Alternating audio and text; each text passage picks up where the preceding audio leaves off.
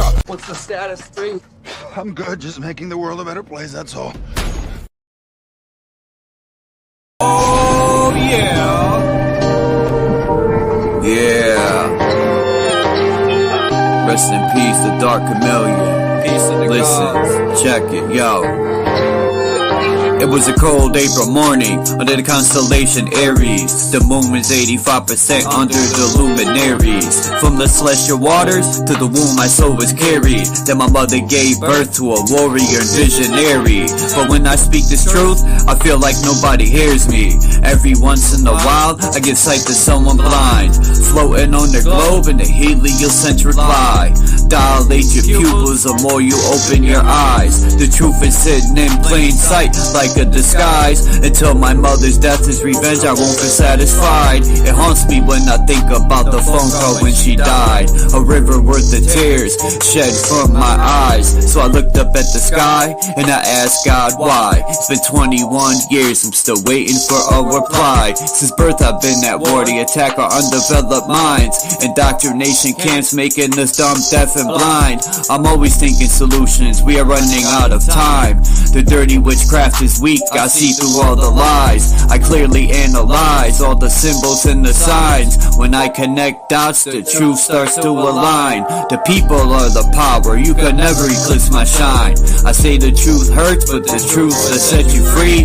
They say hell burns and there's a one-way ticket for me. You create your heaven or hell whether or not you believe. I'm God and Satan, I have to balance out my chi. One day these seeds I plant will bloom so you can be all you can be.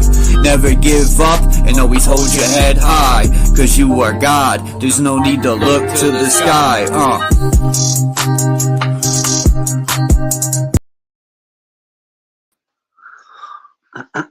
What's good?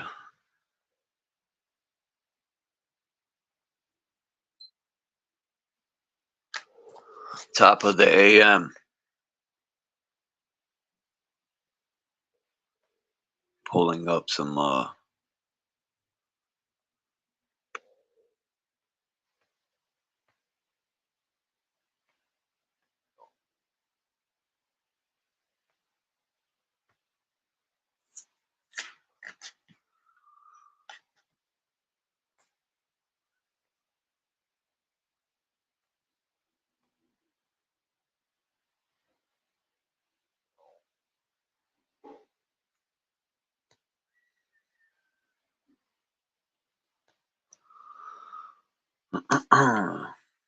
I'm surprised people are up.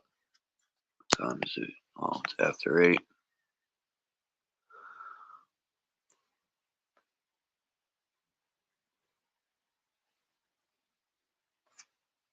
I just watched this movie called Simulant. I watched Simulant and there's another one. I tried to watch the new Saw, but I couldn't even get past the beginning. It starts out with that same guy, still has cancer.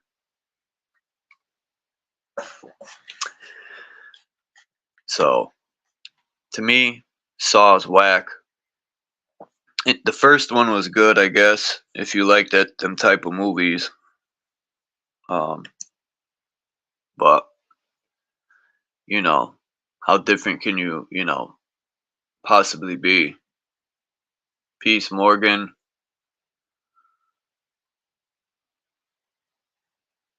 Marustri from Romania.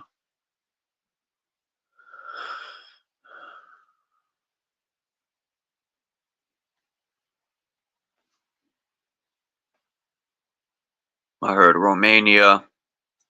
Well, I've heard of Romania, but also the Tate brothers are from Romania. Not that they like made that place or anything, but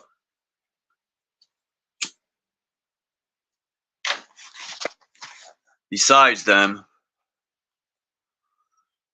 Sweden. You know Renegade 1? He's from Sweden.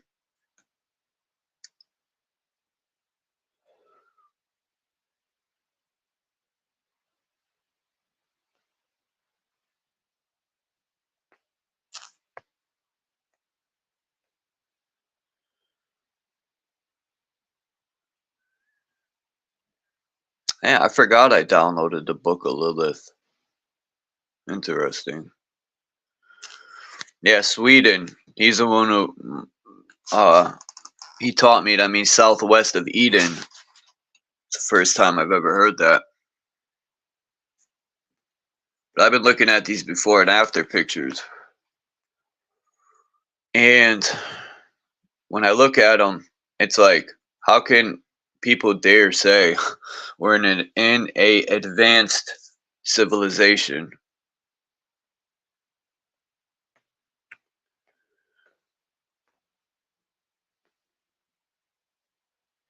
I mean,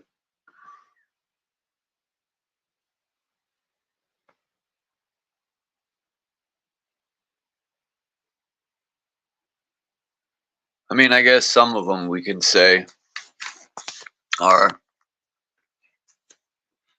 like this one. I guess I can say they advanced it a little bit. And I don't know about this picture. Like, I don't know if it's a green screen, but I know in 2000 the 2011 one looks pretty real. But you would have to be a nutbag to do that. One slip and one fall, and you're screwed. You are screwed, and that's a long drop, and that's not for me.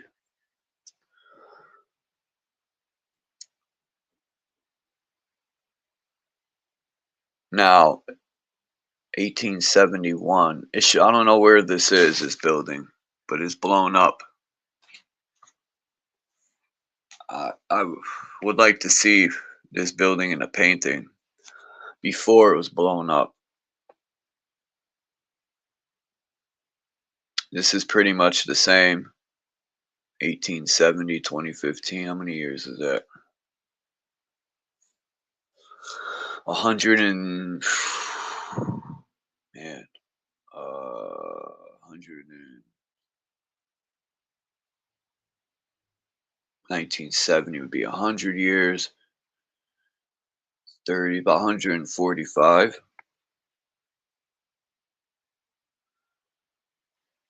1887, 2015. That didn't change too much at all.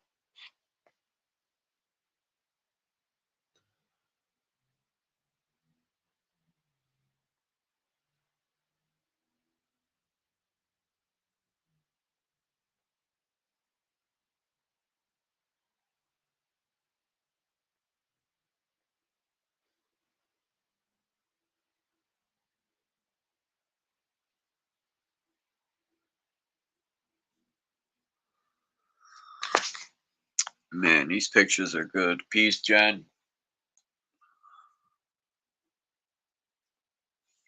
I'm from the United States, or shall I say the divided states.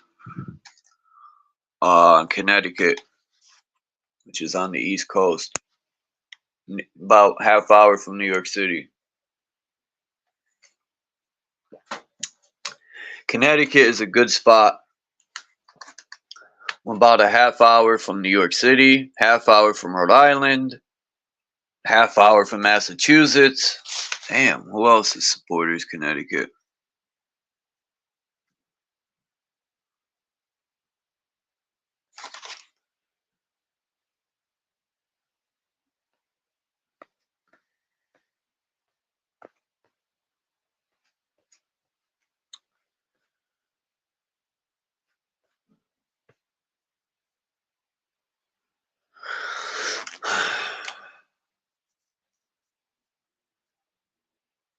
All right. Some of these before and after, like this one, you could see the growth of some of these cities.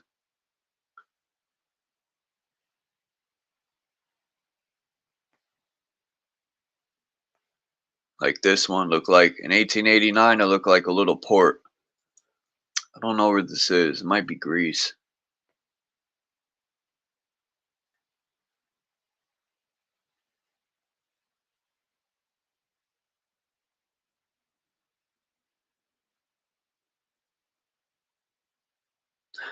Yeah, The U.S. ain't worth coming to anymore, man. These tyrants have destroyed the country. People think, maybe before that September event happened, America was worth coming to. Um, the police weren't militarized. And you could actually walk down the street without being harassed. The new thing in America is you look suspicious. So suspicion has become a crime. People can call the police and say anything. And yeah, it's just, I don't know. A lot of people are looking to leave America. They say every other country in this world is terrible. That's just because they want you to stay here. Now, granted, yeah, America is better than some other countries.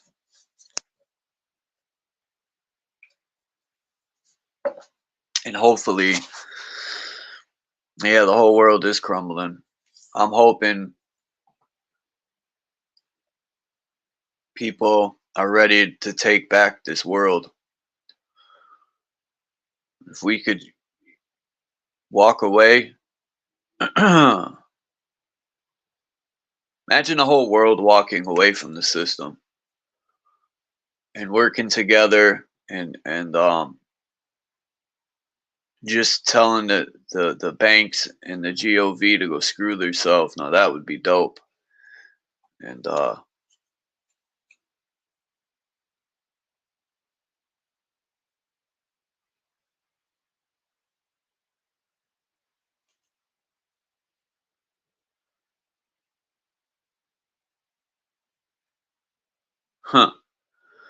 that's everywhere, Jen.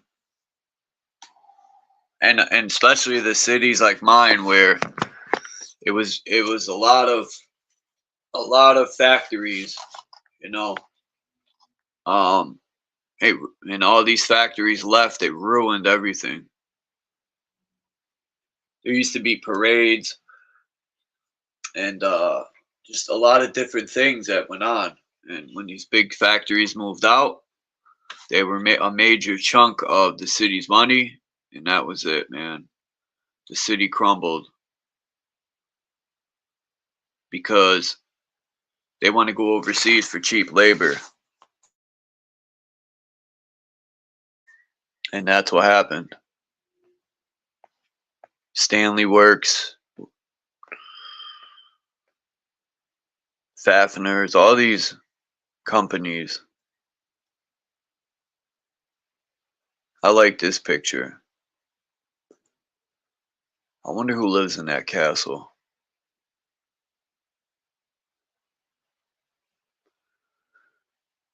$116 later, and it changed a little bit.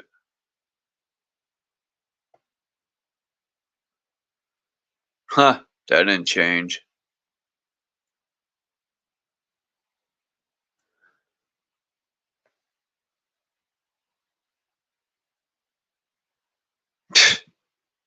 Wow, what happened here?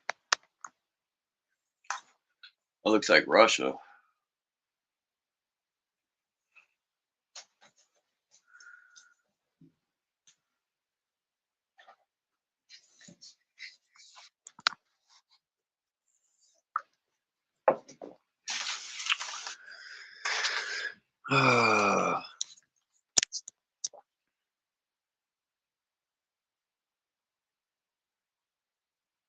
Wow, yeah, even malls, Jen, are going to end up becoming obsolete. We have a mall in the city, but I have a feeling that'll become obsolete. I mean, and that's what the government wants, because if all these jobs are lost to machines, what are people going to do for work? That gives the government an option to control everything, because they're going to put a system in play where people get money because they can't work. So as long as the government controls, I see it coming, man, to where this will be an opportunity for them to have super control. If there's no jobs and everything and they got to dish money out to people, imagine, man, you don't do what you're told, like I said in my rhyme. They're going to present digital chips. And if you don't do what you're told, your money will go poof, like it didn't exist. And that's what I worry about. And people are walking right into that trap. Yeah, let's go digital.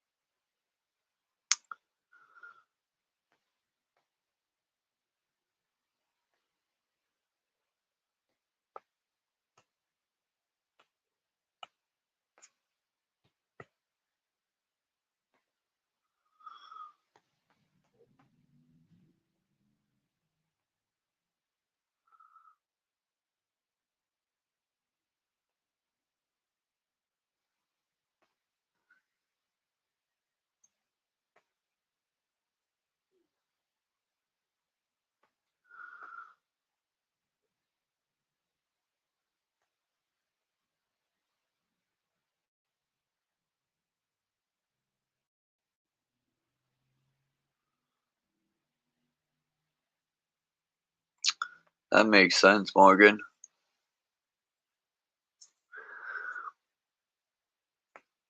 They want, well, I think the new world order already is in play. They want one world order. They already got all their minions to fall into place. Because if they don't, they got a lot of stuff to blackmail.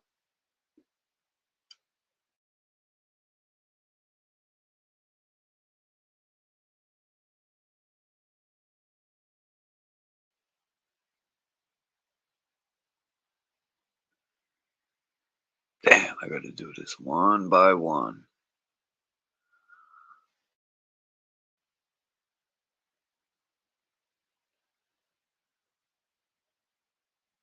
Okay.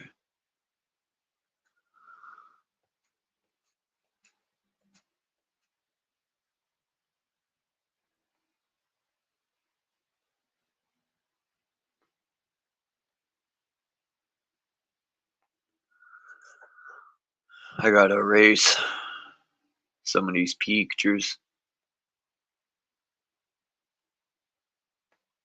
What time is it in Romania? It's gotta be at least evening time. I think you guys are 8 hours ahead.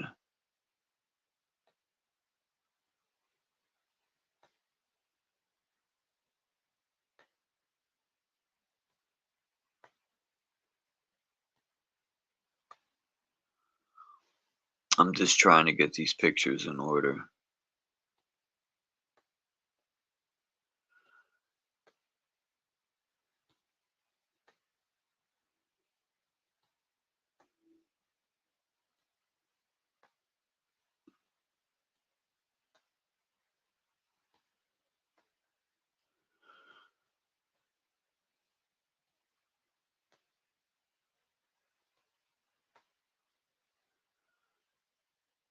When is this? Boop.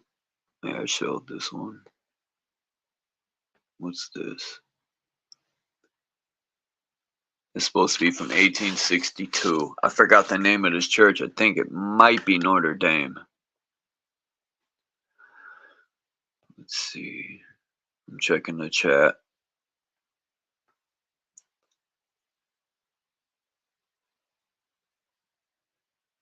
Yeah, food stamps.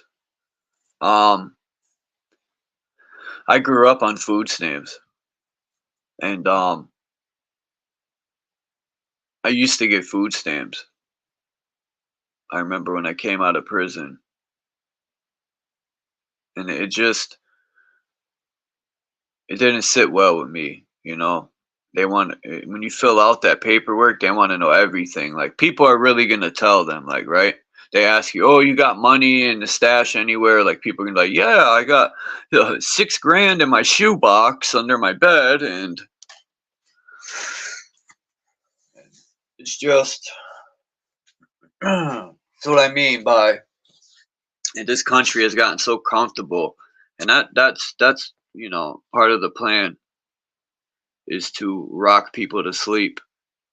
And once you have control of people's rent, flow of food, um, and control their money coming in, you got them. That person is 90 something percent gonna follow what you say, man, and tell them to do.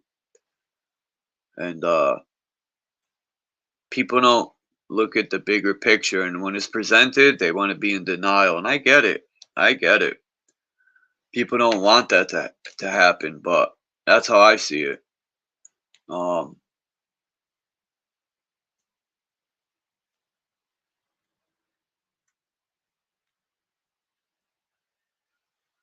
People be, my friends tell me, oh, there's tons of jobs. Where?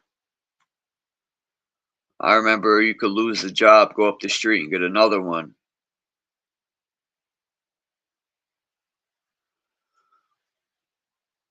Um, like most shit is becoming corporate, which is terrible. Family-owned businesses are going down the drain. And to me, family-owned businesses is what America's about, not this corporate garbage.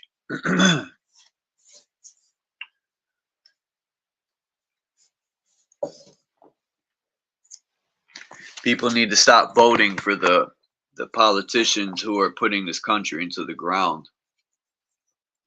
People should stop voting, period. And we should start. If the people realize that they're the power, it just blows my mind how such a small percentage of these rich people can herd all the poor people, and we just go along with it like, okay.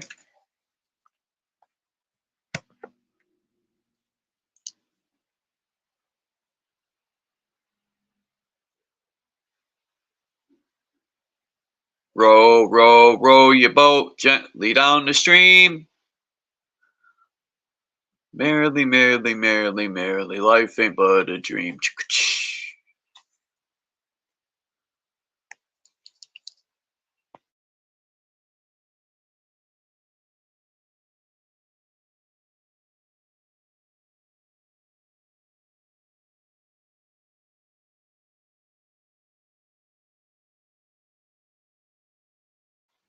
Everything has gone terrible. Even music. I miss the days when I would skip school, go out to this music store called Strawberries. Um, Especially if, like, I remember when Raekwon the Chef's Cuban Links album, Only Built for Cuban Links, came out. It was a purple tape. I skipped school, even though I didn't have money to buy the tape. My friend was buying it, and he had a Walkman, so we would each have a headpiece of the headphone and listen to it, and it was exciting. Then you would open up the album and look at the who produced this, who wrote the songs. There was always like artwork or stuff in the album. Now that's been stripped for music. The whole experience is gone, and to me, like, there's no. It's like nowadays music has become the same thing as building a car. They're made to break. They're not made to last. They're made very fast. Music, it seems like these so-called artists they say, oh, I mastered my craft, but they're lyrically garbage. Peace be. So it seems everything nowadays is going backwards. Like, I couldn't let no. I always wanted, well, not always. I wanted to be a lyricist, but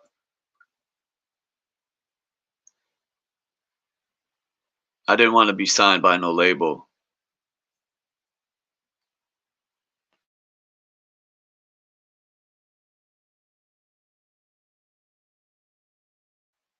To me, being an MC or lyricist, nobody writes your lyrics, you know? I even wanted to learn how to make beats.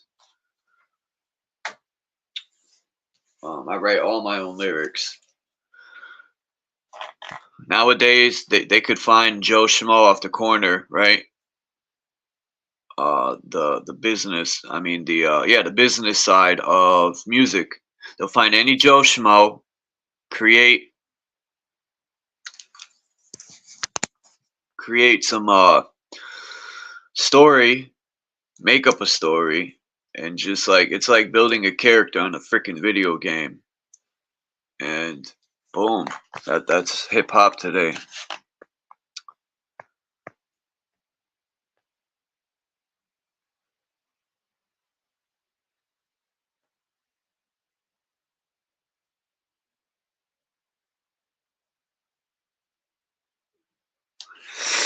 Most likely.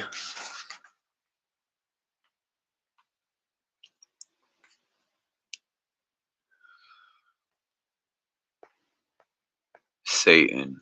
That character is I don't know. These characters in these books. There's supposed to be a picture of that church being built, I think. Was it this one? No, it couldn't have been that one.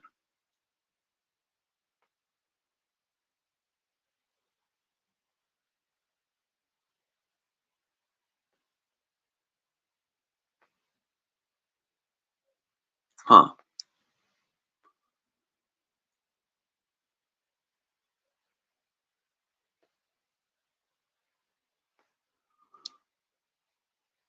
It's supposed to be for the dam right here. Hoover Dam or the one up near Canada.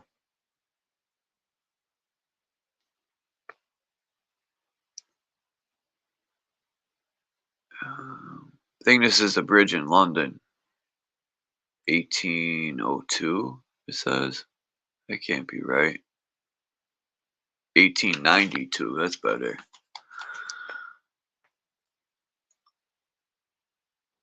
Yeah, 1892.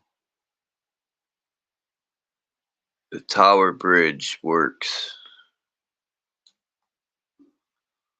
Wow.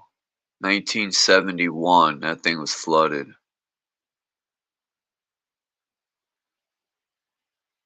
Wow. That, man.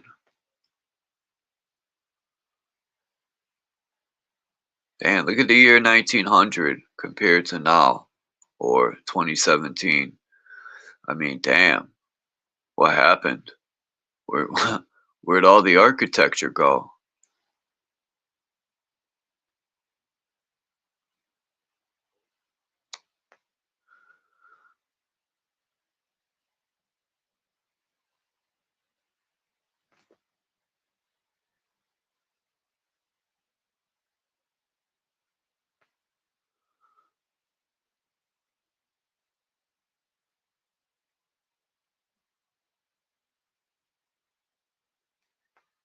Interesting. A lot of these pictures, believe it or not, show always got tanks and military in the old picture.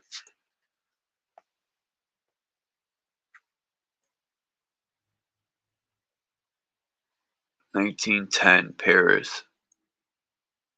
That water was high. Wonder what month that is.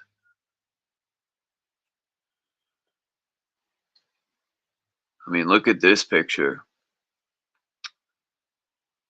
It went from that to that. What the fuck?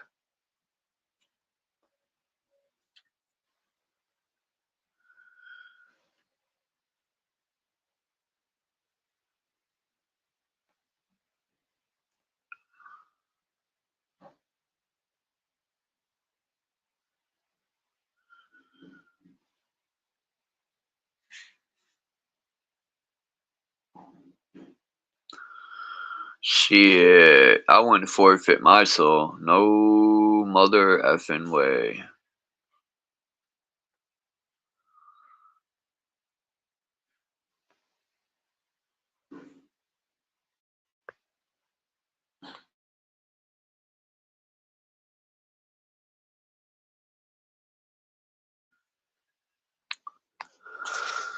The source is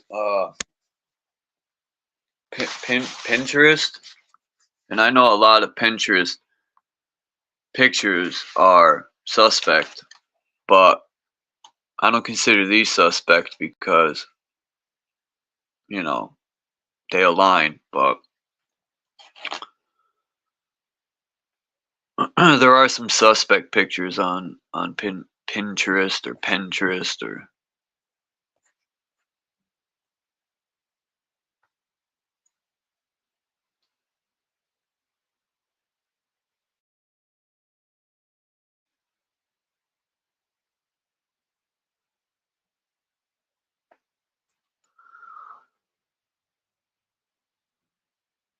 architectural terrorism. That's funny.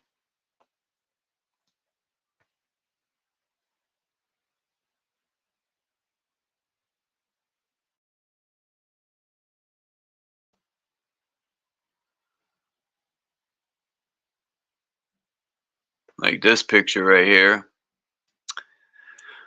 I mean, they knocked down that man, I forgot the name of that railroad station. 1910. I mean, this thing is enormous. Enormous. I think it might be Pennsylvania.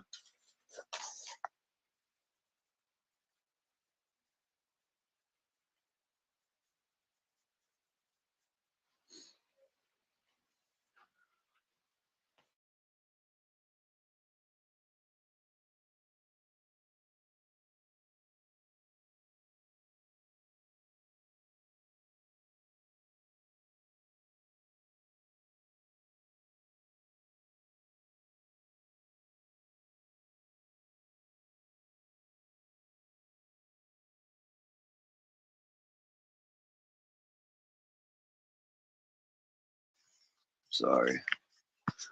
But yeah, this Philadelphia train station.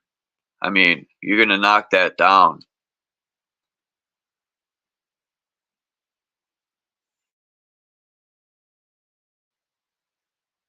to build this trash underneath. I would have kept it up. Why? I don't know. I guess it was expensive to heat.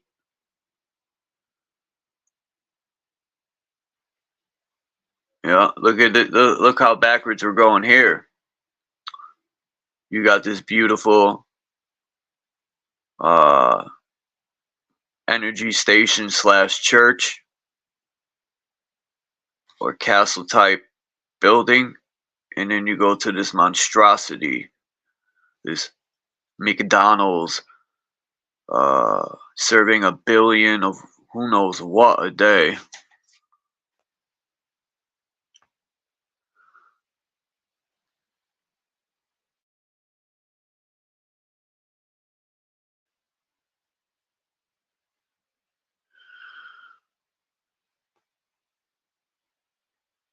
Yeah, let's knock.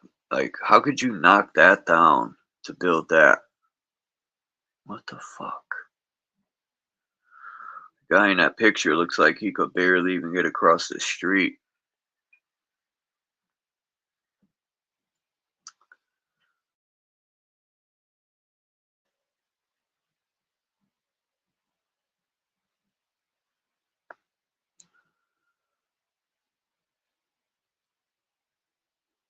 Well, at least they left the entrance up or whatever that is.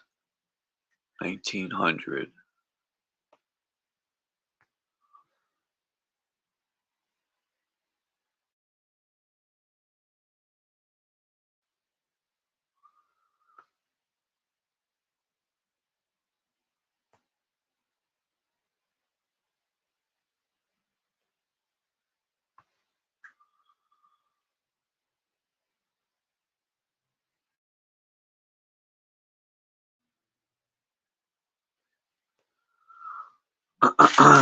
trying to, it should let you.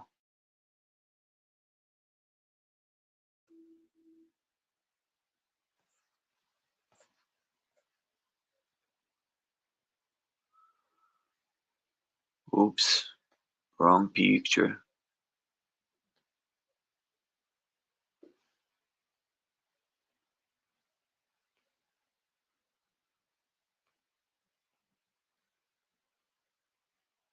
Oh, wait.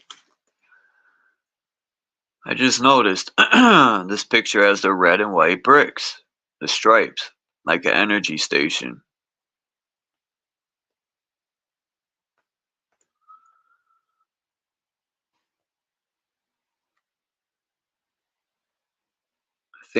I don't know what year this picture, 18 something.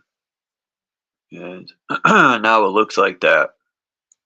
Kind of looks like the top part they added something. Still a monstrosity. Then you could see the history here.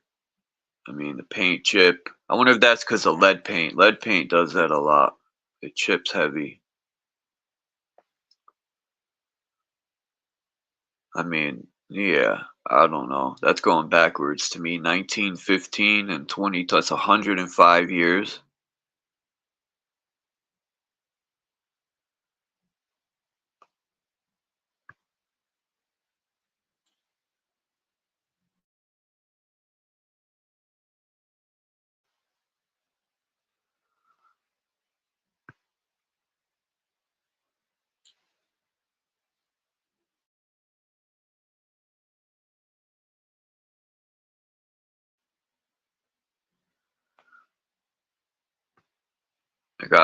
I like these. I got a few pictures here of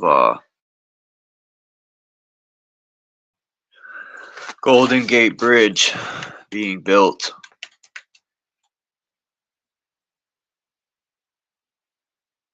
1899, 2021. Like, I don't know if this is showing this being built or because I remember seeing pictures in Dresden and they had a church like this or energy station. Everything around it was bombed to oblivion except the big church slash energy station.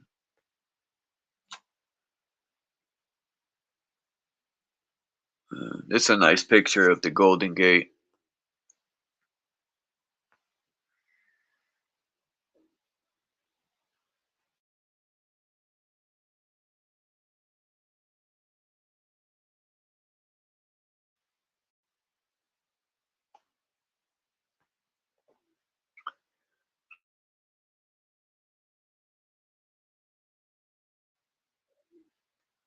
Inside of these churches, man, I mean, the ceilings and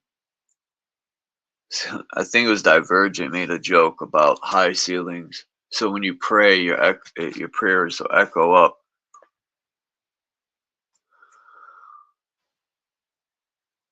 I don't know what year this is, but it's an aerial view of the Golden Gate.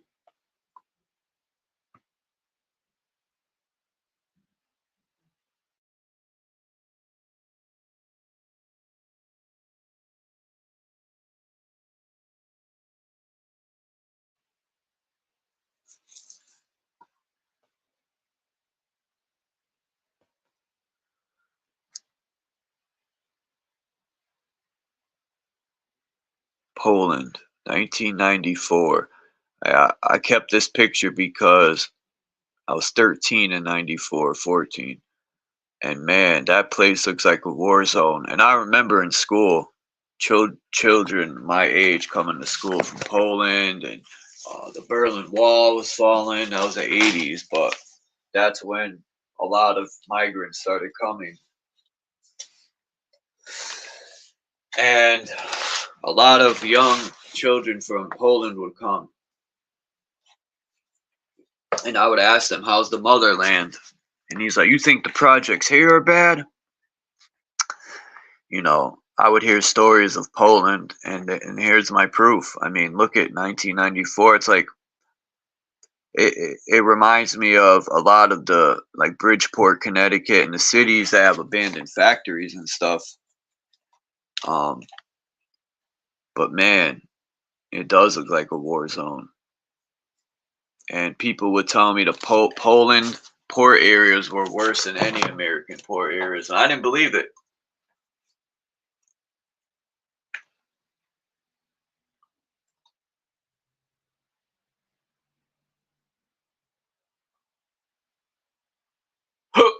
Excuse me.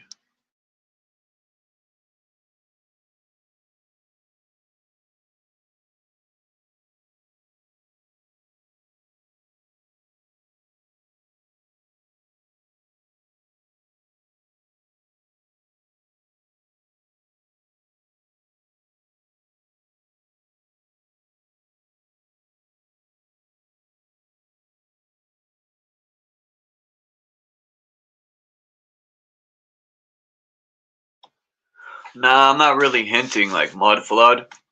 Um, I mean, I take a little bit of mud flood because you see in some areas that something happened.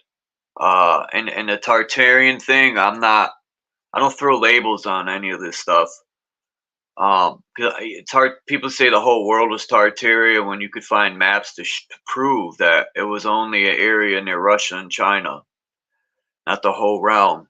And they say this because the whole realm has architecture. Now, at one point, there probably was. It could have been giants for the most part that controlled this realm. Uh, a lot of people don't believe that or whatever, and that's fine. But me, I see huge doorways and there's a few cities they show where people look so out of place because everything's huge. So I don't know. I'm not gonna sit here and label anything. I don't know, man. But something happened in the desert areas. Like if you take the flat Earth map and that whole circumference of where desert is, there's melted buildings, castles, cut down titanic trees. I mean, some type of war happened. Something happened, but I don't know what. And it doesn't seem like it's that long ago either, because I got tons of pictures that of these here then and nows, and I got a ton of pictures that show Mexico and all these pyramids that are covered in dirt, and they got trees growing, and some of them are in the middle of the jungles, buried. You know, there's factories in the city I live in that have been abandoned for about 30 years, let's say, maybe 35, between 30 and 40, and they already got plants growing out the roof. Um, so how many years were people absent from a lot of this? These I might have a few of these pictures lined up, but there was an absence of people in certain areas, and I think these taller people, they had direct energy weapons.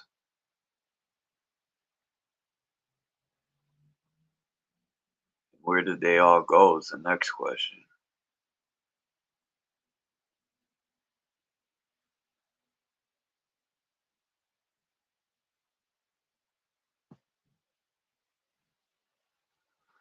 I only took this picture because I just seen a video on this guy's thing. Someone bought that and made it their own country or something like that, or registered it.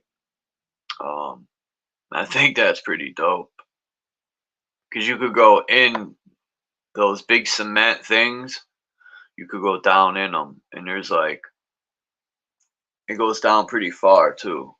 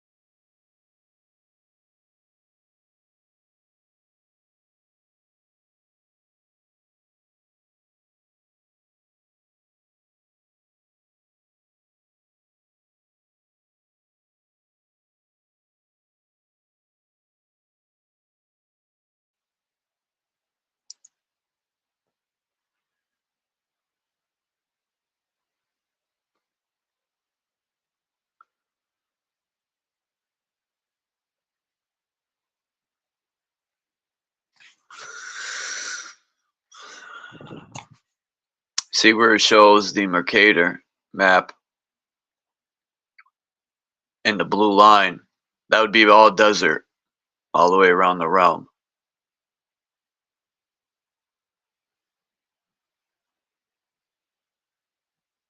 Now, I've showed videos of this guy. I'm going to do it in the summertime.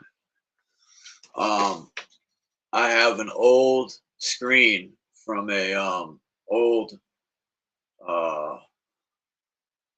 projector TV. And he took his, it's a double screen. So you peel it, you take one screen off, and he put it on an old chalkboard thing so he could reel it. And he calls it the solar death ray. And the fucking guy is melting stone with the sun, and is directed by the beam of the sunlight. And it made me think, if you know, the sun is the most hottest on his analemma journey, you know. I forgot what the sun stays in between, but it's on the analemma, like an 8 sideways for seasons. It goes north and south, stays in that equator area. Now, who knows what these taller people, or in general, they created direct energy weapons using the sun, probably most likely. I mean, what else would melt brick?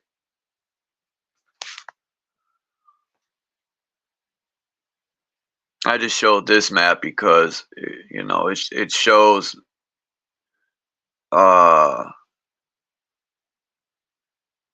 boats, planes, for people that say, how come boats and planes don't see this or these extra lands? Because they're all on pre-planned routes. They don't go off the route or route. Nothing changed here, I guess, from 1810 to 2015, which is a good thing.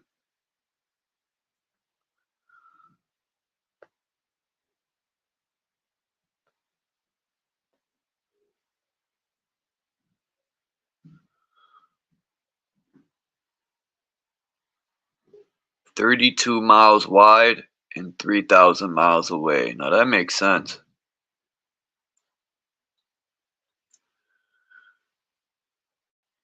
"93 million miles away." And people say, oh, that's because the sun is like 90 times the size of Earth. And, well, then, if that was the case, the way they show the Earth is little p and the sun is so huge, how does it look so little on the horizon? I mean, the sun would take up the entire horizon if that was the case. I try to tell people this, but they argue with me and say it's because it's so far away, and I'm just not buying that.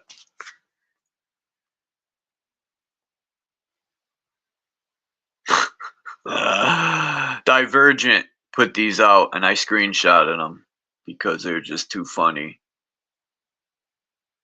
Went to the moon, took 5 photos. Went to the bathroom, took 192 photos. You would think going to the moon, you would have thousands of photos, right?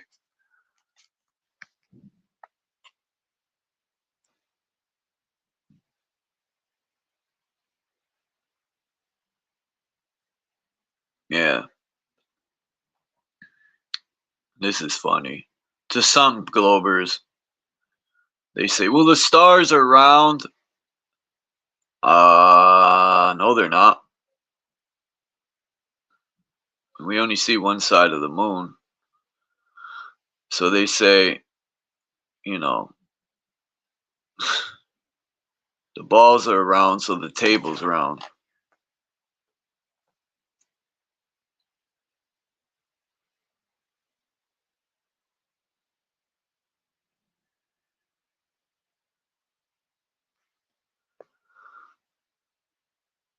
I just learned about this. This could be the International Space Station. This is NASA's high altitude drone, I think.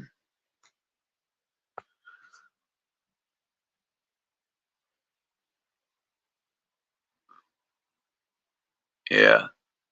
Ships and everything been using the stars, the same stars to navigate for thousands of years. And that and water leveling out, that's the only two facts you need to destroy the globe. You don't even need to argue no further. You don't need to explain no more. It's all you got to say is those two facts. And then you could listen to the globe or just regurgitate and pull out theories and just go on and on and on and on and on. You know, if anyone ever wants to debate me, that's the two facts I'll bring up, and I'll just shut up and sit there because that's all I need to bring up. That's it. I need to explain no more, no less.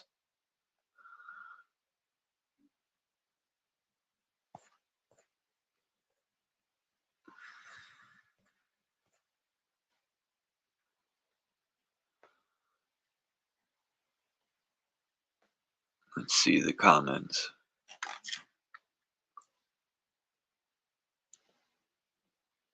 Wonder where everybody is. There's only two people. There's 14 people in here, but there's only two people talking.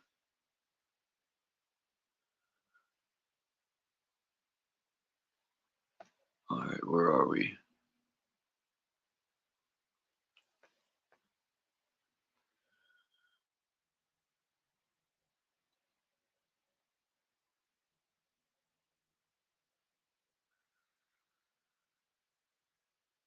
Epstein Island. Yeah, something happened to that dude, man. I don't think he died. He could have, you know. I'm not saying he did or he didn't, but you know, they could have got taken him out because of the amount of information he knew, and these people are petrified. I don't know why, cause ain't nothing gonna happen to them. They got everyone in their pocket. That's how it always works. Rules for thee, but not me. That's their number one motto.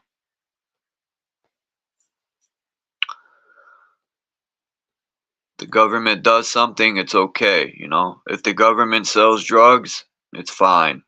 But as soon as we do it, it's wrong.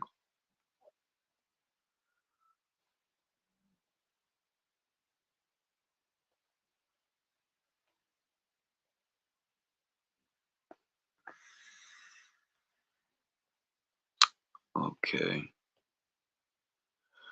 If anyone wanted to come up and speak on any topic, I'm just saying the panel is open. Yeah, I dropped the link, I think.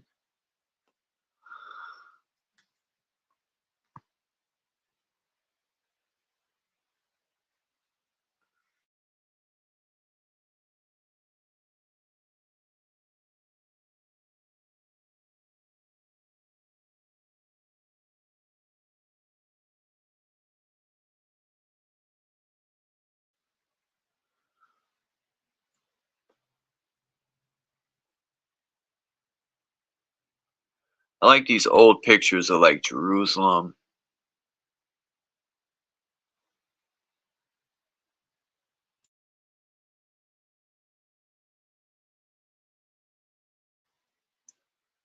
This is the movie right here people gotta go see. Hold on. Right here. Simulant. Pretty good movie, man. And it makes me think about how far they really are with these robots and stuff. It's a good movie. That and The Creator. There's so many movies coming out now with these robots in it.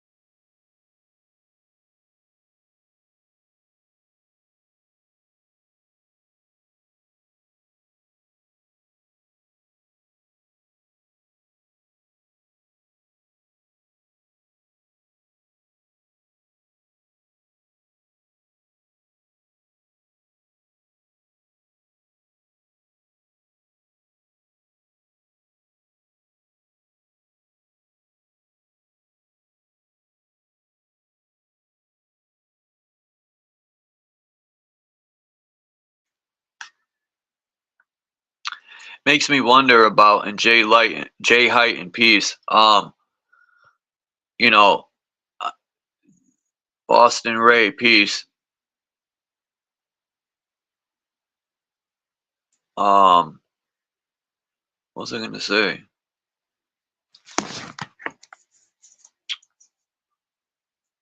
I lost my complete thought. I tripped over it.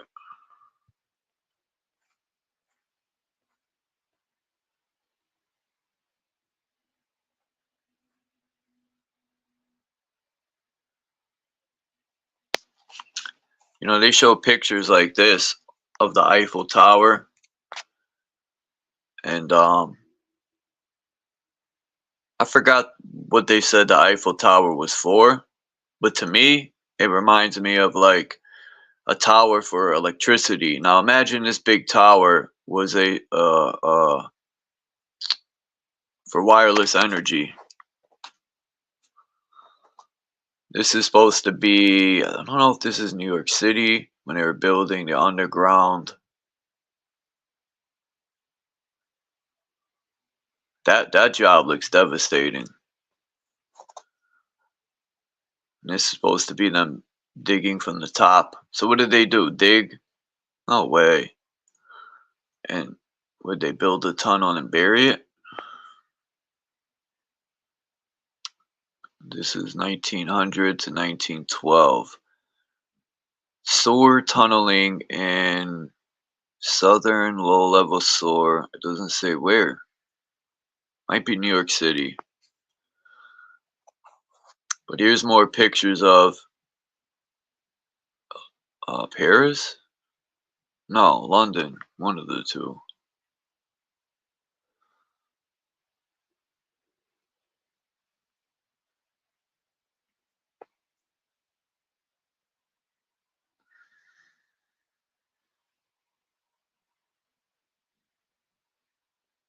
Hmm.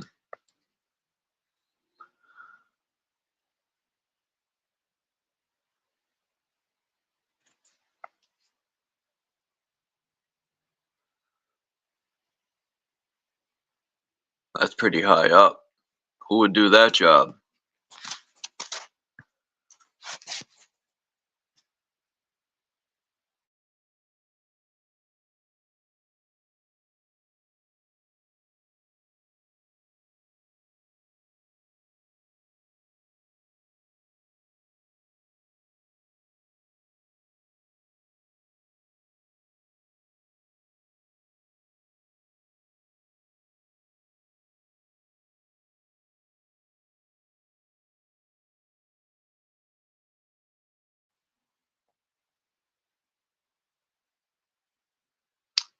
Peace, Michigander.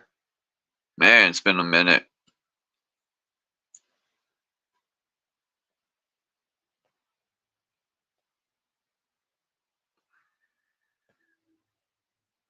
Boston Ray. Is that yep, Sam Adams.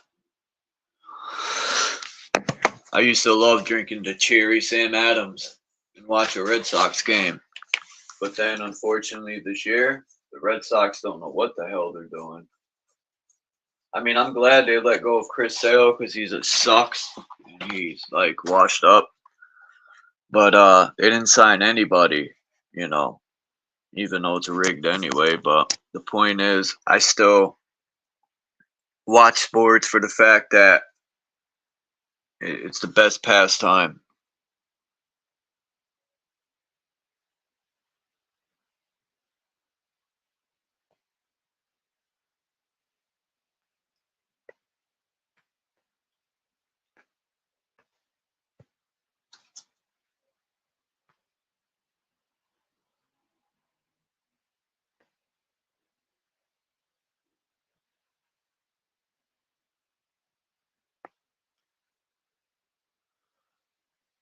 This guy got TV antennas on the ball.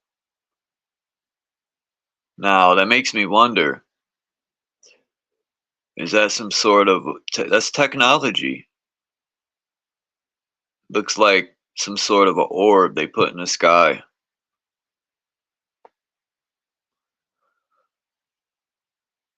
And that almost looks like the Globus Cruciger on the left.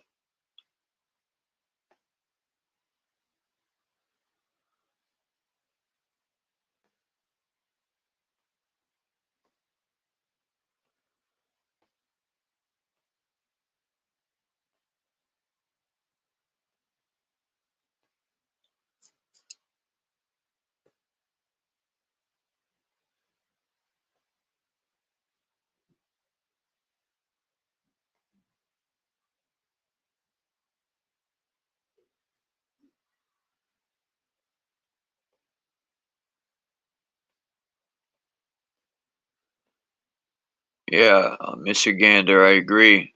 There's 18 people in here, but only a few are speaking.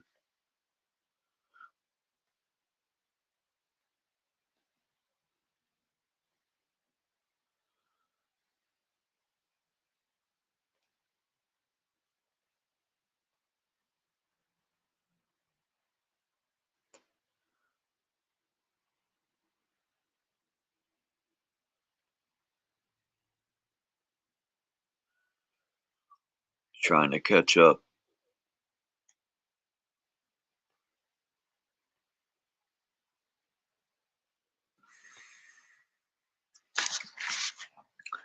I love these old pictures.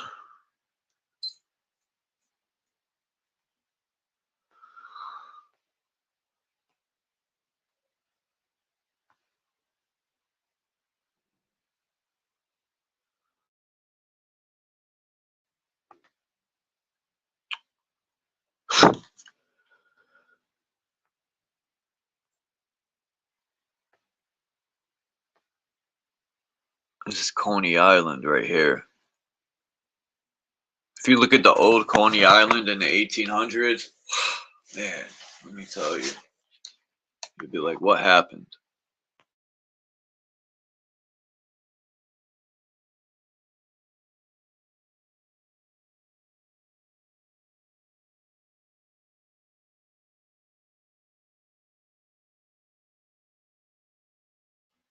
Now, I took this picture because you could see the flood of water, and you could also look at the building and see how the basement windows are half covered.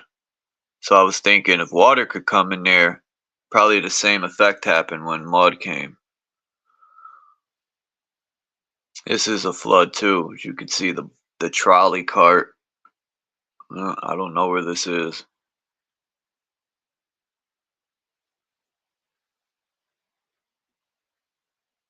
Where are you in the chat, Michigan, or what channel are you on? Because I have two. I'm live on my main and my third backup, which is the Free Thinkers Lounge.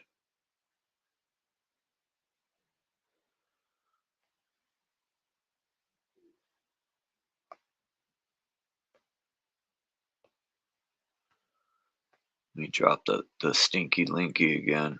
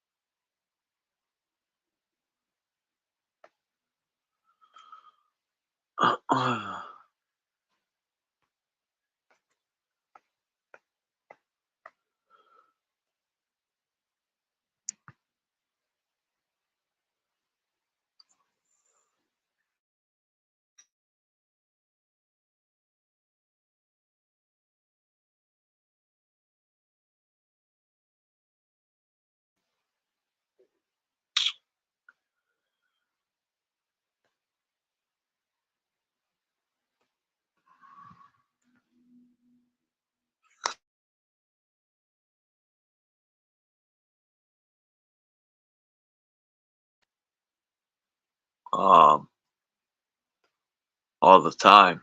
I support everyone and sub to their channel, but I can't be at every live stream and as much as I would like to because I have stuff I have to do too.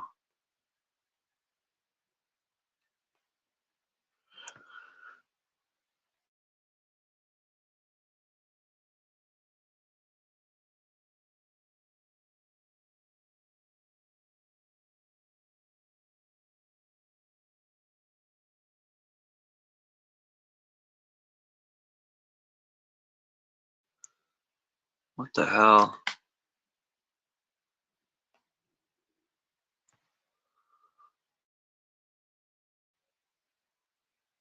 Jesus Christ.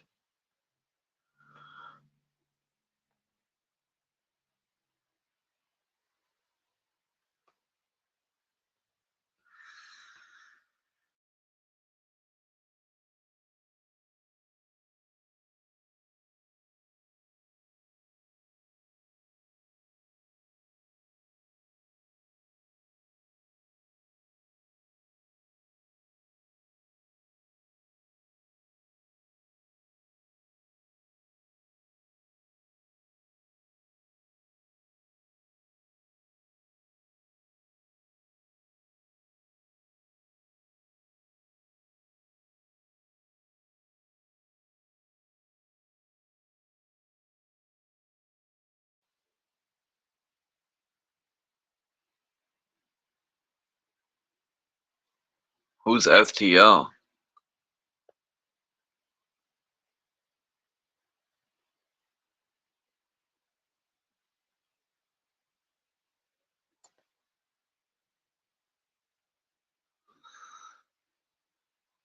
Yeah, I feel you, Jay Heighten, on this. I don't even argue. You know, I've had people come on this channel and call me Satanist and a bunch of stuff, but they try to get on my nerves, but I don't let it bother me. People have come here and tried. I still nice and let religious people up here because I don't have a problem with the person. It's the religion I have a problem with. I'm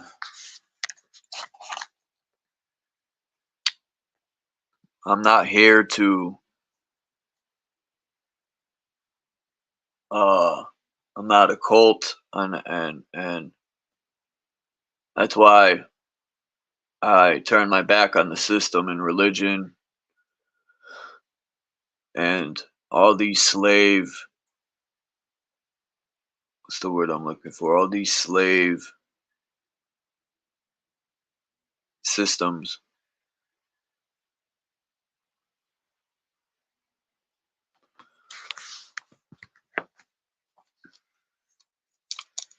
If people realize they're God, and I don't mean, you know, this super Marvel comic book God that these churches make people believe. Um,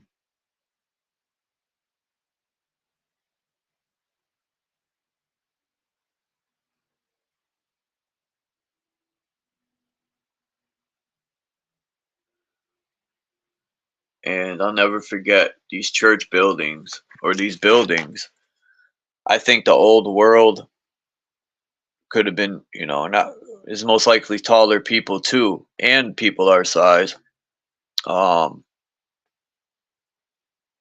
and as far as the flat Earth, my point was I was going to bring up is this. These are forgot what you call these, man. Uh, sundial, clocks. That's why I put this. Astrolabs or astrolabe, and even this clock, all obtain the flat Earth.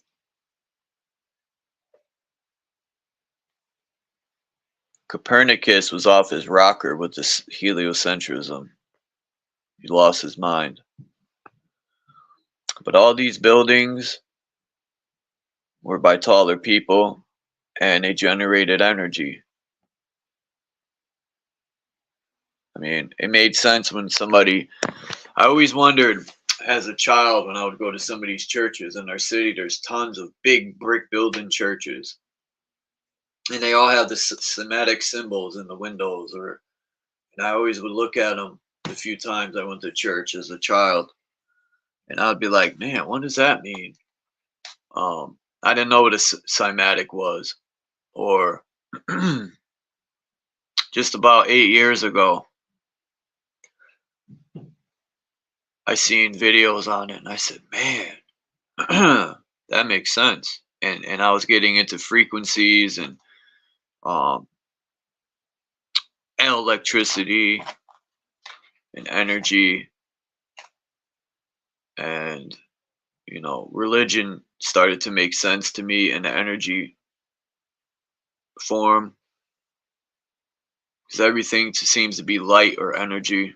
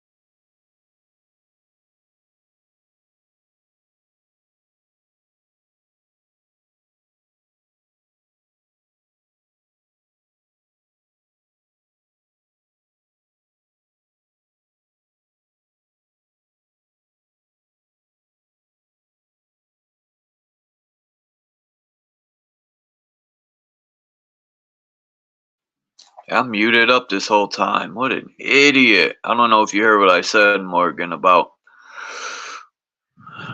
I was muted up. Man, I'm an idiot. You said you keep your thoughts to yourself. I know I wouldn't. You says I know you won't follow me if I start speaking from this perspective. I'm open-minded with everyone, with religion, politics. I hear everyone out. Like, I don't agree. If people, I know people aren't going to agree with me, but I try to meet them halfway because I know there's something that can be agreed upon. Um, I'm truly open-minded. I'm not like other channels. If someone wants to come up here and speak against what I have to say, that's fine. I'll hear you out. I'm not gonna, long as people have respect, I'm all for it.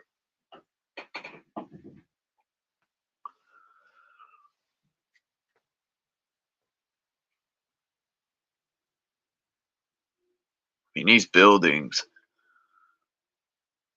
are just something else, man. I just, they're everywhere. My favorite is the Hartford, Connecticut Capitol. If anyone has time, look it up. It's unbelievable.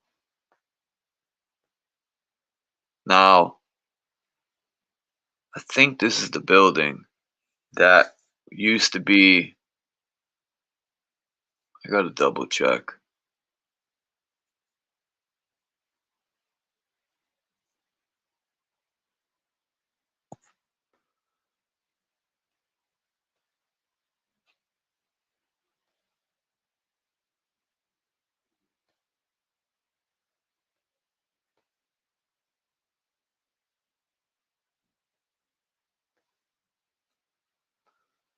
I mean, this architecture. I don't know if I agree. Maybe some of these buildings for the World Fairs were built for temporary, but who builds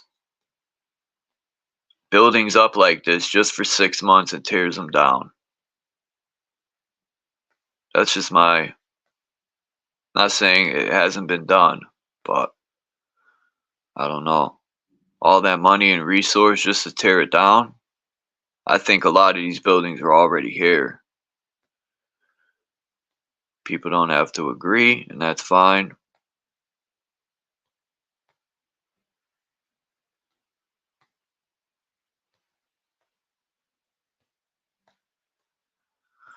All right.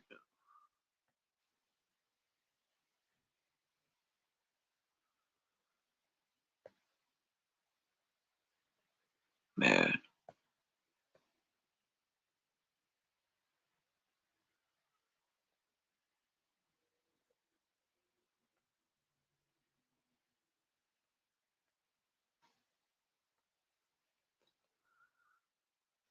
I think this is in Dubai. This city right here just reminds me of a resonator.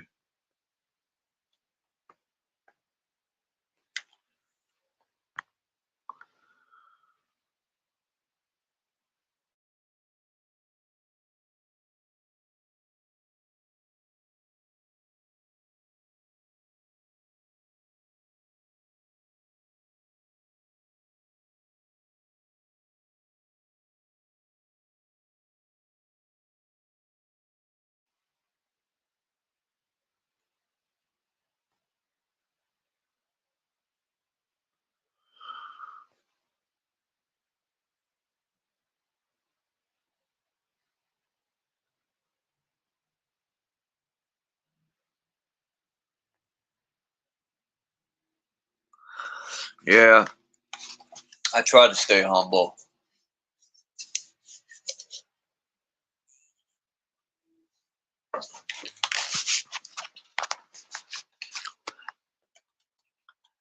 Um, as far as ego, I just I don't know. I mean, there's good that can come out of an ego, and there's obviously good and bad with everything.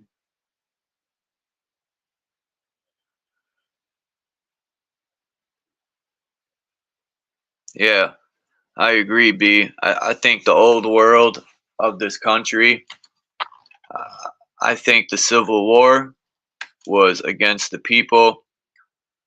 Um, there was some sort of a war, and I think it could have been against the people that would have, excuse me, the last stronghold over this country.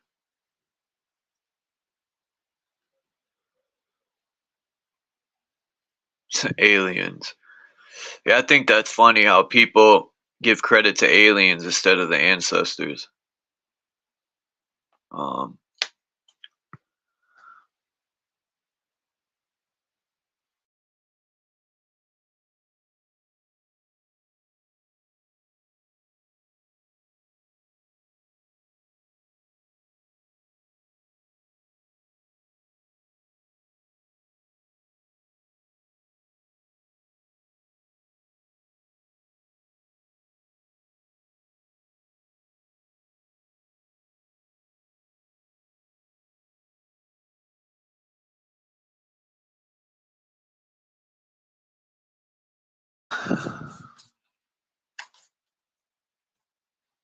hey, what happened here? All right, man, 2.5 miles across. These trees, could fucking live in them.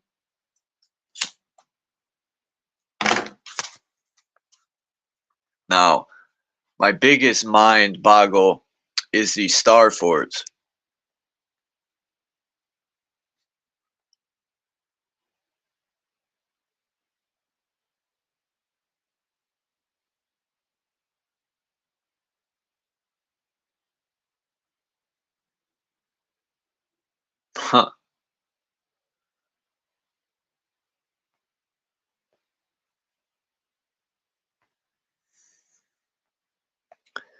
these star forts just remind me of cymatics.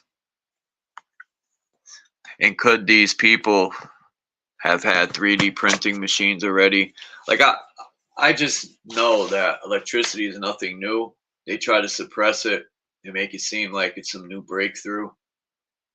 But they fucked up by leaving all these 1700 and 1800 pictures and even paintings of proof that electricity's been forever. Um,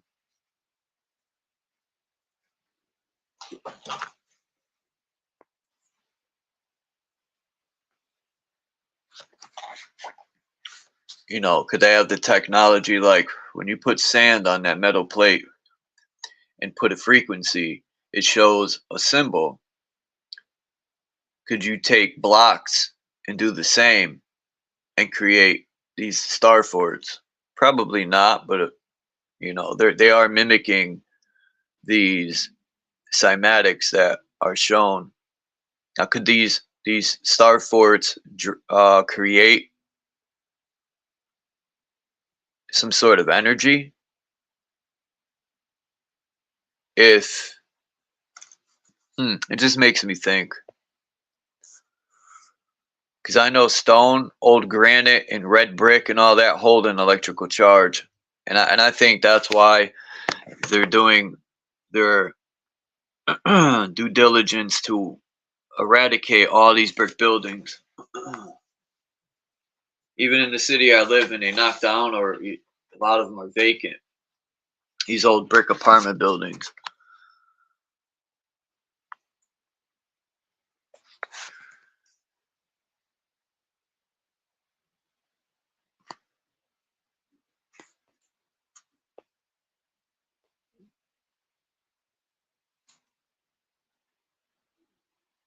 Wow.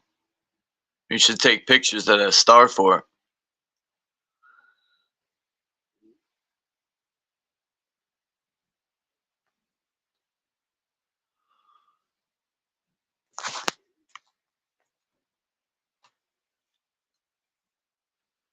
Will I Am.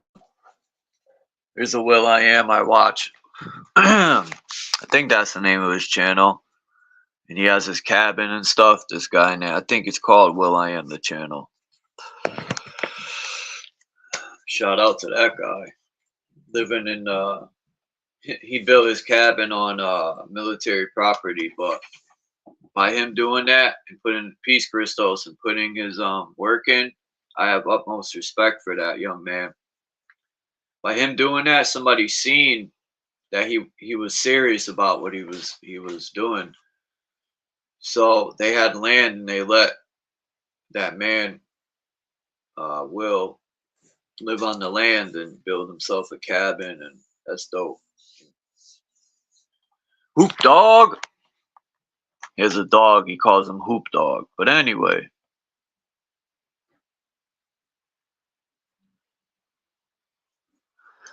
Yeah, you don't think B that it be what it is, that some of these star forts can tap into a frequency?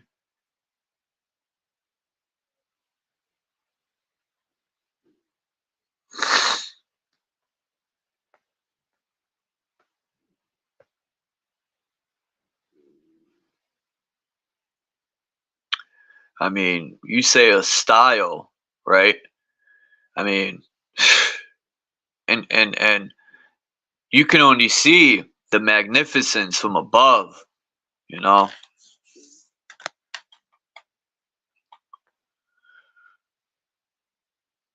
I think this might be that star fort right here. No, there's no river.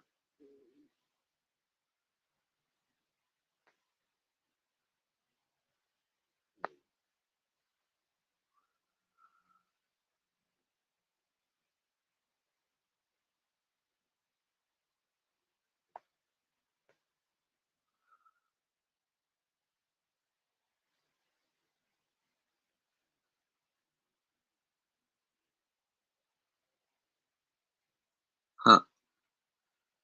The plague doctor.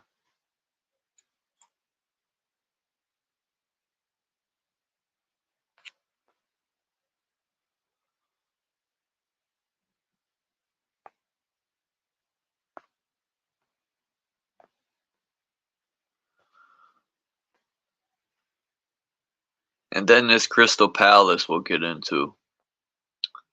How does a Crystal Palace catch fire, right? They said, oh, they burn down just like all these other magical fires. All them tons of crystal. I mean, this Crystal Palace was enormous. I think it still exists. Maybe it don't. But the point is, this thing is huge. Where are they getting all this crystal from? And how are they hauling it with just horse and carriage?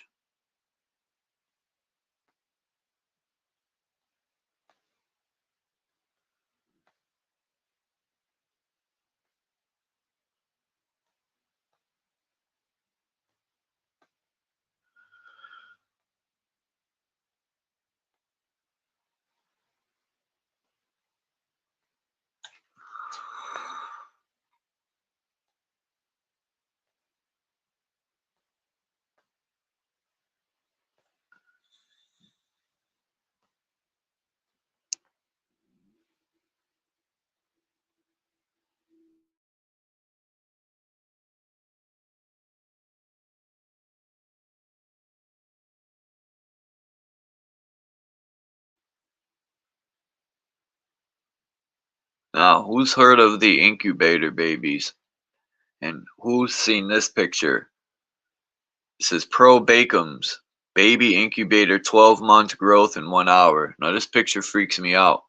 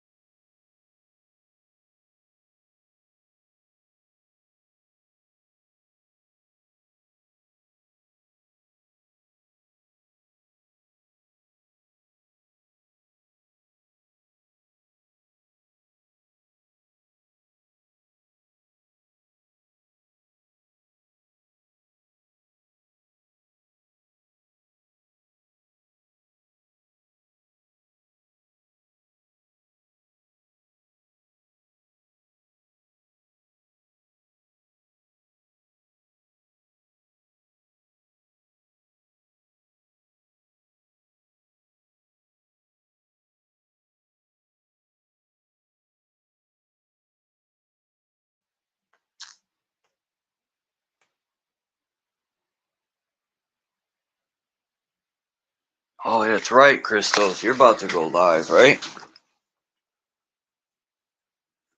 Maybe I'll end my live and go over to yours if you're gonna open the panel.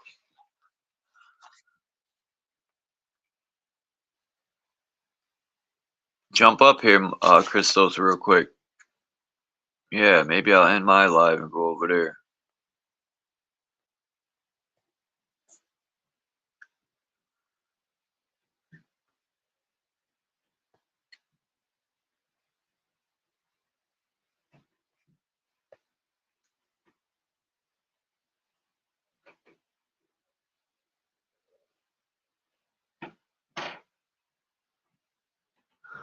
There was, in the first, a very large black Indian of an aspect very different from those who inhabit the interior of the country. The barbarians of the coast are black in this manner because the sun is there warmer than elsewhere, and because they are continually in the water, which is salt, for the land being dry and sterile, they are obliged to fish in order to subsist. When the Indian had approached the caravel near enough, he placed himself on the prow of his vessel. In a voice full of haughtiness, told the Spaniards, according to what the interpreter asserted, that the Spaniards were robbers. What did they come to seek upon the coast, and that they should leave it in haste?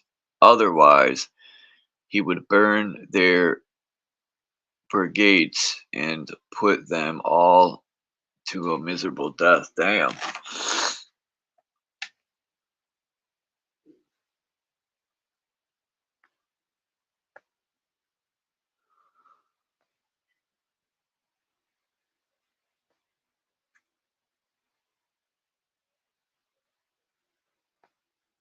That's one thing they don't talk about in school. All the Indian tribes, you know, they tell you so-called black people come from Africa, but the only slave ships that really came were European slave ships, and they don't talk about that in schools either. That there's tons of European slaves, and they were owned by so-called white people, and the Cherokees and many other tribes owned European slaves. But I think it was more or less like a job thing. And yeah, they don't teach you a lot of these Indian tribes or so-called black people all over. They've, you know, the people in power love to see us arguing with each other, and the white and black thing. They love those to pull them cards because it triggers, you know. That's why I always say in the news they won't say a officer shot somebody today. They'll make sure to say a white officer shot a black male today because it triggers. Um, there's so many trigger words.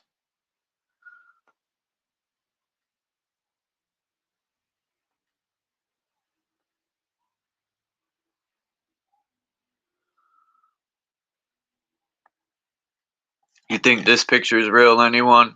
They allegedly found this fork under the water in the ocean. One of the giants lost his knife.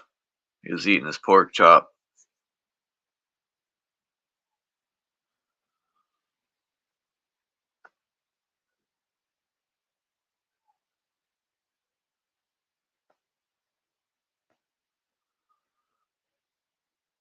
Look at this old boat.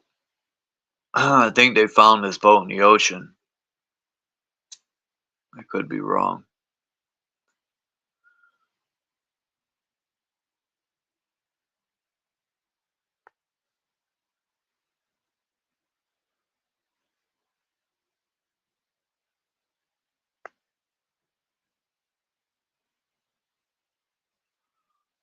Wow.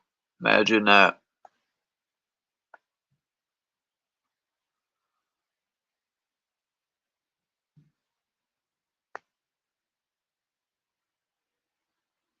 And that's the other way.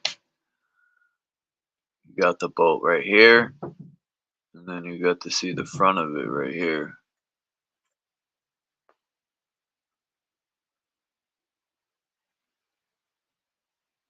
Anyway,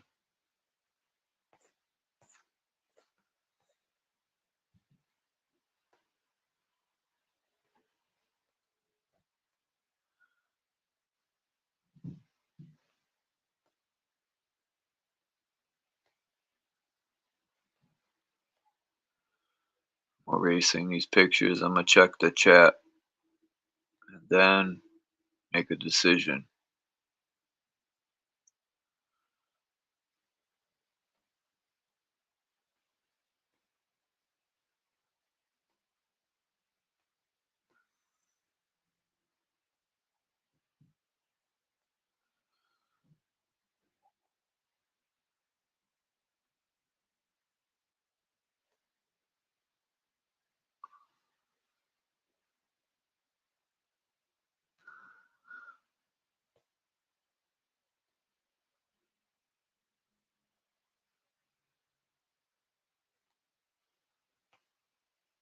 All right.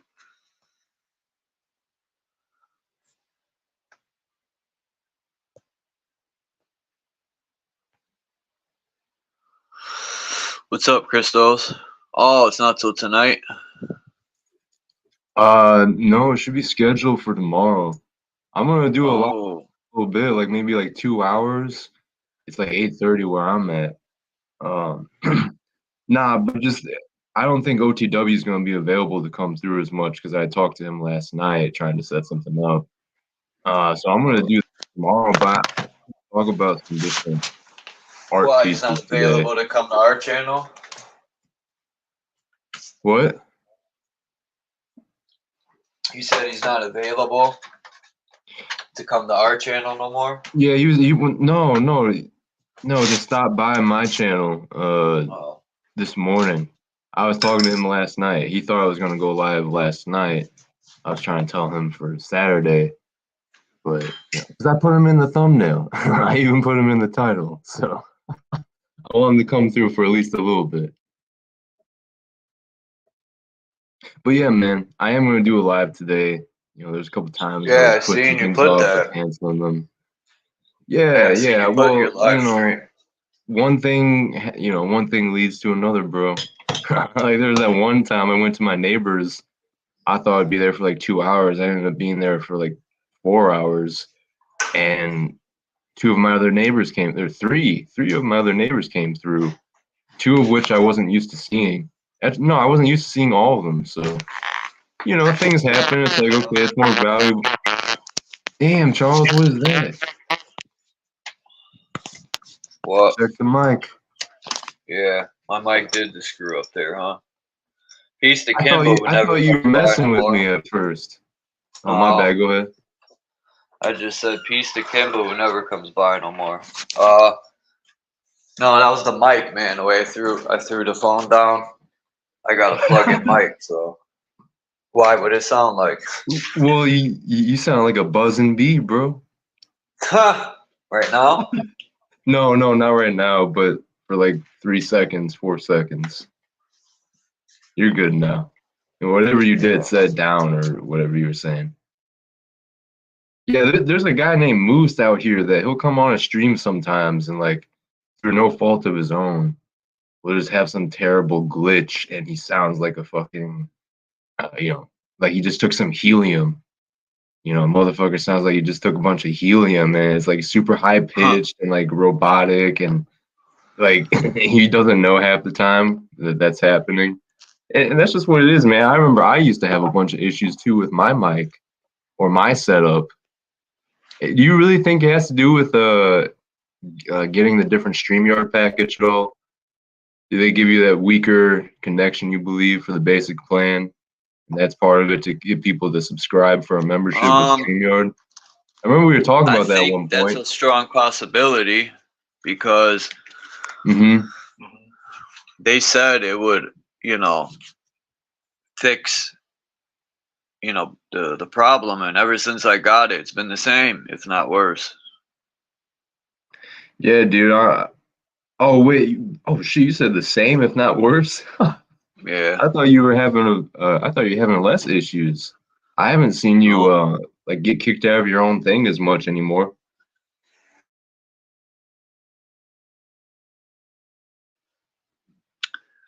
Sorry, yeah. I was pulling this picture up because I was talking about them using the sun earlier, and I got a bunch of these pictures. They're using mirrors here, but I showed a video of the guy. I don't know if I still have the video here. Oh yeah, here it is. Hold on.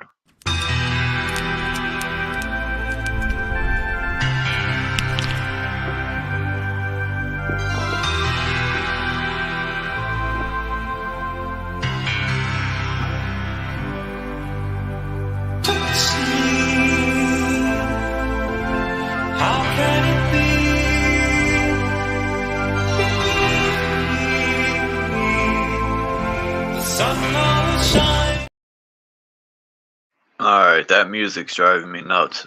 Oh, thank you, bro. I'm glad you felt the same way because I was like, what is this music? And then I saw the comment down there. I'm like, fuck. He's just melting. It was super cool, though. He's melting stuff. I have the same. Let me see. Lens. Yeah, I got that same lens right here from my old projector TV. Wasn't me.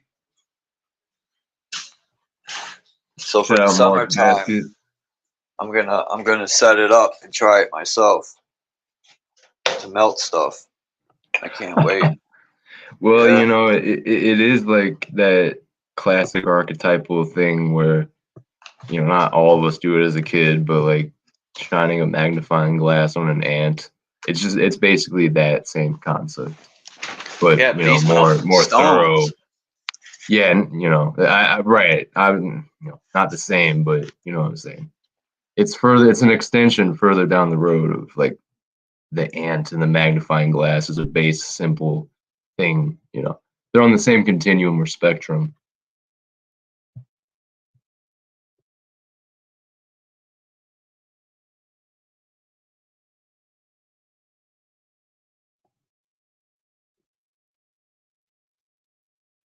Yeah, shout out to Space Force and the secret space programs.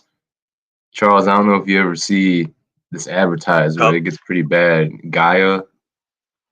Oh, what Earth? I don't know if you were. Thought you were talking there, but you kind of broke up for a second. Yeah, Gaia is that streaming service. Never.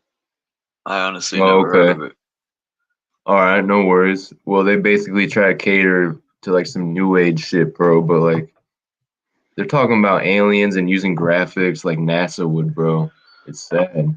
But then at the same time, they'll have like some series on the other end of their streaming service that is valuable. You know, it's talking about esoteric stuff. So that's just part of that non-linear warfare. You know, they get their hands on all these different quote unquote like conscious media services or whatever streaming services, and then they're talking about the Greys and the Galactic Federation of Light, and it's like you just can't take anything seriously you hear out of that fucking shit after that. I'm sure some people in the chat know what I'm talking about. Gaia TV is what it's called. I paid for it once before that was like in 2020, years ago, before I realized what was going on. But yeah, bro, I just wanted to ask you that. Happy birthday, Kimba. Happy She's birthday, 50 years Kimba. young. 50 years young. That's young. You're a baby. Look at this old picture. I mean, look at that architecture. I mean, man, you know, if I could go back in time and just live and just observe in these days, it'd be awesome. You don't see homeless people.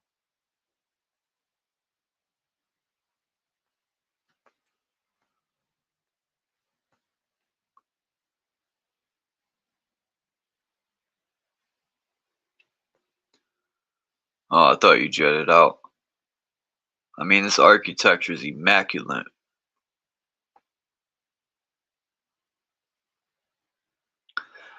I like this. Some old map, and it shows the solstice, but it also shows the sun and the area it lights up as it goes in its 360 path. Whoa. Yeah, I See it? see that now, bro. Wow. Yeah, I didn't notice that till the other day. I'm like, man, they even showed that.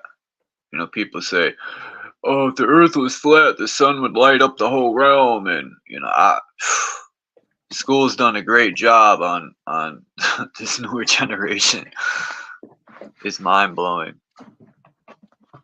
Look at Bruxelles, man. This place, when I started to dig into the old architecture in Germany, then I started to understand more on why they leveled that place, because it looked more futuristic compared to going backwards. We're going backwards. They were ahead. They were making architecture, and we're making fucking outhouses now. We don't make architecture. We make fucking prisons. What do you think about that? I'm just looking at it. One of my last streams, I was saying that I'm not convinced about the old world stuff, but I'm still open. I wouldn't say that completely. At the time, I was kind of feeling like that, but there's certain things. There's certain things that are hard for me to get my head around per se. But the old world buildings, I don't know if it's just the Greco-Roman influence, but it's true that like all the Capitol buildings are really fucking the same everywhere. And I was given some smoke per se or criticism to some people on one of my last live streams talking about the old world stuff. But to be honest, bro, every time you've shown these types of pictures, it's always been interesting. And then, you know, the cathedrals with the cathode aspect and the nodes, and just the idea that we are utilizing. Let me say this: these buildings here and other buildings, like utilizing free energy, like that tower in the background, it almost looks like something from like a Hindu or Eastern Buddhist temple. Yeah. Like it's for sure we are doing some type of high technology stuff. And I guess I should say, I believe, you know, a couple hundred years ago, we were doing something with free energy rather than Billy Carson talking about Thoth and the Emerald Tablets. And like, bro, I woke up. I don't know why I'm still subscribed to this guy. I guess just to keep tabs on the fucking chills. But he has some shit about Jesus and his double identity as Thoth or whatever the hell. And I'm like, that's what I'm saying, bro. Like that guy shit would push someone like Billy Carson and you know, fake aliens and all this shit. Or you know, I shouldn't say that hundreds and thousands of years ago we couldn't have been super advanced, like ancient advanced civilizations, but some of that stuff is definitely bullshit, bro. At just a basic level, I would say, like saying, you know, everything comes from Egypt and the pyramids were like silver or gold or some shit. I don't know, maybe, but there gets to a point where it's like I gotta just kind of stick with the past couple hundred years. Like this shit you're showing right here.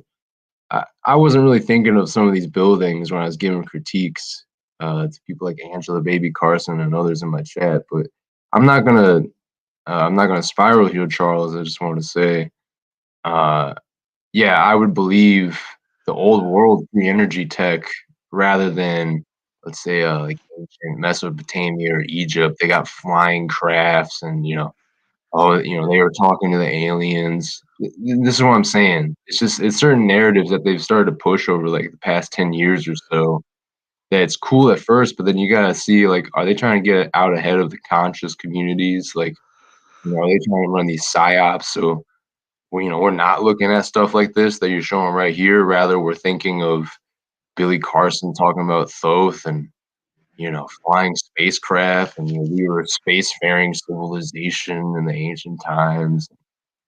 You know what I'm saying, bro? There's a whole like fracture off in the quote unquote conscious of truth community where there's motherfuckers that are still excited about the Miami alien and all that shit, you know? But they don't have any idea about what these old world buildings are. I mean, I've had people come here too and try to, you know, tell me that free energy didn't exist and it's a That's psyop. crazy. And yeah, yep.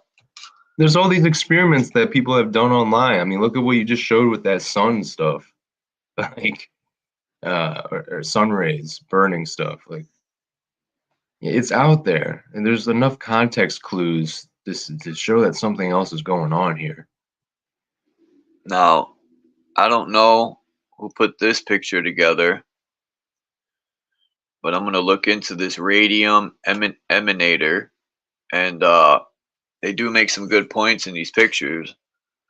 You do see the radioactive symbol there, which is interesting. And then the bottom left, you know how they said the fireplaces emitted electricity or were for them? Well, that's what it's showing at the bottom. Yeah, it's like a space heater. Yeah.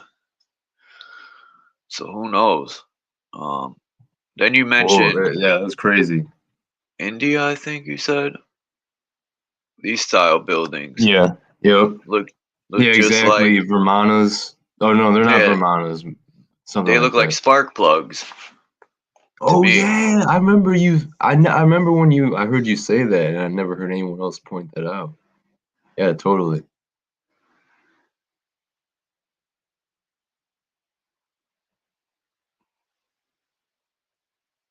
Huh. This picture, the guy was thinking, or whoever put this together.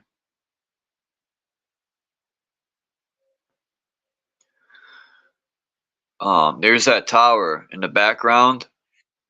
I got a couple different pictures of these towers. That one, this one.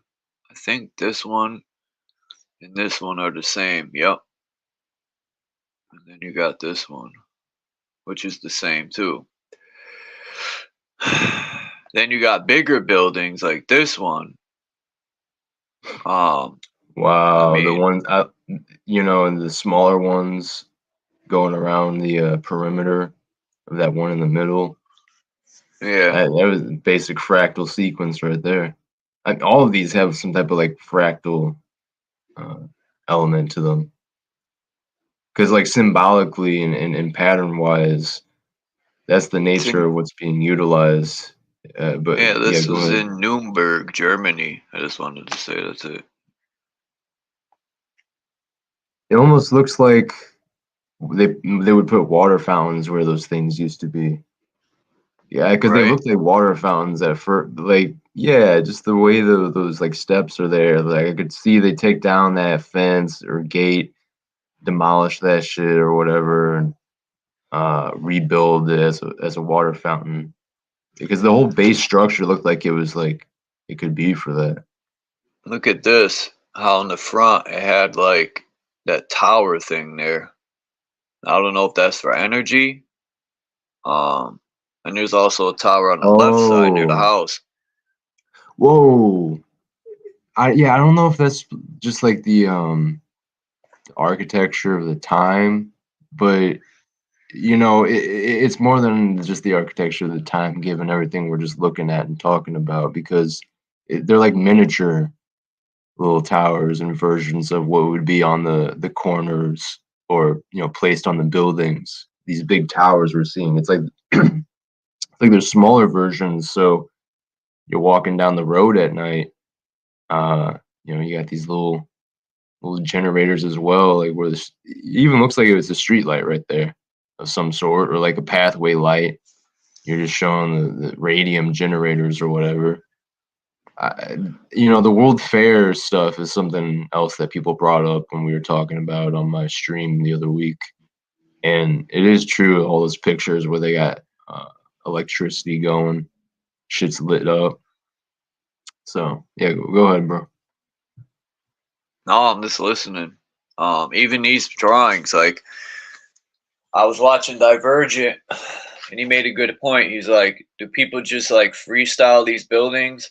And a lot of people, well, not a lot, a few people have told me, oh, those paintings, those buildings never existed. So I went and I What? found pictures to go along with paintings to prove that, you know, There you where do they get these ideas of these enormous buildings? go. Mm-hmm. So I think these enormous buildings exist or existed, like this one. It looks like a big energy tower. Totally. I mean, it looks very similar to like an energy tower these days, but just more building and architecture within it as well. It's not just a metal cage that points up towards the sky. Like you can see the windows and shit even up high on that thing. So it makes me think of Sauron's tower, because I don't know, for whatever for whatever reason, Lord of the Rings has been getting brought up recently, and the White Wizard, the bad wizard that works with the Eye of Sauron. Saruman is his name, uh, not to be confused with that evil eye from the movie. He had a huge tower like that. Um, it didn't look exactly like that, but it's like over the top high towers. And it's like, is that just to look cool in some of these movies, or like, are they again kind of pointing towards something with the exaggerated height? Yeah, I believe that. I didn't even read his full comment. I just saw that first statement. He said, my nephew in third grade told the teacher that when they demonstrate water sticking into a ball, then he will consider. Awesome. Nice. Yo, okay, man. This makes me want to like makes me want to build something, bro. I don't mean like a literal like building, but like something on like small scale, dog. Like I got all these Legos from when I was a kid, saved in my basement. I'm never giving them to anyone else because I know those things are gonna be worth money when I'm, 10 years from now, 20 years from now. Those things are fucking expensive as is, but dude, I could make fucking old world buildings, start looking up these different things that you're showing and Look at this uh thing. I wonder if there's some motherfuckers out there that like Legos. There's some pro builders out there, like motherfuckers doing crazy shit with Yeah, these I've little seen some crazy Legos. shit with Legos I myself. wonder if there's any like old world, Lego motherfuckers out there Hey, that you they're might be making the stuff like we were first. just looking at. I You gotta should look do that this up now, building. like Lego Tartaria. You should do this building right here. Bam. This is my Dude, favorite one in Bruxelles. that's This thing's huge. It makes it's like people look like ants. it's like from a fantasy movie, It's so epic looking Right. and the huge It's right columns and here it's too. like be This is the what it is saying. It's the complex geometry as well that's this is the present in front all these. end, and this is the back end where you can't see in the back. It's the same building. Oops. And then I just had a few of these showing them using sun and mirrors to burn stuff. I found this one. This one.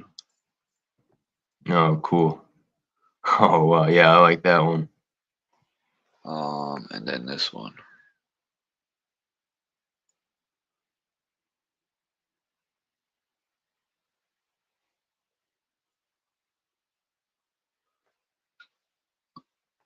I like this building. It's in Canada, or it was, Ottawa.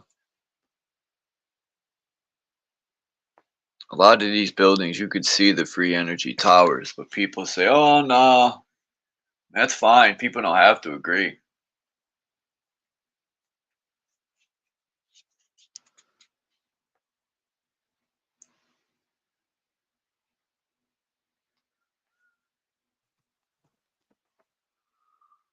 I like this picture. Oh, yeah, dude. Wow. What are that's obviously from the east. You know what those Yeah, those are on the left? temples. Buddha temples, I think, or in India. Which India, Buddha, they're right there next to each other. Then I found this picture. Yeah, man. So I know I've brought up like video game references multiple times, like Dark Souls and Elden Ring for some of these things, like the giant trees and the giants. But when it comes to advanced Nazi tech and all that, again, there's also a couple video games as well, like Wolfenstein and others, that really kind of get into that. Is it cycling? Is it going to go back to whatever you were just showing there? That Vermont, not Vermont, but the flying Oh, yeah, it saucer could go craft. back. Because Call of Duty, some of the later games they made, like when I was in high school years ago, like World at War and some of these other ones, basically they had little Easter eggs or like hidden bits where they were referencing this type of shit. Like you could go find a hidden Nazi UFO craft and like, looking just like this. And the whole storyline as well is about zombies and the occult and the Nazis are raising the dead and they're also trying to get in contact with the fucking interdimensional beings and get the blueprints. So it's like there had to be a certain reality to this unless the motherfuckers that make these different games are just taking inspiration, you know. But they're taking inspiration from some type of reality. It's just like the mythologies that ring throughout history, the Minotaurs and all this shit, and Medusa. Like there was some type of reality to that at one point. It's not. It can't only just be allegory. In Right. my opinion, with some of these things, I think there's a literal, actual aspect to history with it. Like this. Like I they, don't know what yeah, this go ahead. is. this picture, but it reminds me of Tesla's free energy. Remember he had? Oh, totally. This is like 2 of them. I don't know if this is real. If that's a drawing or a picture. It looks like a drawing, a really good drawing, but like that doesn't change that it could have been a reality, because it looks like yeah, it looks like 2 Tesla coil things with the ball at top, but yeah, it just like it would be a or what was it, cathode and anode. All right. Mm-hmm. Then they had a tower like this, and man, I think I have the picture somewhere. It's in New York City where Coney Island is, and they had an energy tower just like this, but a little different. And what they did was they changed it into a what do you call, a Ferris wheel type of ride, the old tower. Oh, yeah, and go ahead. Because Coney Island, man, if you look at Coney Island in the 1800s, it was an electric park. And you know what you're saying there is just another example of the repurposing. You know how they're so sly and they can just make it into something else and transition it over as if it was never the thing before. Like this reminds me of this. The Twin Towers, the cathode and anode, right? That Mm-hmm. and that.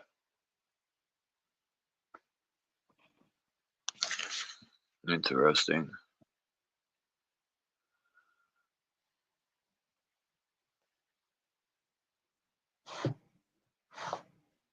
Like even looking at pictures from above, the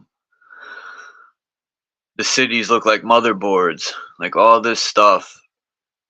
Like I gotta find these pictures of old Russia. They were digging up a street, and what they found was under the street were these metal pieces that connected through all under this road, and they were like, let me see if I can find a picture.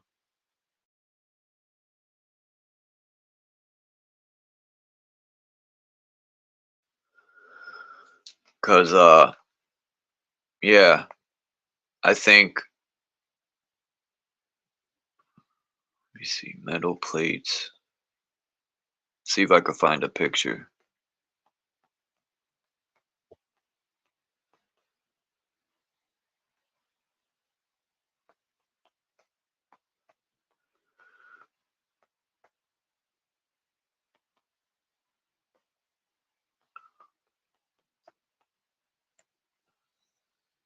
Whoever's in the back, I'm coming. Oh, it's Chris. Yeah, bro, I don't know about you, but where I'm at, the cold front is basically just starting to come in. I'm not really getting any. At first, there was talks of like blizzard shit, but at least so far, there's no snow on my end. It's just fucking 15 degrees out, so hasn't been this cold yet. Well, shit, it snowed over here a lot already, and then it rained, and everything went away, and then it rained like a motherfucker last night and today. So I love when it's supposed to be cold out, and then all of a sudden we get some type of crazy weather and it rains, and then the couple days after, it's pretty fucking warm out, like unusually warm. And I'm in St. Louis, so that's just kind of how it goes. Crazy weather really swings a lot. Oh, hold on. I don't know if my mic was bad there, but I just changed it. Yeah, but anyway, bro, go ahead. no, I'm listening. I'm trying to find this picture here of these plates that were, I swear, yeah, it was Russia. It was a picture they showed of it was like metal connectors through the whole ground of this Russian city. And you could clearly see that it was for wireless technology.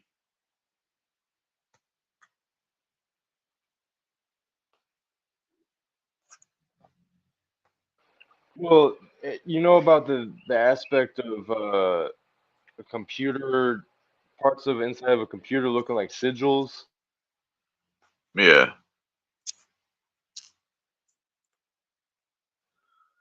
Sigils.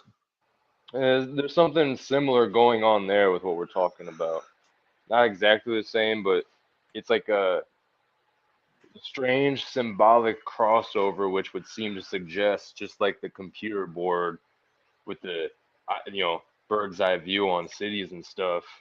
And there's something similar going on there. We would be able to discern, it would seem, that if there's some type of symbolic parallel, maybe as well there could be a meaning parallel. Let's see. Is that a real picture? Where? Oh, yeah. Very cool. I didn't Charles, you even ever know heard that of was Sheila? still up. Yep. You ever heard of Sheila Jeet? No. Shiva? Sheila Jeet. It's ancient Uh-uh. Ayurveda, so it's like ancient Hindu medicine, uh, or herbs and supplements and roots, but it's kind of like turmeric is known as an Eastern thing, right? Ginseng, different types of ginseng. No, but Sheila Huh. Jeet in Ayurveda, I think I'm mispronouncing that, but ancient Ayurveda, uh, over in the East, bro, in India, it actually comes from the Himalayan mountains, and it means destroyer of weakness. I highly Huh. suggest you check it out, bro. It sure will give you a lot of energy if you're ever like, dragging through a day.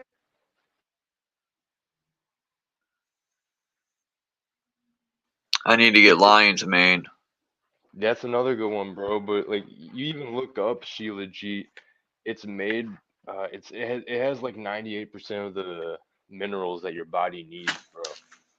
It's crazy. So like, if you drink coffee or something that can like strip your body of the nutrients that it needs, Yeah. then it's good to supplement with things like magnesium or something like Sheila Jeet, which will help refill your nutrients, minerals.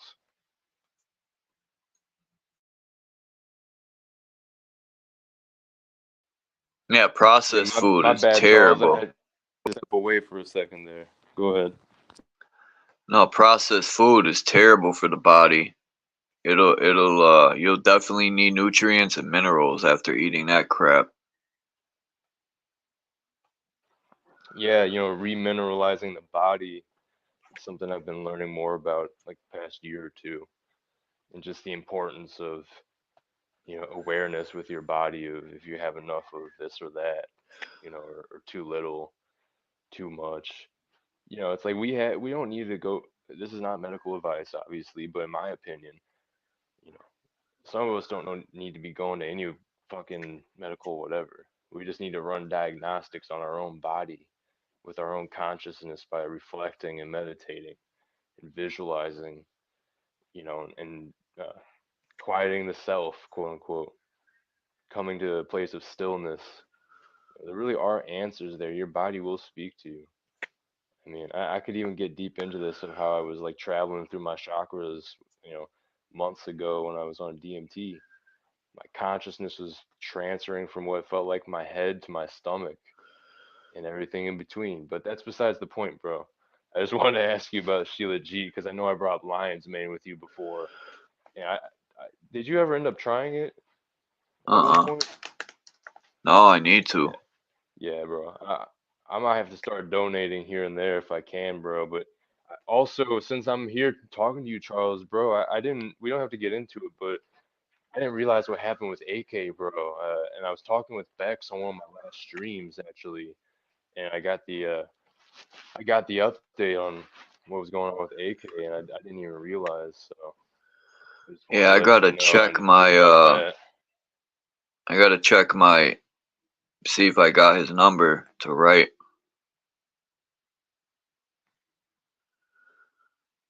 Cause I will write to him.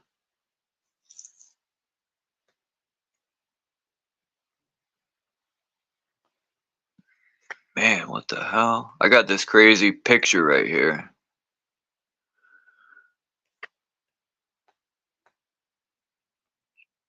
What the hell is this?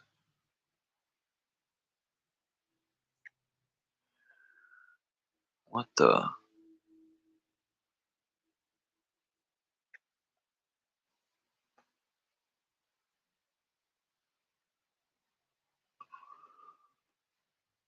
Huh. Interesting. Hey, did I ever show you that song "Sky Cities" by Killer Priest? I think I played it on your stream like probably months back or a year ago. Yeah. I've been listening to a lot of his new stuff. Some of it I don't like, obviously, but yeah, bro, he has a lot of good stuff with his independent, more recent, newer music. I remember when I was bringing that up to you. But yeah, bro, like Mystery Channel. I never got to see the music video for that. I need to check it out. But Panorama, a couple of other ones. Fuck. Oh, not Heavy Mental. It was something very similar to that old album of his, Heavy Mental. I forgot what he called it. Heavy Mental 1.1. It had him as like a Babylonian god statue. Is fucking. I gotta go find that, bro. He's been releasing so much stuff. I can't even keep up with the names of all of it. I love the concepts and how poetic and creative he's gotten, bro. You can really see how he's been on that conscious spiritual journey even now through how his music has developed.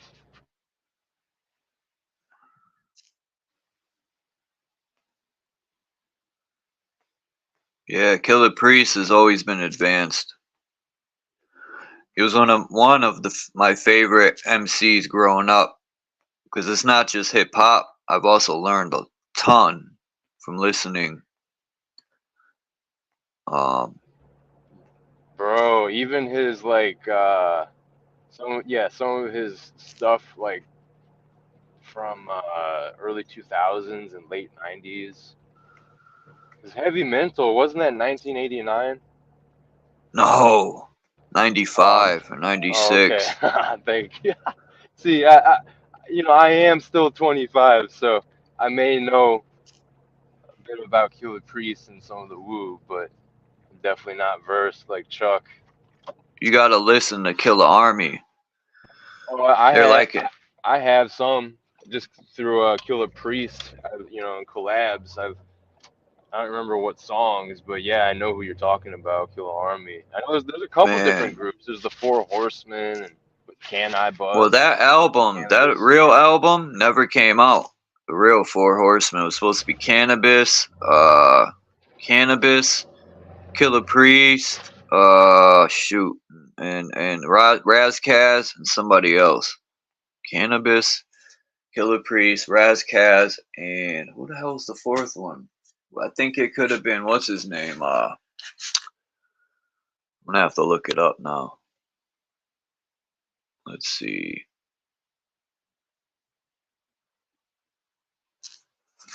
I got some new dope pictures I'm gonna put up in a minute.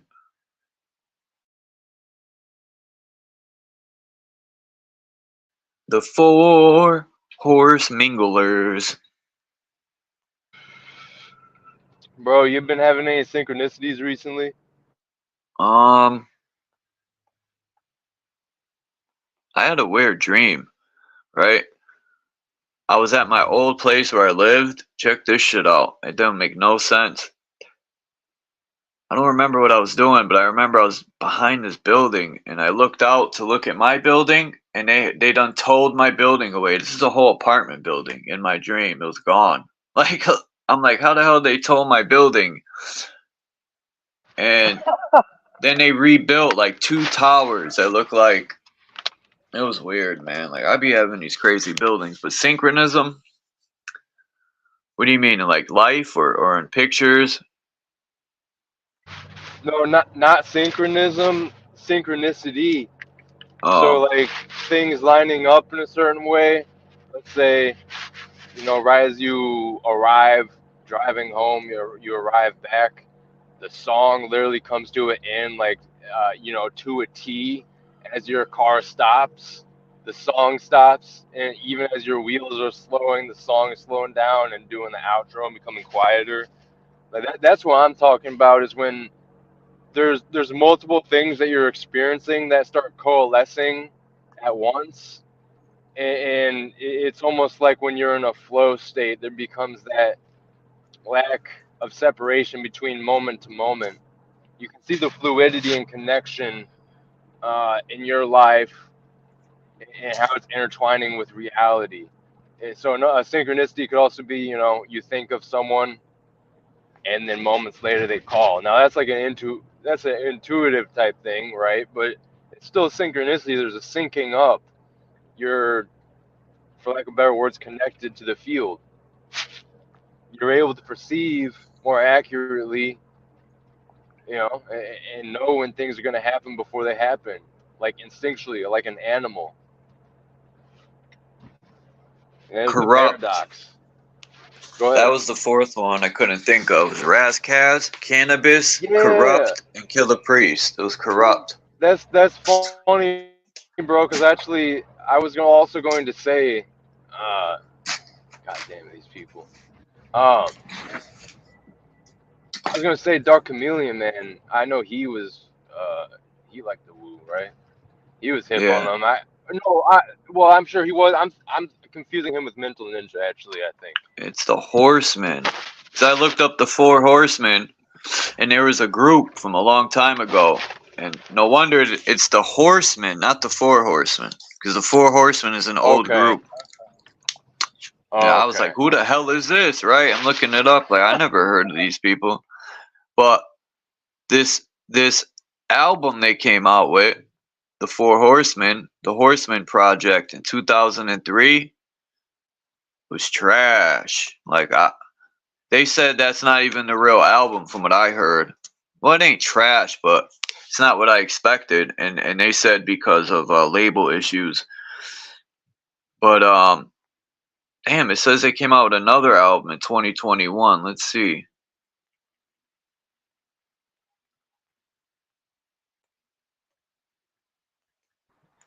Hey, I'll be back in a little bit, Charles. I'll be listening.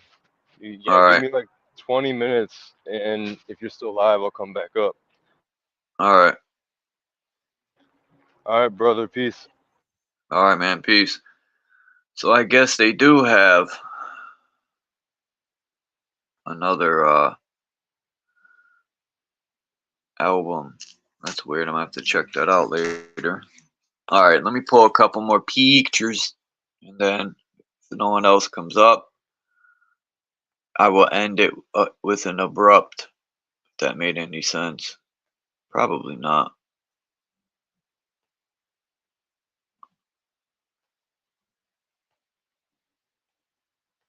I'm gonna show some pictures I found from the 1700s and the 1800s that prove electricity is nothing new.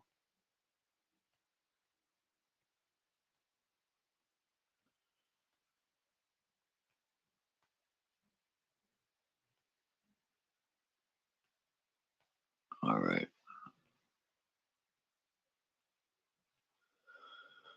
Shout out to the chat.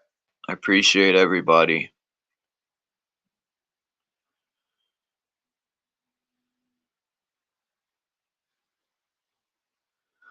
Like, these machines is what people need to think. Like, who gave the idea to build these machines? I mean, these machines are as big as a frickin' city or a town. I mean, these things have literally dug out this entire realm.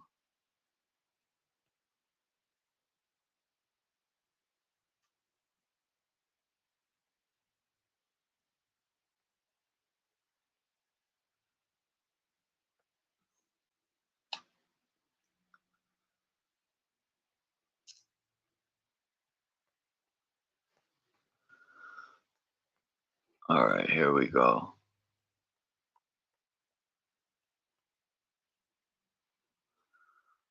No.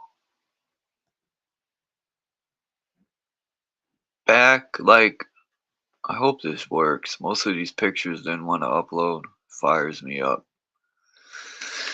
Here's one of them. I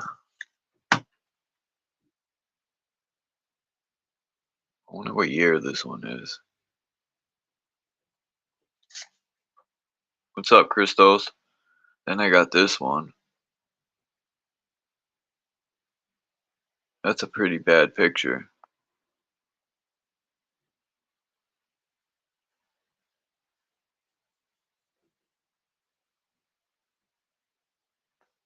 In the blue, it has oh, Christos jumped off. It has I don't know what to call them. Wireless tower things.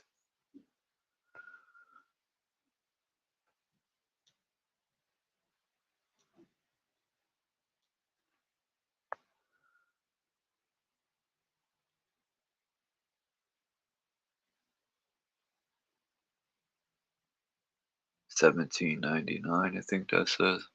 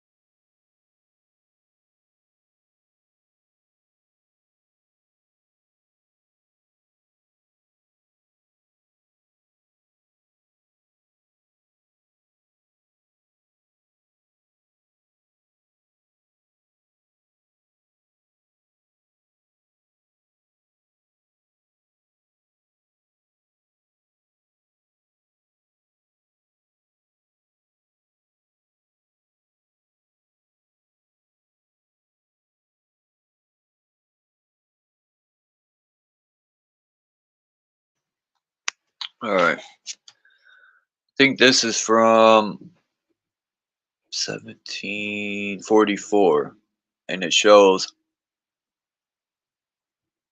electricity.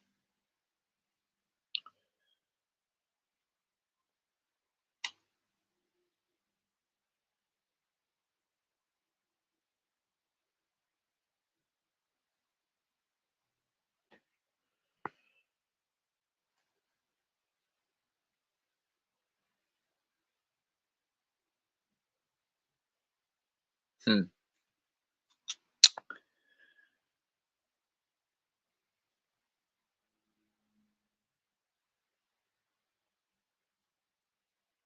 Well, I wish I could zoom in.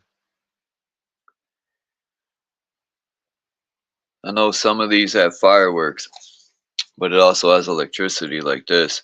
This thing reminds me, remember them bug things that light up and attract bugs? That's what this thing reminds me of.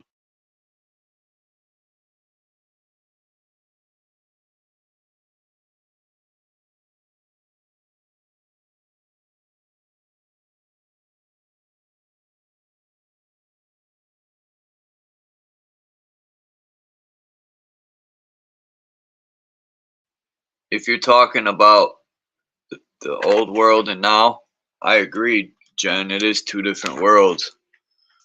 Um, it almost makes me think about Jack and the Beanstalk, and maybe this was the land of the giants.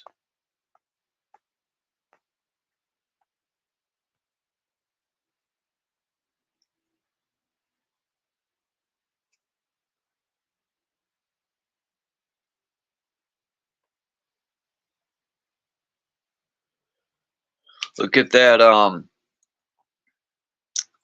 air balloon in the back there. It's like shedding some sort of light off of it, which is interesting.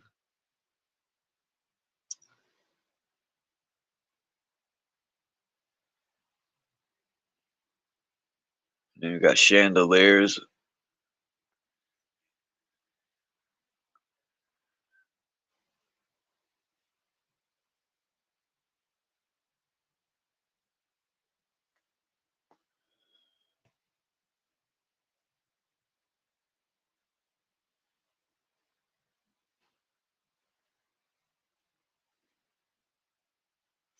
The heck? What does that say up there? I know that don't say 1087.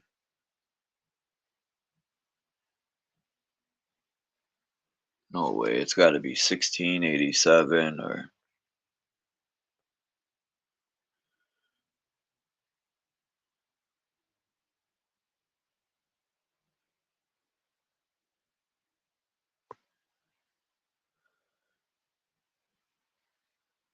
Some of these pictures were shown on Divergence. I just so happened to find the site he went on by accident.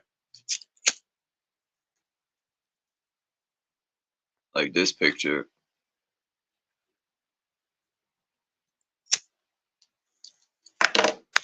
is from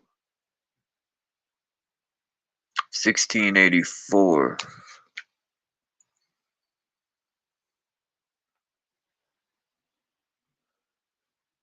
1745.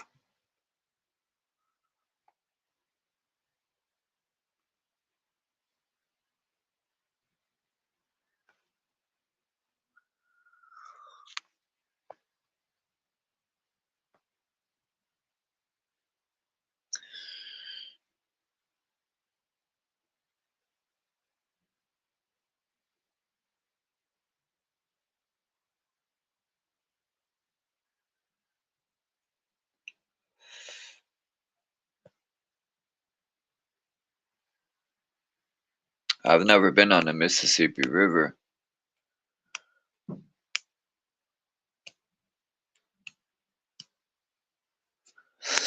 When you say that, biker Adam 22, it makes me think about the Connecticut River.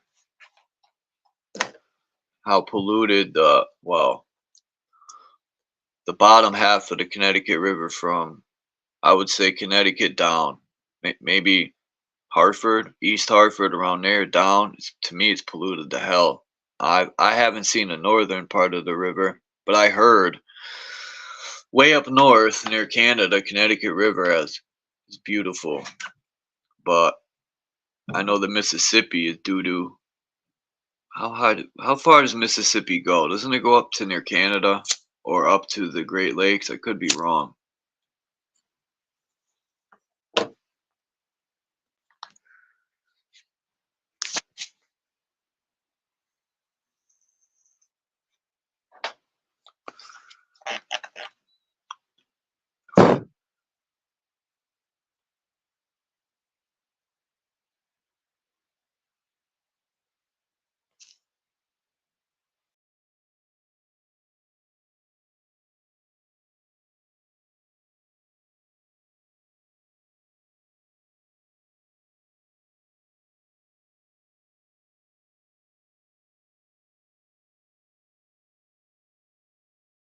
Let me send a link to somebody.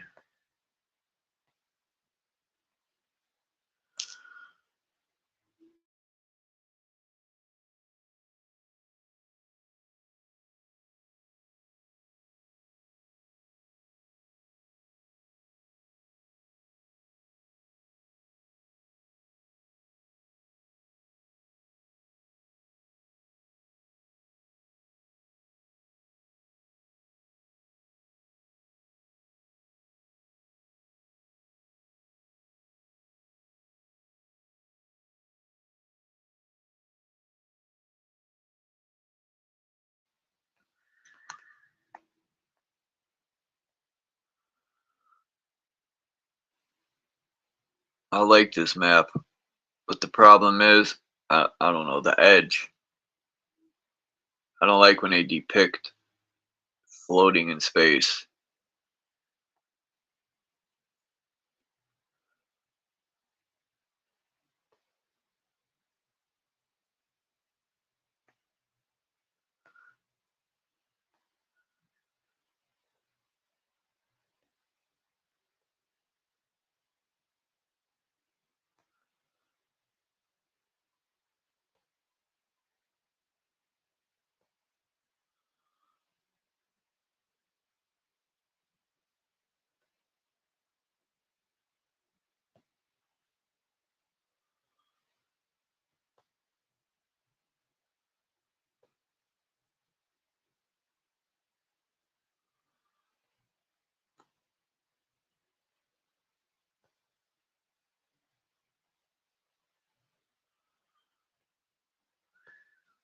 Electricity from the god El. How about the children of On? Is anybody here for the book? I'm gonna do I gotta finish this book. I'm slacking. But I really know how to pick books, man. I've done some Manly P. Hall books and another book called The Tree of Life. But it seems every time I pick a book, it's a good 26 page every chapter. Every chapter, that drives me nuts. But I gotta finish it because I want to do the book of Lilith. You know, a lot of people hate on Lilith because she chose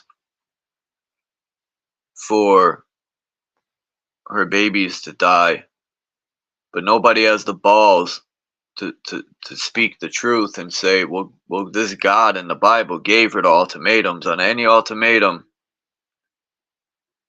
he could have picked anything, but he picked to kill her children. I mean, that God in the Bible just loves killing children.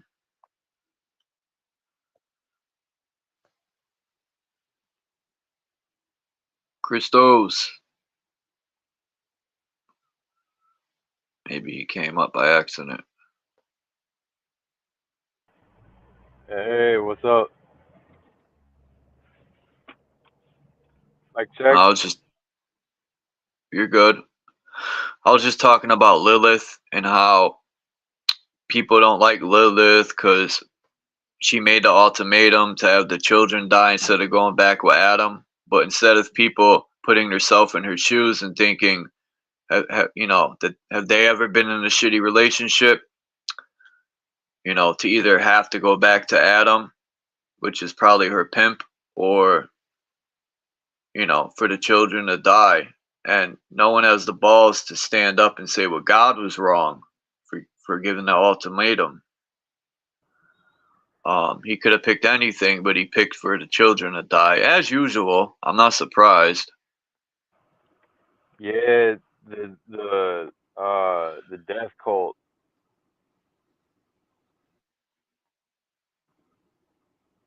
Walking around with a man hanging on a cross, bloody, with his palms and his feet nailed in, suffering, looking like a skeleton.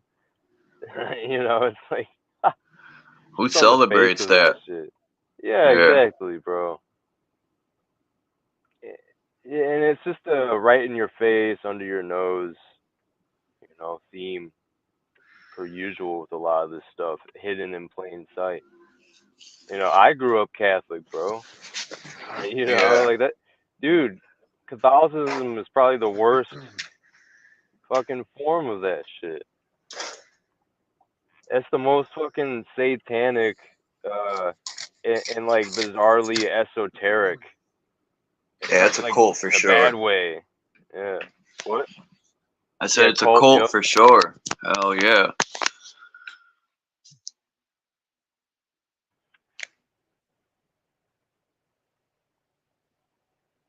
Candy. Yeah, me too, Candy. I agree with that. Now they want the blood of Jesus, right? It's never enough, man. That It's poor like being that poor covered by guy, man. insurance. Yeah. You know, first they want to wear him suffering on the cross everywhere they go, like they're celebrating his death. Oh, he died for our sins. Really? Because it's shittier than ever. People are sinning more than ever. That didn't work. And then they want the blood from Jesus. It's like, man, that guy can't rest. They want to put all the problems on Jesus.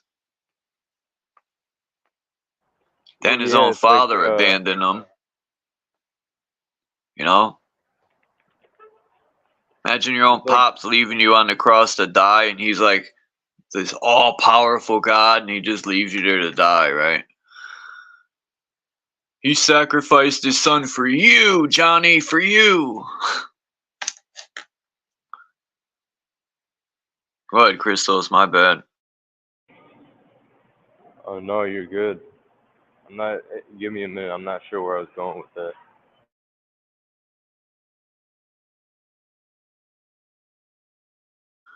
I just got some of this bud. It's like greenish purple. It's like more purple in it. Dark purple. I mean, this stuff is no joke. Okay, there you go. See, now that you brought that up, it brought me back to where I was going. Uh, do you remember when I would show you this artist called Salvia Droid? Uh-uh. Well, you remember when fucking like months back I kept talking about these DMT experiences? Yeah. Yeah, man. Well, when I do go live later, because I got work tonight, but I do have time to go live, and I am going to get into that artist that I just mentioned, because it really it plays into everything that I was talking about with those experiences that I was just mentioning. Even though I've never, allegedly done salvia, and I don't think I would want to, there's a lot of similarities with it with other things that I've spoken about before on your channel, months back.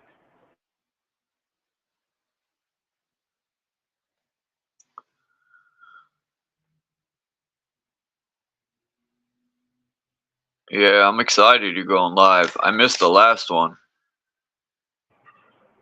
Yeah, man, I've been fucking around on some of them, but this one that I'm gonna do, it might not be more than 2 hours, but I at least plan to, quote unquote, drop gems, as you would say, because there's a lot to decode within the art, man. And speaking of, not that it's like anything super important, but I happened to catch when Dom was going back and forth with Dean. And that was interesting. I didn't catch all of it, but I guess y'all were looking at some type of art and breaking it down, correct? What was that again? I was reading this chat what Don McRon said. Yeah,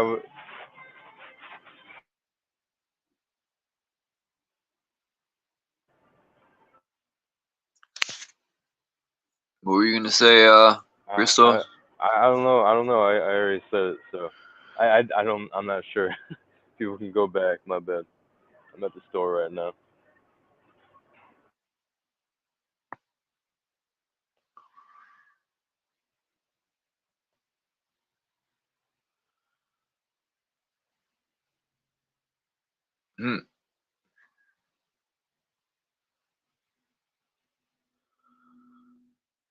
I'm just reading the chat.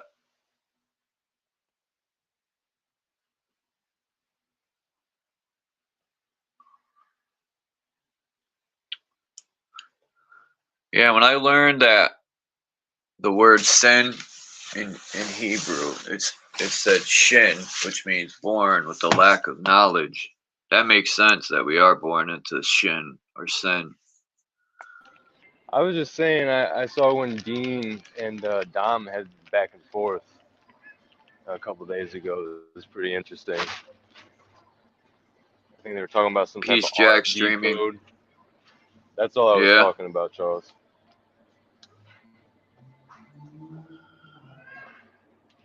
Yeah, what's with this whole... There's this guy on YouTube, and this black guy, I forgot his name. I don't remember his name, but he's always talking about Anki and the Bible, that all these people in the Bible were black. He speaks about the Anunnaki being the gods. I'm like, oh boy. Well, it sounds Here we like go Billy again. Carson, like I was talking Yeah, about earlier. there you go. That's his name. Billy Carson. Yep. Yeah, this dude says I'm he has not his own saying he space ain't right. agency. Yeah, I'm not saying he isn't right on some stuff, but Right, yeah, I think he's probably right on some things, they speaks on, but like again, bro, he's one of the big people that they're pushing on that Gaia TV stuff. right. That And I I'm thinking, mentioned who sent him? That was my first thought. Was who sent that guy? Right? Because now he's speaking that he's trying to say he spoke to a Christian and told him that we're God and all this stuff, and I'm like, I see what they're trying to do. Hey, if you look at his Instagram, you know, sometimes that can be an indicator, you know, more revealing than per se like their YouTube videos.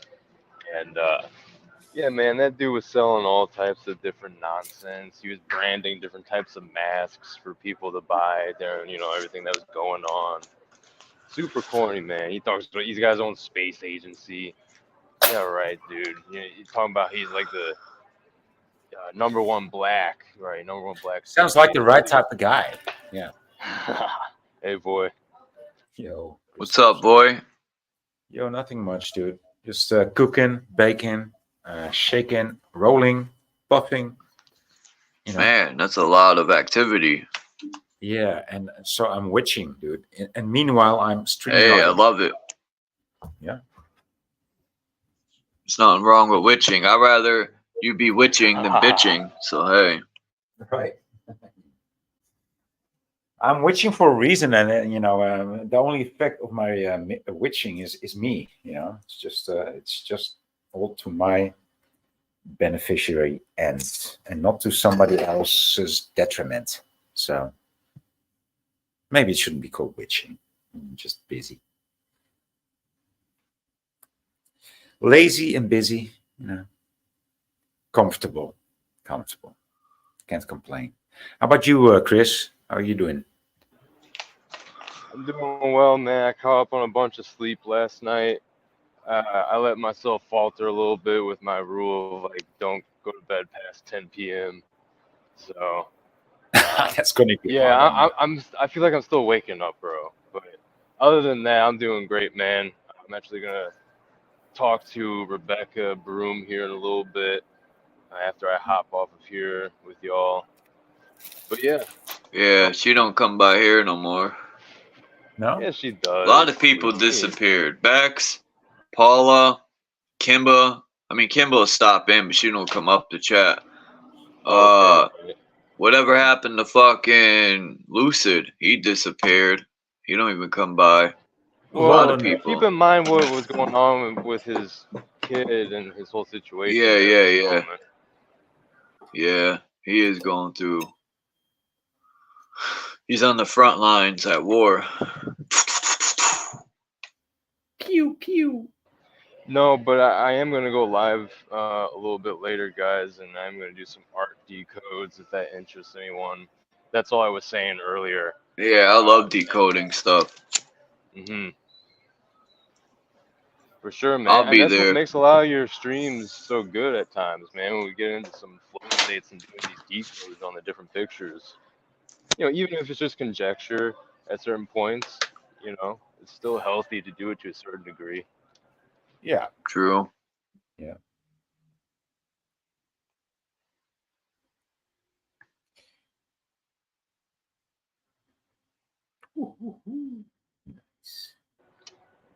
But I know what you mean, Charles. Like, I'd say they still come around, but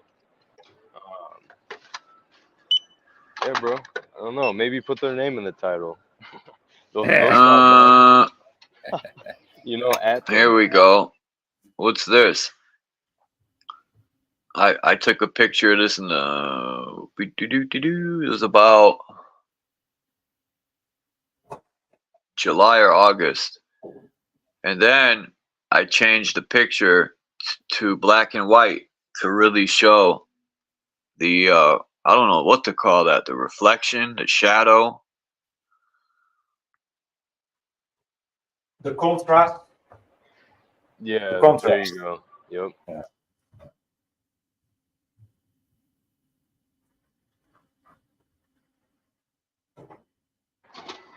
Is this what I think it is, Chuck?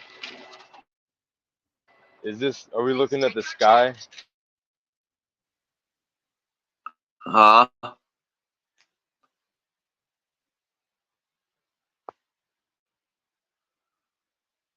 What? There's a shot of the sky there. We were looking at the sky. I was just. Oh yeah.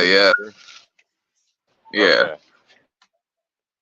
Just like this one. I was really trying to get the definition of what they're putting up there, you know? That's why I changed the color. But yeah, it looks like like this. IR thermal. like this is the same one as this one, but I had zoomed in a little bit to show more detail. It's like the shadow of it. Look at this. That's crazy how the sky looks blurry, but everything else is normal.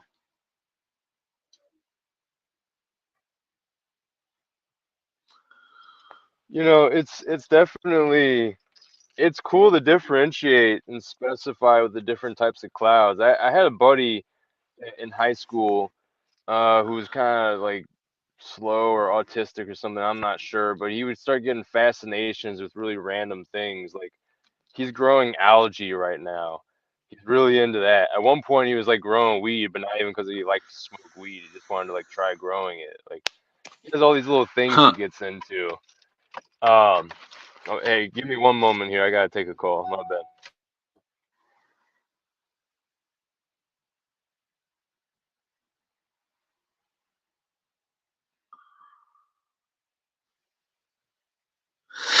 That's what I'm saying, Jay Heighton. I think the shadow could be because if they're putting metals, let's say, allegedly, the sunlight's reflecting back up, and that's what's making the shadow. That's what I'm thinking. Just like this one. And then you got this weird shadow right here. Oh yeah, yeah. I don't know how the hell. That looks like a shadow of a chemtrail above. Yeah. It looked just like you see. I was walking down the street passing this building, and I looked to my right, and I said, "What the heck?" I said, "Camera." Clip. Took a picture. Yeah. I've seen lots of those shadows in the clouds. Yeah. Then you got this one. One day, I had to zoom in. I think this is my old camera, my old phone, but I had saved it. It was in, excuse me, my Google Pictures, and this is weird because once it goes right in front of the sun, it's just, I got all sorts. Here you see it too, right? Here you see the shadow of the, Yeah. of the yeah. These So are all different days too. And so that means that there's two layers. There's always two layers or more layers because, right? That's a good point. The other haze that we see is the layer that was there before. Right. And so that's why we wouldn't be able to see the shadow if there wasn't a layer to project the shadow on, right? All right. Yeah. Yeah, my buddy, he got really into differentiating the types of clouds, all the different types. And actually, it is kind of cool. Not necessarily that you got to know all the different kinds. Yeah, especially these days. I mean, there's all these technical clouds and new artificial kind of clouds. And right. Clouds. So you can go like totally wild, and they will appreciate that. They will just give you money for giving it names. Like yeah, that's what we did. You know, they will they will totally work. And my neighbor is also a weatherman. He's particularly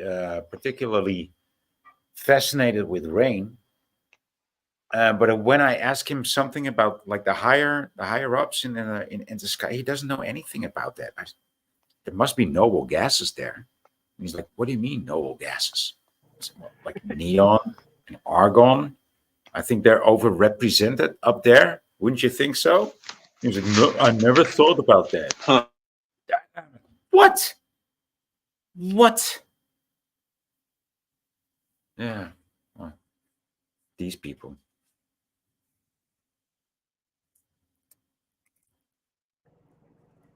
Hey, I'm gonna hop down. But I might be back up in a little bit, guys. It's good to talk with y'all. Sure thing, Christos.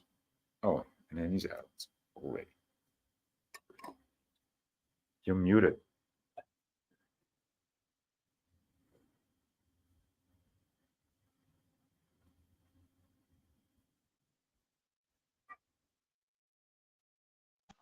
Sorry, I had to use the bathroom.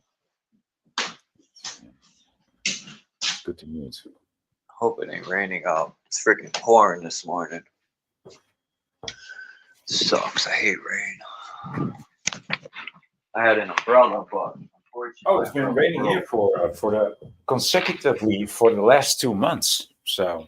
Oh, Yeah, real? Yeah, for real. I'm not even exaggerating. Yeah. It snowed here. We got about 3 to 5 inches, maybe more. And then it poured rain and just started flooding. All these people that live near like rivers and streams and stuff, they got flooded out.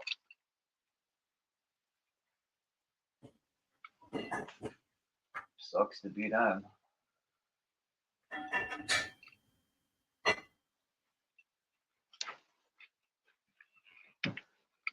Wonder where everybody is. Michigander said, if we don't support him, he isn't supporting us. That's what Michigander said. He came by, he goes, boy, if you don't support me, I ain't supporting you. And left. No, I'm joking. But he did say that, and I don't blame him.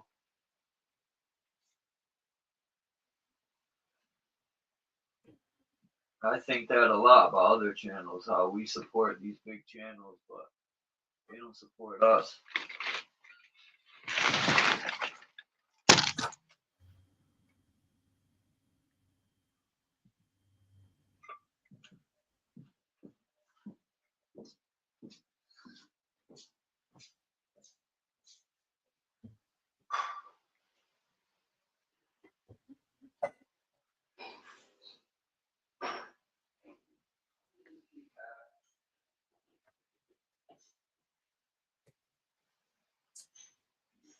Oh, yeah.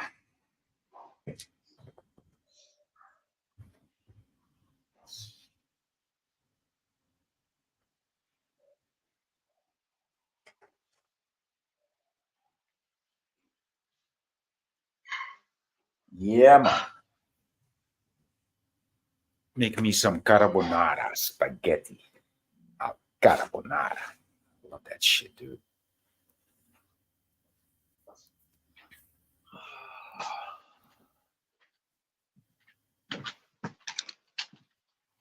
There's Rebecca and Jack streaming and Yolanda. Oh, Bex is here. Yolanda. Jan to gone. Mindful exposures, mind you. You've got your own harem going on here, dude. I mean, is there any... My own what? Harem. The hell is that?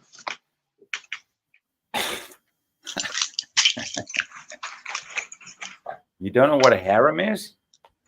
A harem? No. Bank's always sending me these things for credit cards, right? But every time I filled one out, they deny me. So why keep sending them? Don't make no freaking sense.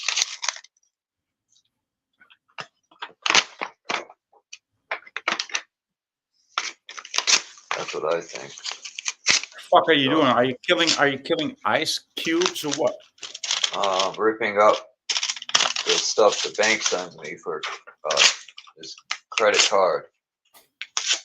They send it, I filled it out, they deny me, and they send it every month. It's like, I don't know why. They just don't give up. Right? All right. Peace, Joe King. Mr. Joe King in the house. Good to see you, man. My man, Joe King.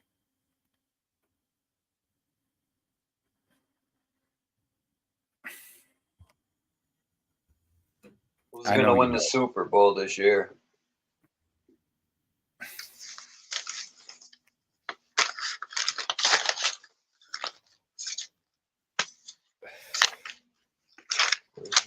Oh. Is it? Yeah. Oh. Drop the link. Drop the link? Because the chat is popping. That's what Joe King says. Can't Mesa Melt in the house. Peace, Mesa Melt.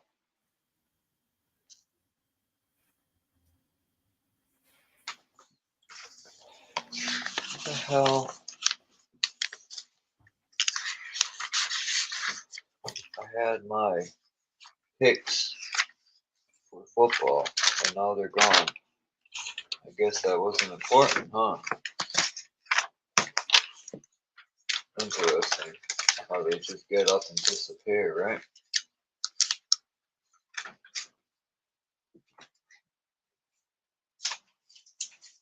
Huh. That's weird. I don't know how that happens, but stuff just gets up and disappears. It's gone. Just into Gone like the wind. Who's Sra S? Sra S? Yeah. Sra. Oh, SRA. That's mindful exposures. Okay. Oh, okay. I have to make sure. Yeah, I'm sure it's yeah. Peace, mindful exposure. Hey, how you doing, Charles? It's been a while, and Mr. Vor. Pretty good. Good. I'm alive. Well, happy New Year. Talking about the building the foundation.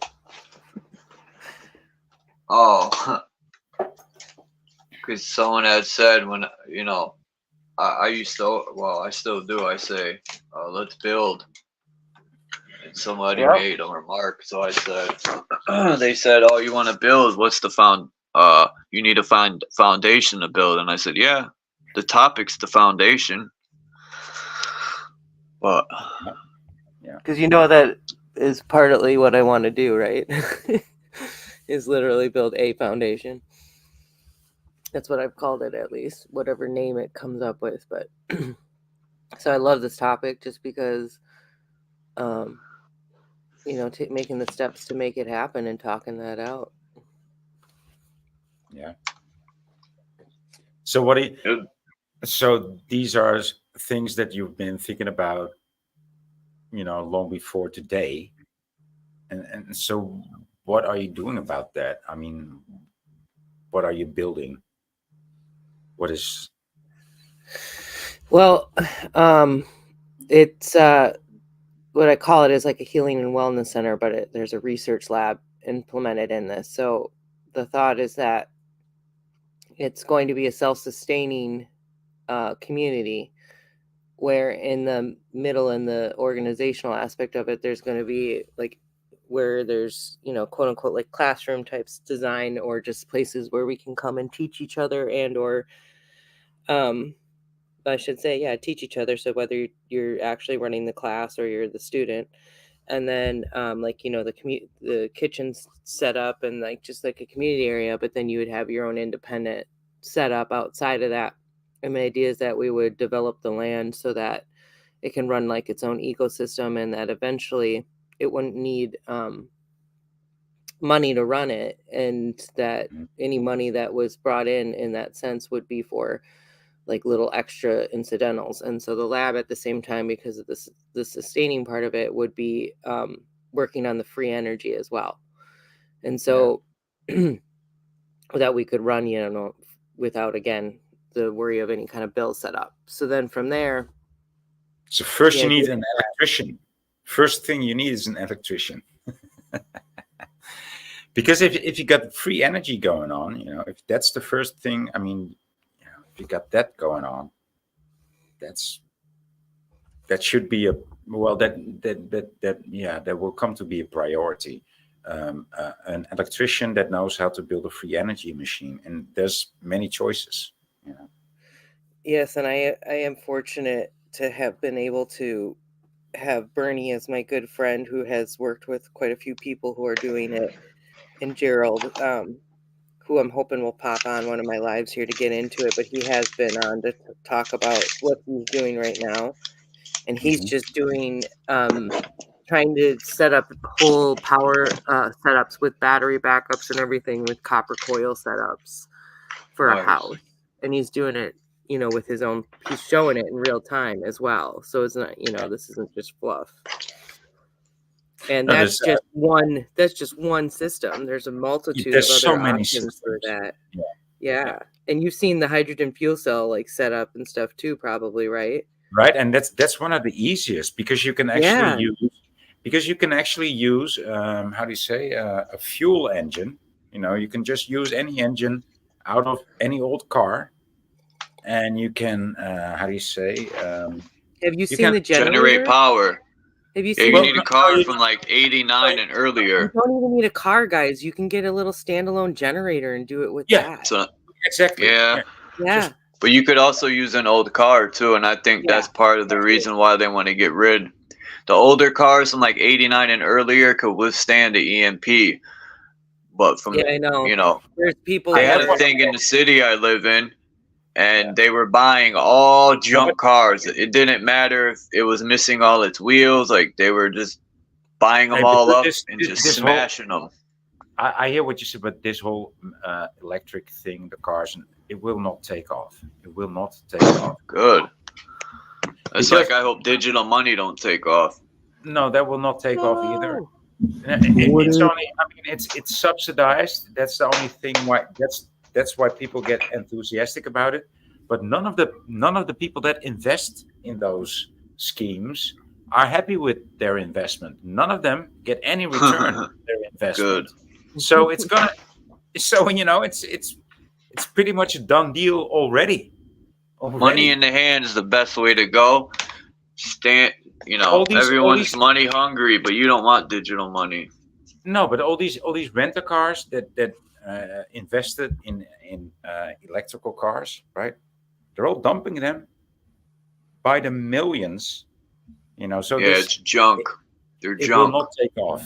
But then again, this system might actually be very usable for another sort of free energy, right?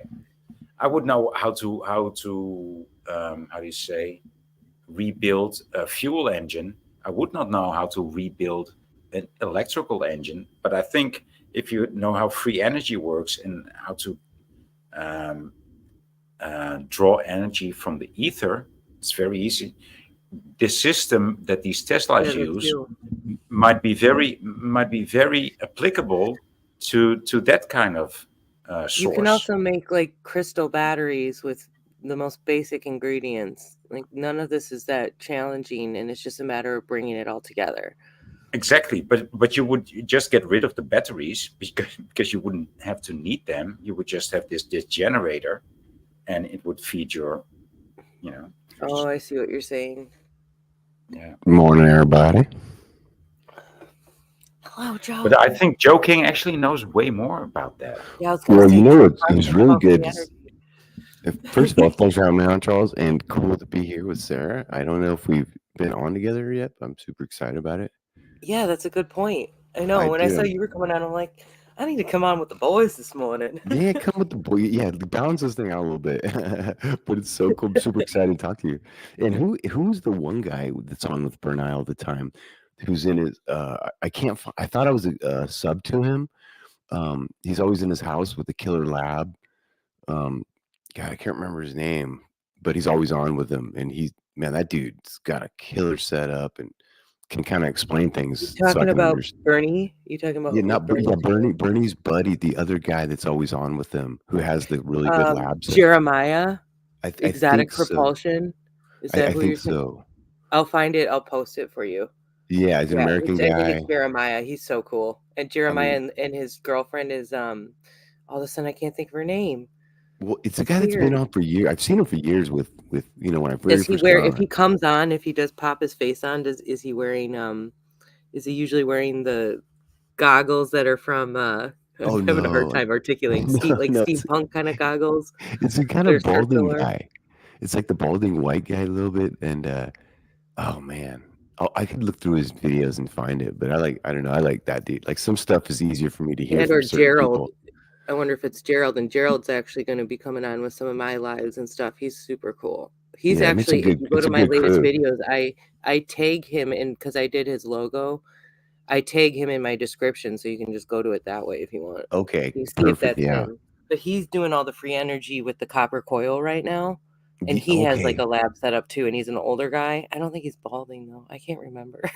What, you know what? That's him. That's the dude with the coils and explaining how resistance works, and less turns with thicker coils and more turns with thinner coils and stuff like Yes. that.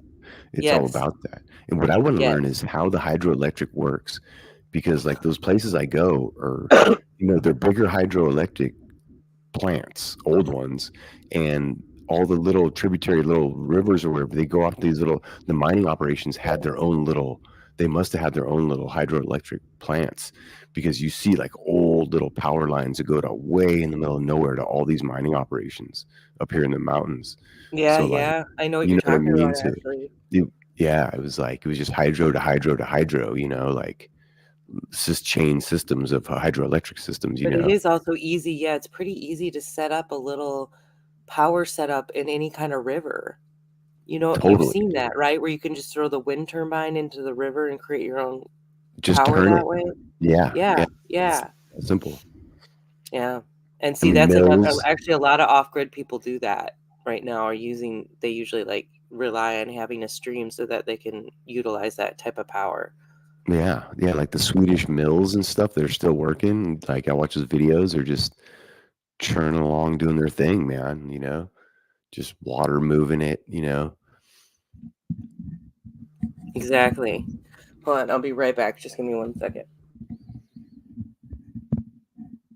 What's up, fellas? Just showing some old pictures. Just awesome, dude. Look at that. Come on, bro. Look at this. I don't know where this is, but look at the size of that. These things are just like an impossibility without some sort of engines, power, you know. I don't know where this is, but it's overseas. And this is in Tennessee. So, and that's gone then, obviously. That pyramid. Yeah, I think so. Yeah. I like this picture. Yeah. This is the way it is right here, man. Power and how to utilize it. How does man take it? Energy's everywhere. Look at this. Who would knock this beauty down? This is woo. You know what this right here, inside there's like a swimming pool, and like No. they're like Yeah. they'll build it inside these things. Yeah, it's just crazy. Like they'll have an indoor pool, then you'll go. I mean, these places are absolutely amazing. All these old like resort places or whatever. I gotta don't know look what- into this one more. Bro, it's insane. I bet. I mean, I don't know for a fact, but a lot of them do. I was looking at this picture, and man, it That's- definitely that's where looks I live. like some sort of castle there, man. Like or Now, an old this type of tree stump or formation- something. Yeah, this is right That's around not me. natural. Definitely not natural. I don't care what no one says. And whatever this went up against, like probably like direct energy weapon, melted or destroyed this thing, no problem. Makes me think about, I'm gonna play the video one more time just because of what you see in the video right here. Before I play it, it's a video of a guy using, he calls it his solar death ray, and he's using a screen from an old projector TV, which I showed earlier. I have one, and I'm gonna make one in the summertime, so at high noon I could mess with it. But this is what happens when you put stuff under this directed sunbeam.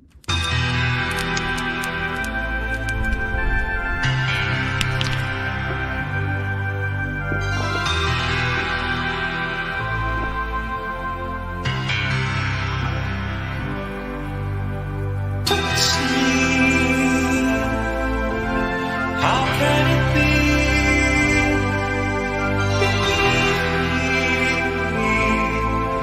The sun always shines on TV. Hold me close to your heart. Touch me. Give all your love to me. To me.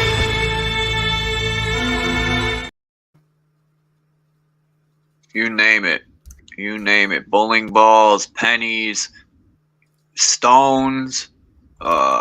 If you put like those stand bricks, it turned that into glass. I mean, it reminds me of everything in the desert was hit by like some sort of direct energy.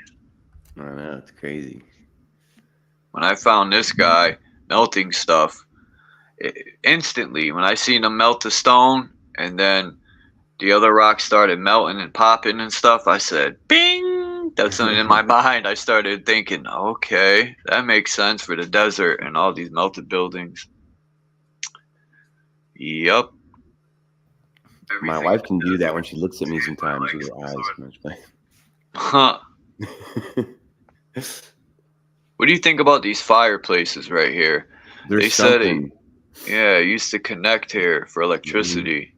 It's something other than fires for sure. Maybe fires too or something, but like everything resonant. Like you guys were talking about the sun earlier, you know, and it's like the spraying, and it's like the neon and like the sunlight. That light doesn't just heat the whole place. Like the sunlight works with all the other light around, like neon or whatever it is. You know what I'm saying? Like that they're hiding everything. It's just, I don't know.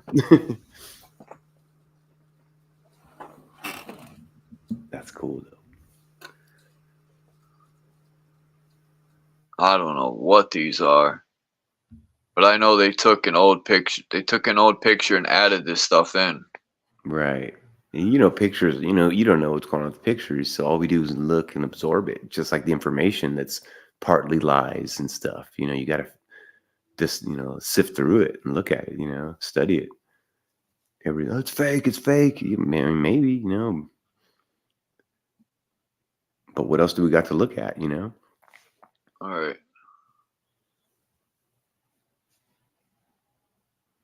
Is that the one, your train station? I don't know. I don't know which one this is, but the before and after. I don't know what years these are, but look at it, dude. It's crazy. Before is so much better than after, always. It's crazy. They're trying to tear down our local train station with 50 turns, a big turntable, an old train station here. Everybody's fighting Look to at save this it. building. They tore that building down to leave that. Columns, dude. Electricity right here. Yeah, big time. The amount of metal that went into all this stuff in the old, like stuff I'll find out in mountains, just like. Well, that's one of the other things I like to talk about, because we've been like so ingrained to believe that gold had the most highest value, when actually like some of the evidence is coming out that there's a lot more copper inlaid in a lot of this metalwork or any of that older tech stuff. So like, because copper is a conductor, right? And isn't it copper charged water too? Well, that's what exactly, like when we're talking about electrical culture or the copper coil setup, it's because of its conductivity. And one of the most interesting things to me, I think, is that when you look at the Kincaid Caves information, that when they were pulling out the artifacts, that supposedly the Smithsonian still has this, there's a statue of Anubis, and instead of it being inlaid in gold or covered in gold, it was copper. It was made all out of copper. The dog head Anubis? Yeah, the dog head god. And it was a full-size statue of him that they pulled out of the Kincaid Caves. Copper. That's bad. And copper's my business. I mean, I've been working with copper for 30 years. I'm serious. Seriously, for your business? Well, I mean, like I do like heating systems, right? So when I got into the business, I'd take rolls of soft copper pipe, right? So you take a pipe, imagine it's soft, and you can just roll it like a 1/2-inch pipe. So we'd take that soft copper, roll it onto like where a subfloor is going to be. Yes, pour I know what you're concrete on talking top of about. that. That's what radiant heat is. So when it was I a got big deal actually in this little town, Joe, because there was like this one family that decided to put that in the late 90s, and they were like the first house. So it was like the talk of the town. Yeah. And ever since then, I've been very fascinated and interested in it. So that's my so business. cool. I had my company used to be called California Radiant Heating, and I had a C9 contractor's license in California, but it's just too hard. Like once Obama came in, believe it or not, man, I couldn't even keep my business going. It was Oh crazy. man. But anyhow, so what happened is when I first got in the industry, about 5 years into it, is when what it's called as PEX came out. So that's plastic pipe. And it took over the industry and replaced copper pipe. Now think about that. Plastic is an insulator and copper is a conductor. So that's that's a massive inversion of just like And anything it's else in this toxic realm. too. Yeah, anything else Plastic. in this realm. Yeah. The construction methods are inverted just like everything else. And so my company actually fought against PEX and like went to these meetings and stuff, the guy that I used to work for. And like I put in the last copper radiant heating system in the West Coast in Dana Point, California. When did you start doing this job? And now Do you remember in the late 80s when they started taking all the copper piping out of homes and putting plastic? Big time, dude. They're doing it right now. Yeah, because they said it's all galvanized, right? Like The but that's also galvanized- lead piping. There was a lot Well, of it lead charges in there, the, so maybe it there's does a little something purity in that. I don't weird, necessarily interferes think with the that's fluoride. honestly, I think that's part of the. I've talked about this. I really feel that we are way heavily over sanitized, and this whole sewage system setup is not to help. It's hindering. Well, maybe the copper did something. If copper charges the water, maybe it affected their fluoride game or whatever it was doing. So they had to. And It's in plus, your copper blood. charges the water, and it does good for you. The copper pipes. I remember when they were putting plastic, and I'm like that. They were saying because people are stealing the copper pipes, that's why they're putting in the plastic. And yeah, it's always a crime. It's a crime associated with it. And what it it's is for your own good. Copper is in your blood system. You know, plastic is not. Estrogen and all these things in the plastic gets in your blood, but copper is literally part of you. So it makes total sense to use it. And copper pipes will last longer than the structure they're in. The house will fall down around the copper pipes first. That's how long copper will last. Well, So, that's why you yeah. need to stay rich and build your own house and put nothing but copper and tell them to screw themselves when it comes to plastic. Yeah, galvanized. What galvanized does is it rusts inside. It shrinks. The ID shrinks. That's why when you flush your toilet and it burns in the shower, it's because you have a galvanized system, and the pipe feeding your shower and the pipe feeding your toilet are a little clogged. So you're not getting enough flow of cold water to both at the same time, because the inner diameter, the ID of the galvanized pipe shrinks and shrinks and shrinks. And so it's because you have an open loop system, which is your regular plumbing is what's called open loop, and a hydronic heating system is closed loop. So closed loop uses the same water over and over and over again for 30 years. It distills after 2 weeks of heating and becomes non-corrosive and will not corrode the pipe. So don't let nobody tell you copper pipes will corrode. You know, in a proper installed closed loop heating system, it will not. The only thing corroding is your brain from drinking fluoride. No, Mr. Super Sidewinder loves Don't copper forget, pipes. and don't forget, guys, the power of intention. Like if you can pray over polluted water and change its molecular structure, think about that ability mentally. So I only say that with the fluoride thing because not everybody always has the choice to avoid every little bit of that is all. Yeah, I installed my whole thing. You know, I'm lucky, you know, I'm a plumber, so I got parts, I kept them, and I have my RO and a house filter. You know, I have a hydrogen thing. I take care of it, man. Yeah. Peace to Gabriel and peace to Mr. Super Sidewinder. And yes, everybody's talking about drinking out of the copper vessels, and that's right on. Hey, Mr. Super Sidewinder, I call him, the joke is Mr. Super Spider, because like when I heard his name I'm initially, shocked I to think hear. I'm shocked to hear that Mindful Exposures is doing what she's doing, man. I think that's awesome because that could be like a domino effect for people coming together and starting to grow their own food and starting to be self-sufficient. That's break exactly away from it. the system. So I'm not expecting all of us in this community to come together because I'm not sure how likely that is. I'm in. For multiple reasons. I'm in. No, I got all sorts of skills: roofing, sheetrock, basic plumbing, basic electrical, on and on and on. And you know, the other thing I know about you is I can already tell you're a hard worker.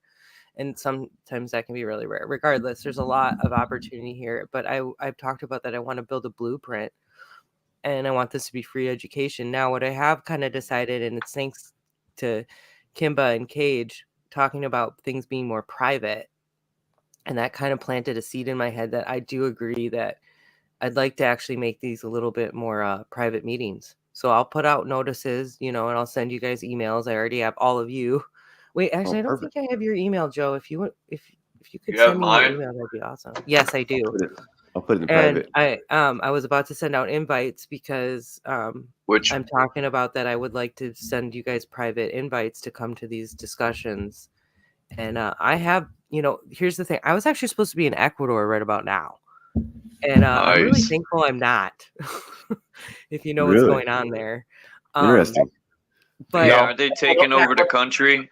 Yeah, Ecuador's not very nice at the moment. no, it's kind of scary. Hey, they're doing more than what we're doing. Well, I'm not going to deny that, but there's also it's very heavily cartel oriented. So that's True. maybe not the right kind of takeover you want. Now, here's the thing about I Ecuador agree. is the natives, and this is known for a long time, will hold strong.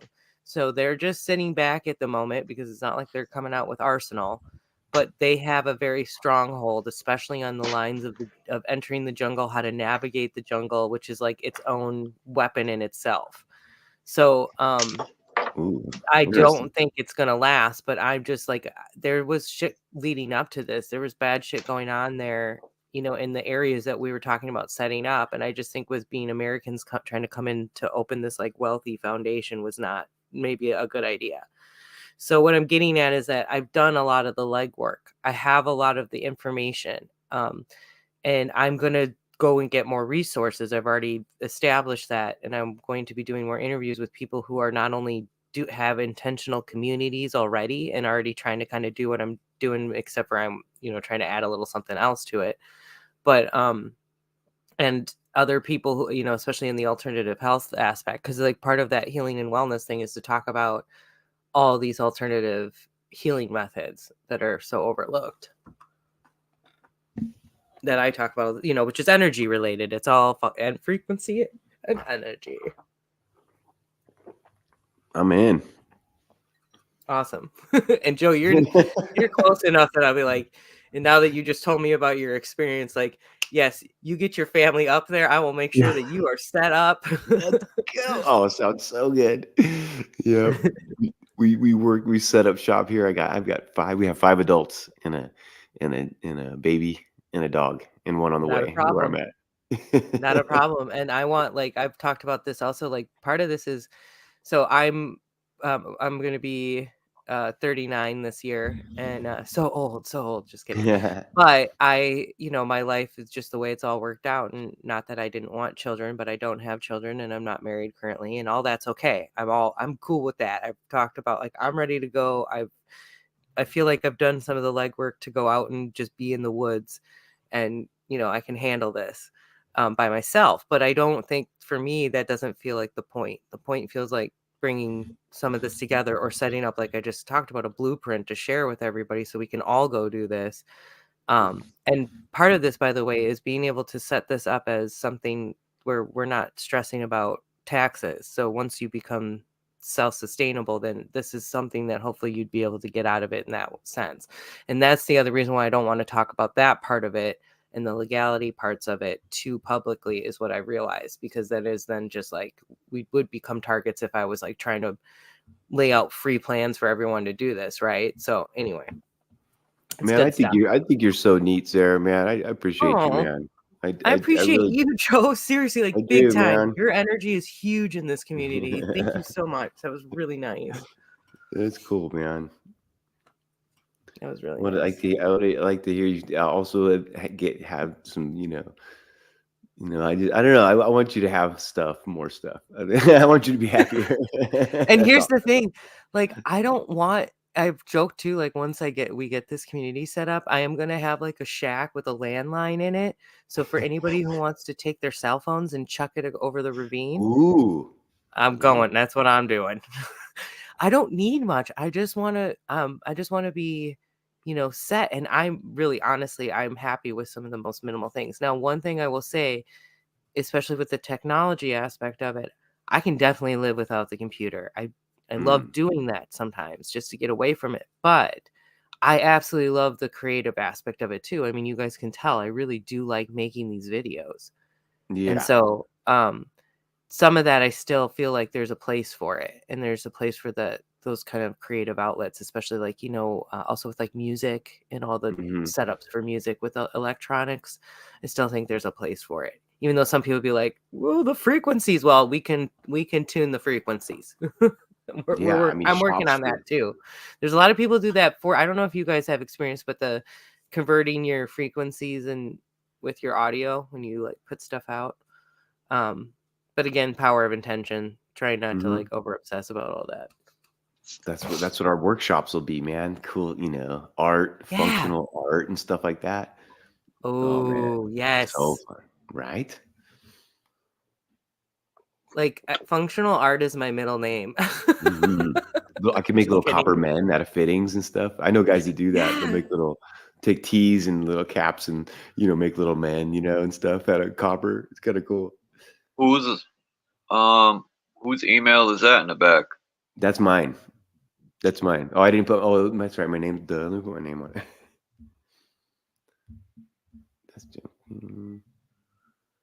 Yes, I like goats, and I definitely want goats.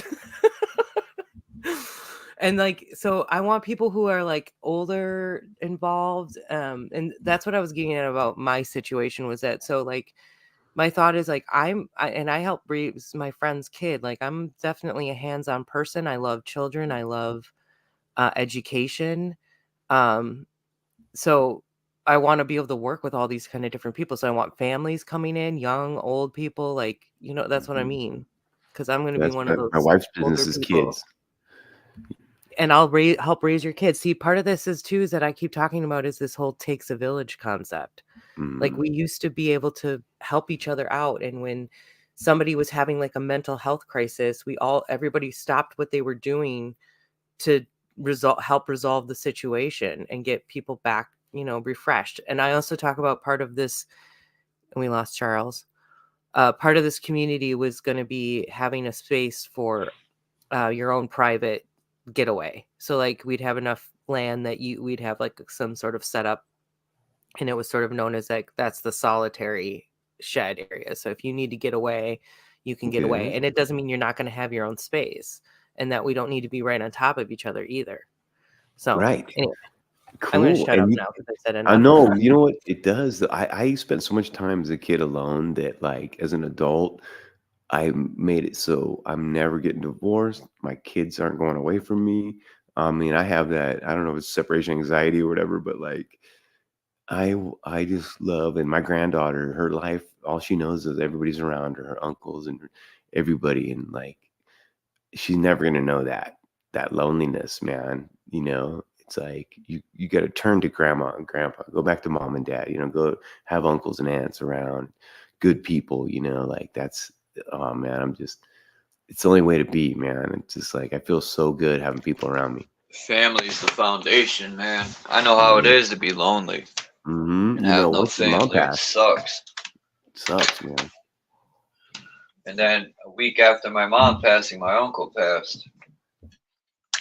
You're close to him too, Charles? Huh? You were tight with your uncle too? Yeah. Yeah, I'm saying, yep. Man. My uncle, my mother, my aunt, and my grandpa, that was my family. See, it's like a curse. My mother was 10. I think my aunt was, I don't know what she was. She was older, and my uncle was older. But my grandma died when my mom was 10. And then I lose my mother when I was 20. And then my uncle a week later. And then my grandfather passed when I was 25. So that's like my whole I've had a lot of gone. that in my life. Yeah, I've had a lot of that in my life. I do have a big family, but just and I had like a friend pass away in 3rd grade, and I've had my really good friend Yeah, I know. Yeah, my friends lost It's like their a chain child. reaction. A lot of shit. There's a lot. Yeah. So some of that, I wonder too if you've had any spiritual experiences around some of those passings. I don't know. Because I've I have, lost too and that's many been a huge friends. part of who I am now. Like my friend, he more or less committed suicide, but like you wouldn't have, like, that wasn't a definitive thing when they found him, and it took them 2 weeks to find him, and he was like communicating with me during those 2 weeks, and that was something that, like, I didn't understand what I was hearing, and it was kind of weird. And then all of a sudden they found him, and it was like everything that I was hearing him say, made sense right in that moment. And so that was very impactful for me. But just like, anyway, I'm sure I have a feeling, Charles, that maybe you don't like see it right, or you can't see it right now while you're thinking about it, but you did have something. Because if to have that much around you in your life and with your mom and everything, it's like you might be more connected to it than you realize too.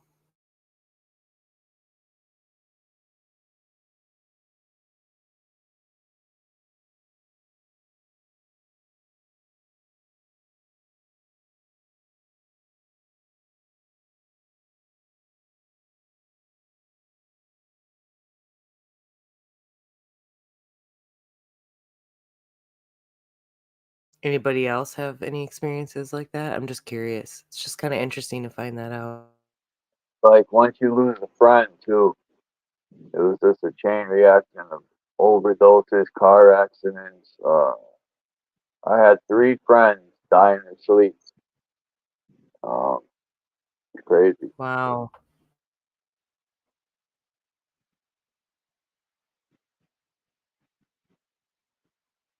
Like 3 Once my friends mom, that were young, and they just died randomly in their sleep? friend Big Tom was like 38.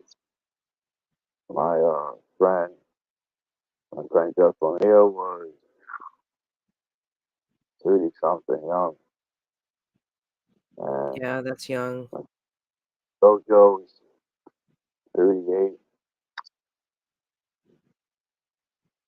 and my friend Pavin was about my age. He just passed away like a few months ago. And my friend Anthony that I grew up with. A lot of my friends I grew up with are gone.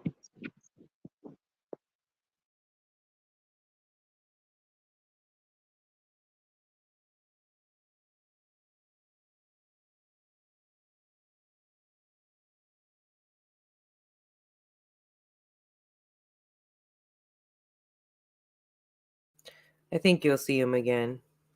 No, I don't know exactly what that means yet, but that resonates with me. Maybe it won't be in our own shells, or maybe we will have some of that form, but I do think that it's not a forever goodbye. It's a see you later.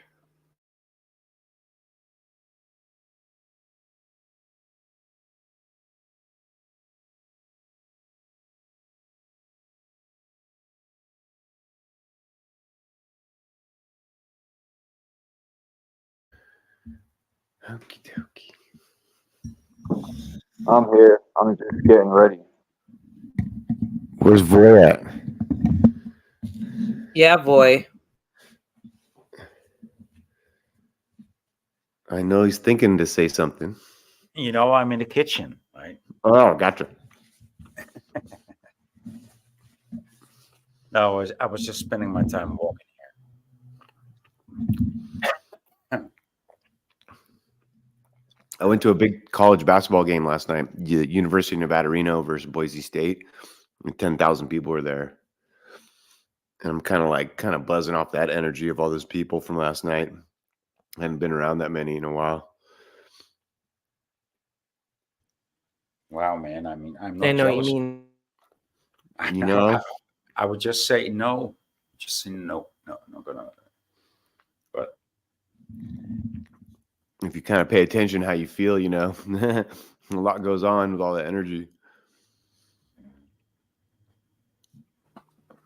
Yeah, I've gotten pretty good, I feel, at being able to dump. Like, I have had weird experiences even just going to this local grocery store But since I've been really aware, because like when the whole empath thing came out for me, that really was like, oh, Right. that's exactly it. Like it explains so much to me, right? And it was like, and then when you start to realize it, then all of a sudden I was hyper aware, and it was like I had like these goggles on, but it wasn't like that I could see, I could feel, I could extra feel, and I could almost sense exactly where the energy was coming from at that point.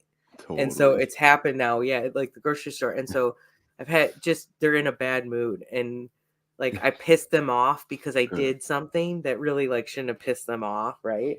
And so you have to like learn how this goes really for anybody in talking about all these friendships that we've been making and dumping this energy, that sometimes there's expectations or there's assumptions that are laid, and we're just kind of standing there and we're like, wait, what? What just happened? Yeah. And so learning how to like transmute it and dump it, I think, is partly key to dealing with everything currently. I also wonder if, I'm going to shut up after this, but if current frequencies in the world aren't shifting, and that also is going to help with sort of like this idea, like we're at a point of lunacy, and at some point that frequency will shift, or that moon will shift, and it'll subside. So Well, anyway, so I mean, it's already shifting. It's quite shifty, as it is. Nice. I feel like you accept it or not, some of it, that bad energy, I feel like if I just shut it off, like I have a little valve, like plumbing, like close it, then you ain't getting in. And if I let it in, if I want it in, I can let it in. I'm starting to control it now to where I don't get them bad vibes on me of people. Yeah. It's funny too, the empath thing. I had flashbacks to my brothers. I have 2 older brothers that were like, you used to feel so like if someone was like sad, I'd be sad, or if they're happy, I'd be happy. Like they'd be like ET style, right? Yeah. I've always been like that, man. Me too. And it was just like, oh, thank God, I understand. Not crazy. Yeah, and people just be like, God, you're pretty emotional. You're a wuss. Quit Sorry to hear that. Jack Streaming said, my dad passed in 2022. Yeah, that's the worst part of life. Jeez, Jax, that's so recent. It's still so raw. Losing my cat sucked. That was detrimental, losing my friend. I didn't think it would be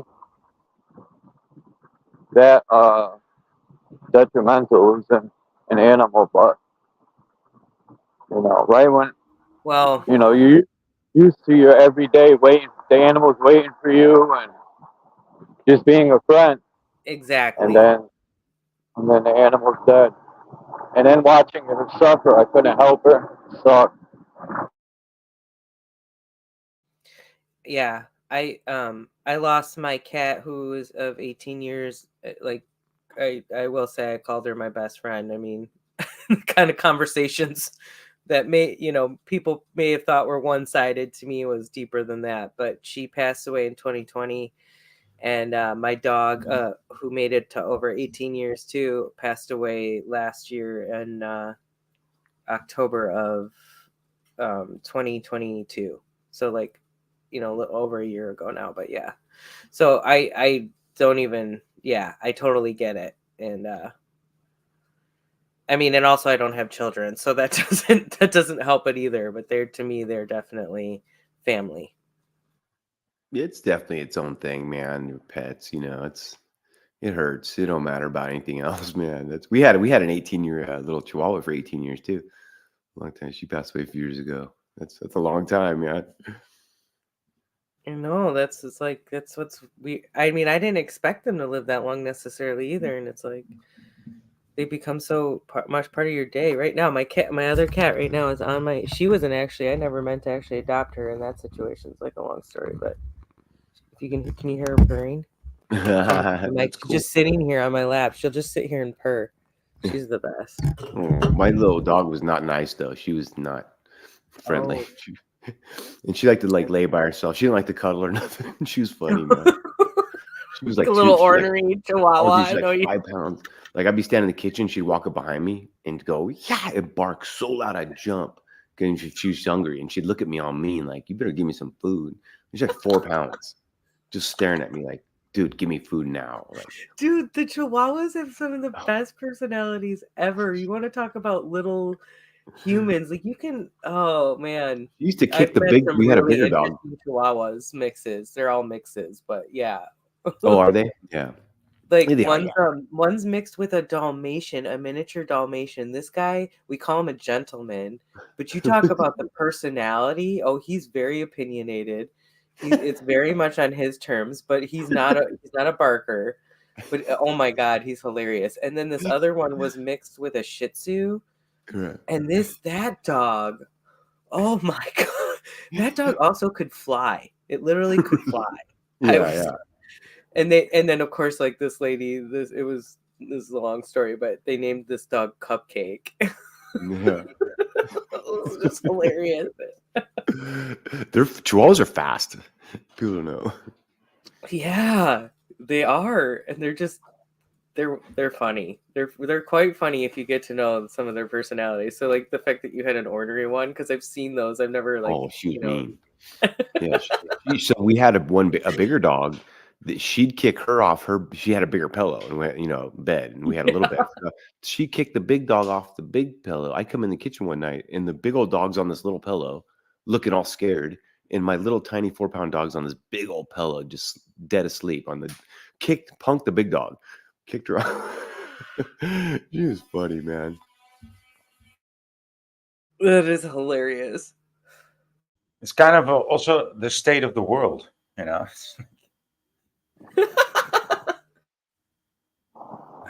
Are you saying she had a little small hat on? No, yeah, that's what I'm lying. Yeah.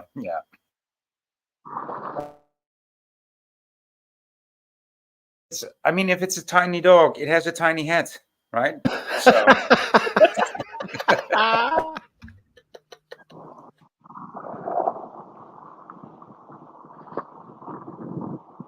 Man, sun's coming out here in Connecticut. About time.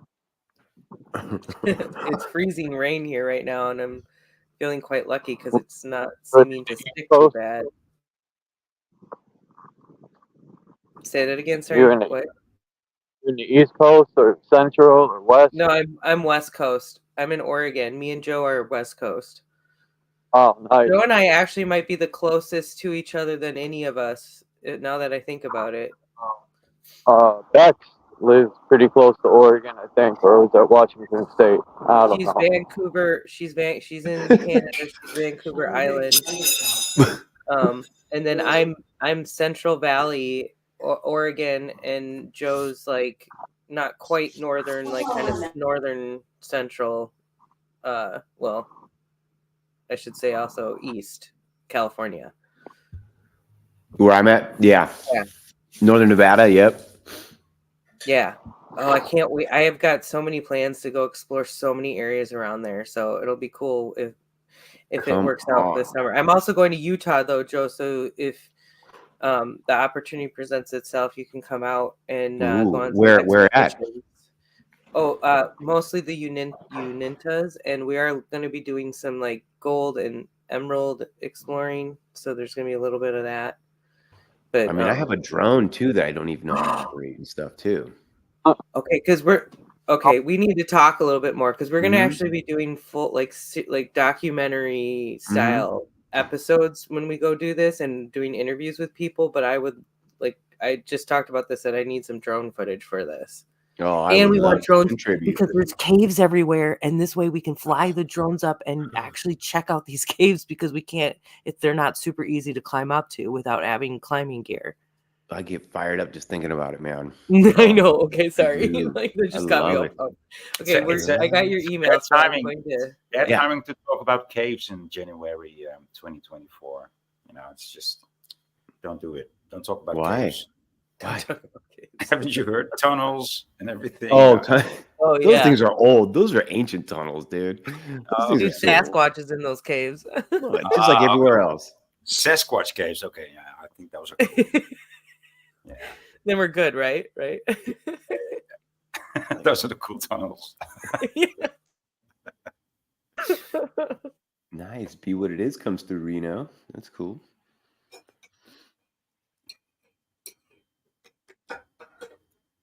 Border of gold. Oh, you got gold mine. Be What It Is has got a creek with gold in it. Nice. I'm gonna jump off in like 10, 15 minutes. Yep.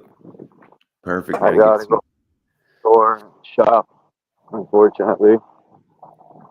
No, that's perfect, man. Wanted to say hi to everybody. Yeah, I appreciate you letting us come on. My friends. Come by more of my life. I want to hear more about this. I don't know what to call it. Free from society. Let's be careful what we call it. I think intentional community is good actually, because that can actually encompass all kinds of different designs or setups, like some cultish types designs, but we're going to avoid that. I'm going to be talking about that too. Like, my idea is that if you're coming into this community, then you're going to serve some time on the board. It's part of the requirement. Everybody has to have a voice. We're not doing this like hierarchy bullshit. Yeah. The opposite people of how it works. Try to throw dirt on it, and that's just the way people are. That's the childish mind state of some people. But I know it's interesting. I just find it interesting that not enough people are having these kind of conversations, because it's like it's actually going to be quite simpler than it seems. We just need land. Ton of time.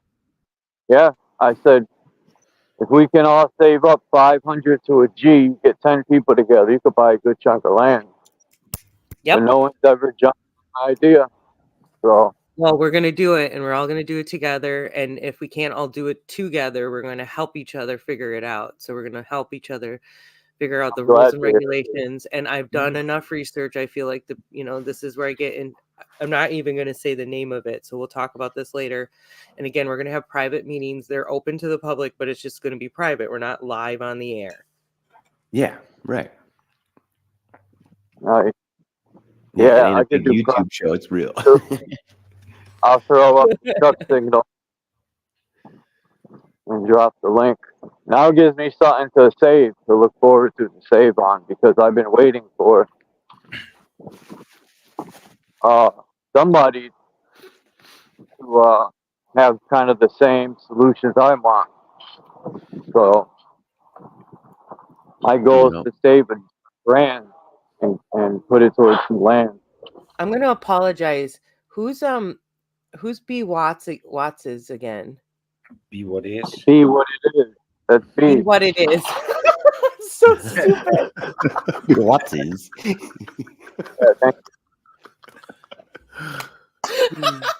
So that's who he is. Yeah. That's what that is. What's his first name? I'm sorry, because I feel like I know you've been on before. Anyway, he says he's got gold. He's got property in Northern California with gold on it. So I'll put my email in the chat, because you guys, this is open to,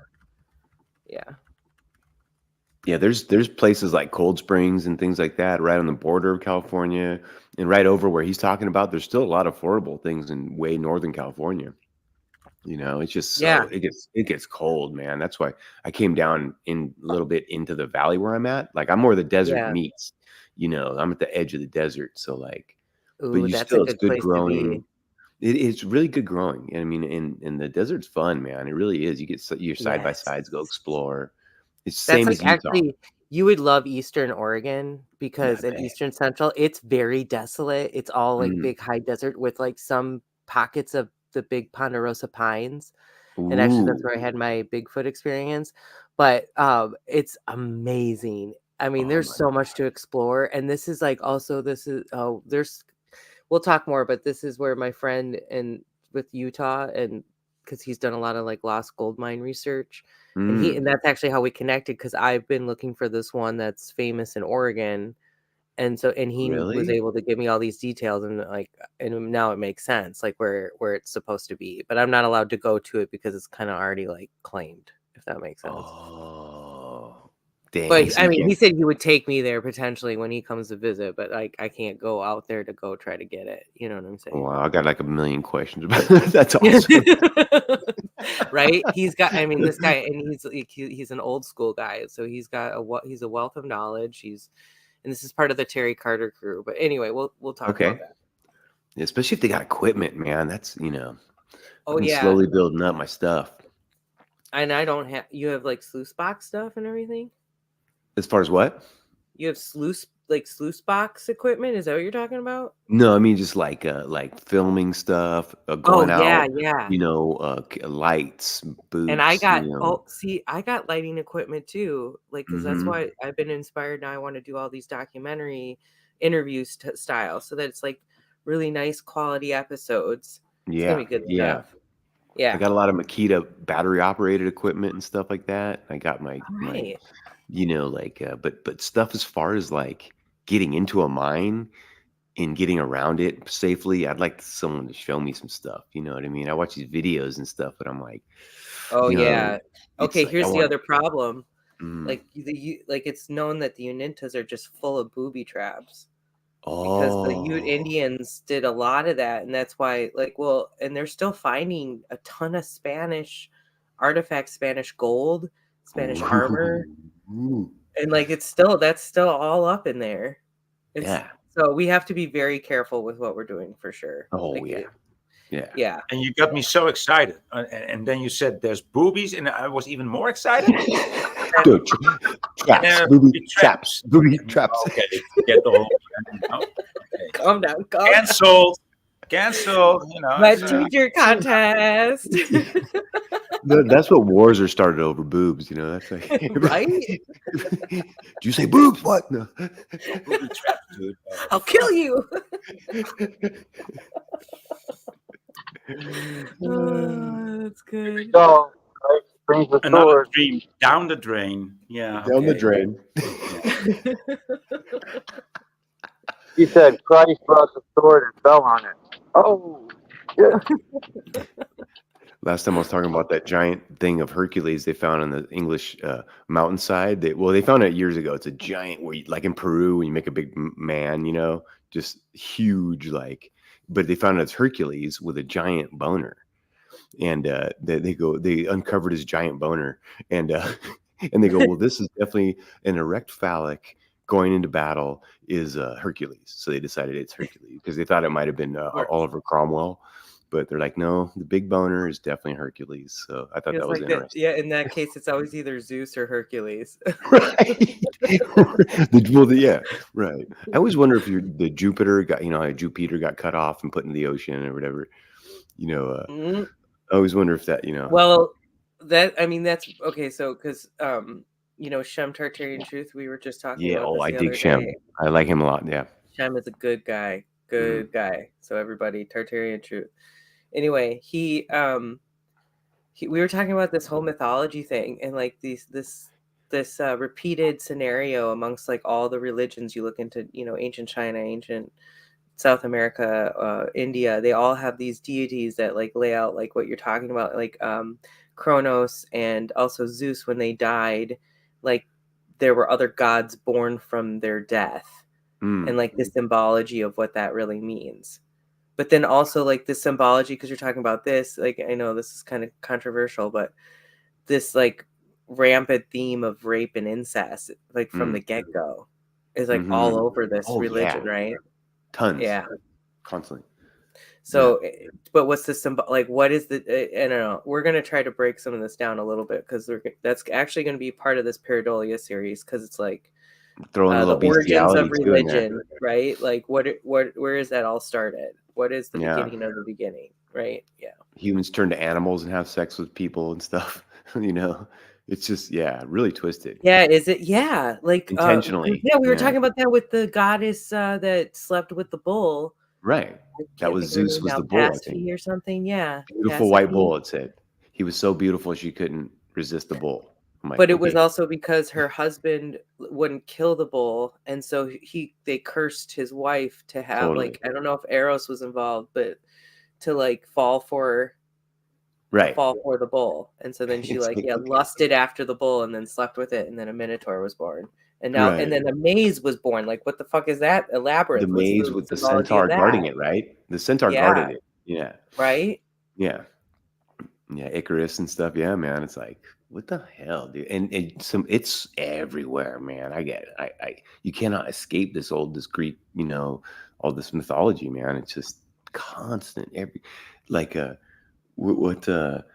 Oh God, what is Renown is the hospital here. Like Men of Renown. Renown is the name of the hospital. Giant Renown. Everybody, are you going to Renown? And I hear Men of Renown. We have all saints. All our hospitals are named after a saint. St. Right. John, St. Charles. Yeah. Yeah. Well, maybe not all of them, but a lot of them. And they go, this one used to be a regular man, and he got his glorified body, and you're like, so what are you saying? Are you, Jesus Good point. was, And that's not just in that religion, that's across the planet that yeah. exists. Oh yeah. They're all similar. The stories jive up and everything. That's when you get to religion. That's the question I kind of ease into people. Like I was talking to Toilet Bowl the other night. I was like, so dude, do you think honestly the history of this thing, like the Smoky Mountains has this old Orthodox Russian place that some guy married a Russian girl and built this Orthodox church in the middle of the Smoky Mountains? And it's like, no, that fucking thing's been there forever, bro. This is, your religion is intertwined with history that in all of it's a lie or some sort of lie, half a lie or something, it's really fascinating. I don't even know what I'm talking about. No, I understood that. And yes, that's exactly the point I was getting at. Yeah. So it's just like pointing out all these correlations and, just because it's fun, because we're going to get to do expeditions and, and maybe even make a little money while we're doing it. And surely for now, and that money's going to go towards, by the way, because I don't really give a shit about money at the end of the day. I mean, to be totally honest. You shouldn't. Money is important. It is. To make this first step, right? It is. Then once I get established, then I don't need it, right? Yeah. Yeah, but you shouldn't. I hear what you're saying, but that shouldn't be. I think you shouldn't pitch it like that. Mm-hmm. Because you're gonna need money anyway. To start. And I'm gonna make it worth it. I'm gonna make it worthwhile because we're gonna put quality content out. Yeah. But you can't deny money, or if it also, to be honest, it can't be your goal to get rid of money, because that would be right. That would be inconceivable. Right. That's like, well, actually, we're gonna break that down a little bit, because I have actually looked into this, and it comes into like how communities work, and there's some communities that do work off of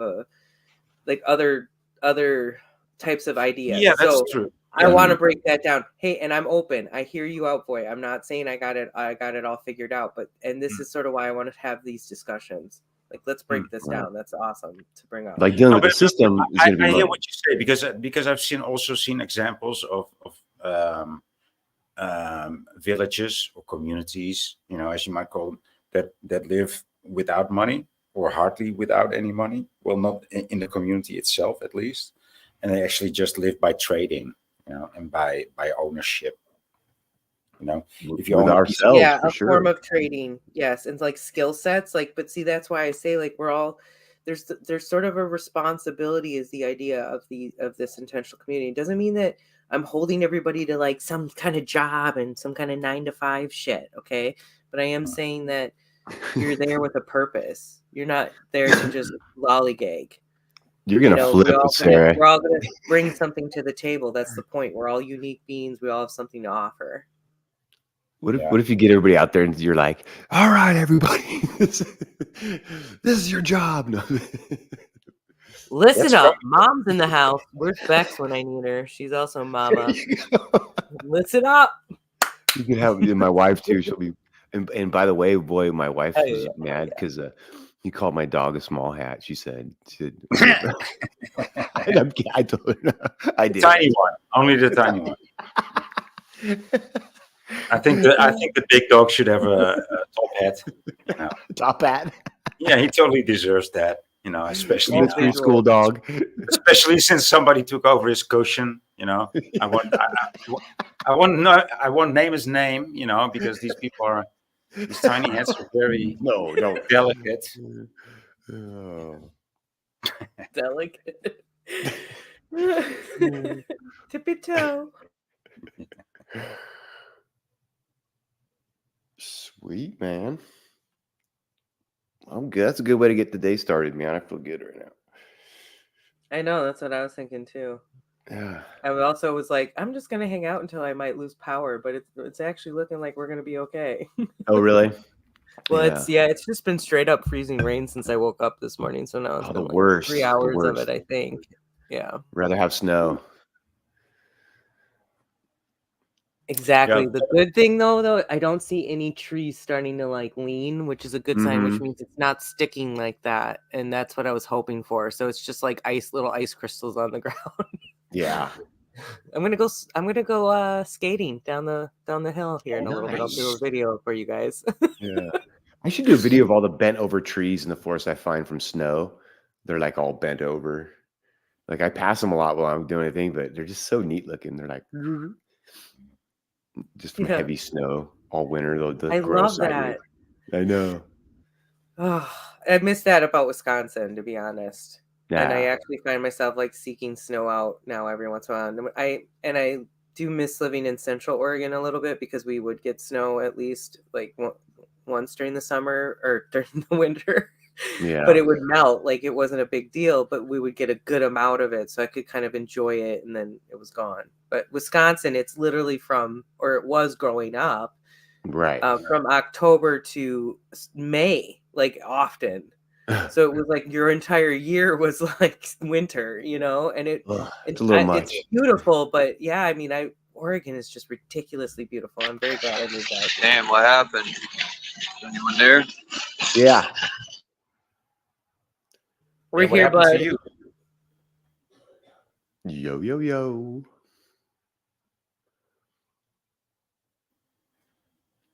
Oh, Charles been up 4 hours now. Oh yeah, oh yeah. Nice.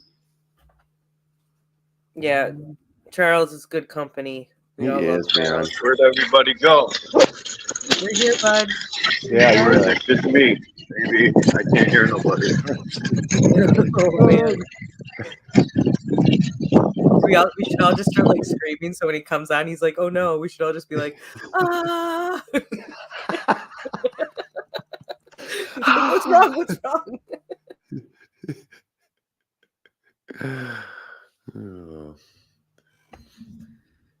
I think he's trying to go shopping, and so you probably yeah.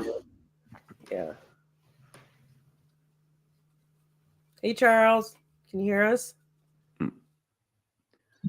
Somebody make a sound. Yo, yo, yo. We're here.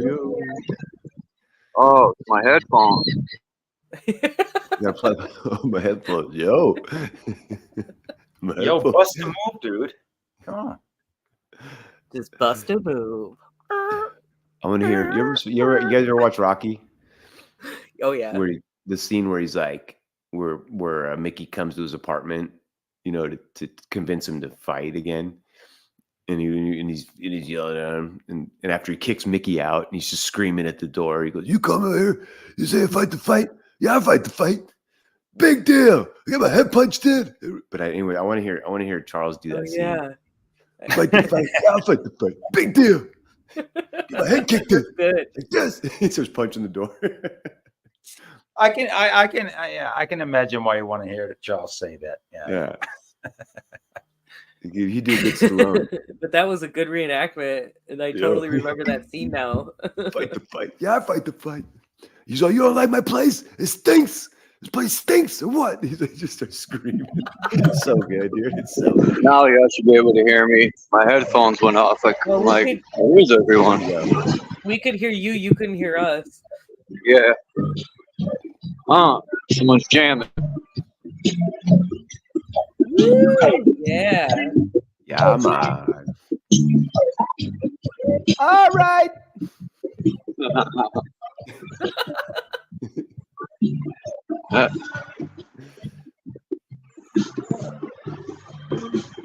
You got a big speaker too. I always wanted to go to Jamaica and live just like the Rastas live, Sure. right off the land. Me too. And What is it I used called? to like, Idol or something they eat. I think it's called Idol. I don't know. Dude, that's not going to be easy. Just eating, mealy rice, rice porridge, and just rice porridge, and then some rum, and smoke some weed, and then Nah, they got vegetables. I watched this guy who lives in Jamaica. He lives off the land. He eats mostly vegetables and fruit. so some He said he pineapple. rarely cooks. Sounds good. Sounds good. Probably eat a lot of fish. Yeah, fish is good. And he Oh, drinks yeah. spring water out the mountain, which is dope. No Florizel. Yeah. So They eat Ital goats is and that stuff too, when- so they still have like livestock and stuff and chickens but yeah, they Yeah. eat a lot of sea life. I've done a little research because I was like, I definitely wanted to go. I got like 3 major bucket list places that's probably one of them. Like Yeah, I me want to too. People want to come to America and I'm trying to leave. Jamaica, right? Peace, smoking, G Sharp. So Ital is when Bob Marley says I will see you through. He's talking about that. Apparently. Dean.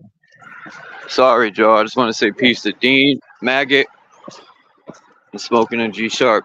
What was that again? Sorry, Joe. Can you repeat that, please? I was reading the chat in Ital. I hadn't seen that word before. Ital, and then I be what it is said. So I just put it together. That's I will see you through in that song when he says that. I'm not familiar with that. Peace to Rebecca or Mommy Chula for you.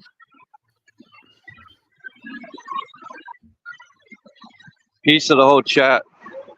Peace to all 28 people in the chat. What's up, G Sharp?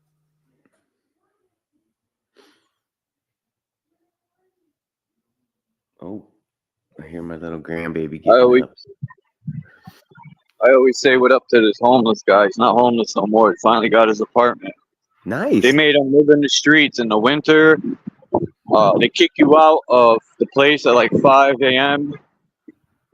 in the freezing cold. Like, what's the point of even being in these, places? Because they want your money. You gotta pay them, which I get it, to sleep every night, but they boot you. You're only there from like 7 afternoon or 6 till 5 in the morning, and then they boot you back out on the street in the freezing cold. People be waiting a year to get on Section 8 and get all that housing and shit just to be controlled. When America should bring fucking jobs. But we all know that won't happen. They're bringing jobs, all right, for machines.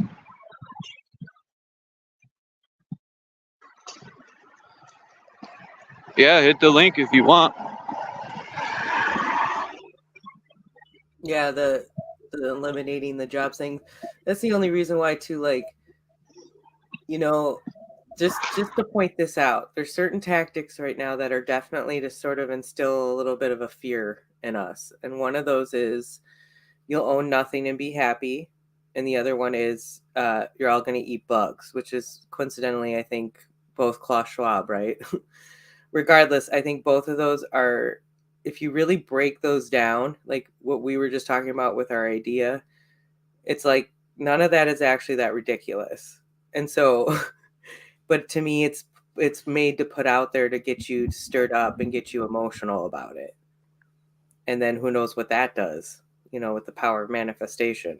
That's why it's like, just F all of this. Like, let's just stop listening to this and playing into it. And like, let's just move forward and build something, right?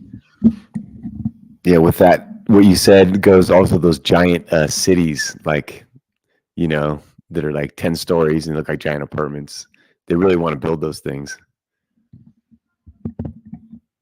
Yeah, they want us to be like so condensed into these like little apartment complexes, right? Like everything's just like shoved next to each other like that. When I don't know, we don't need to be living on top of each other like that as much. And we also don't need to like tear up a whole shit ton of land either to live like that.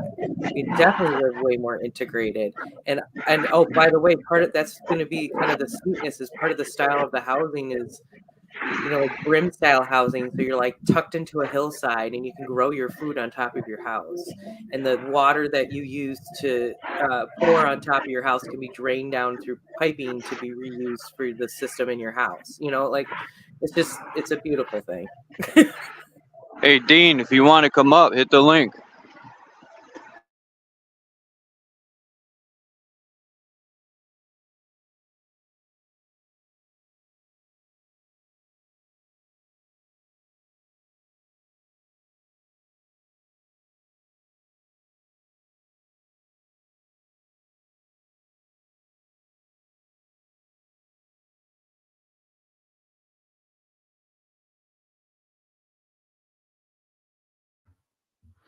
I'm looking for this video that of this neighborhood in India that was so condensed and giant, just like people living on top of each other, and they tore it down.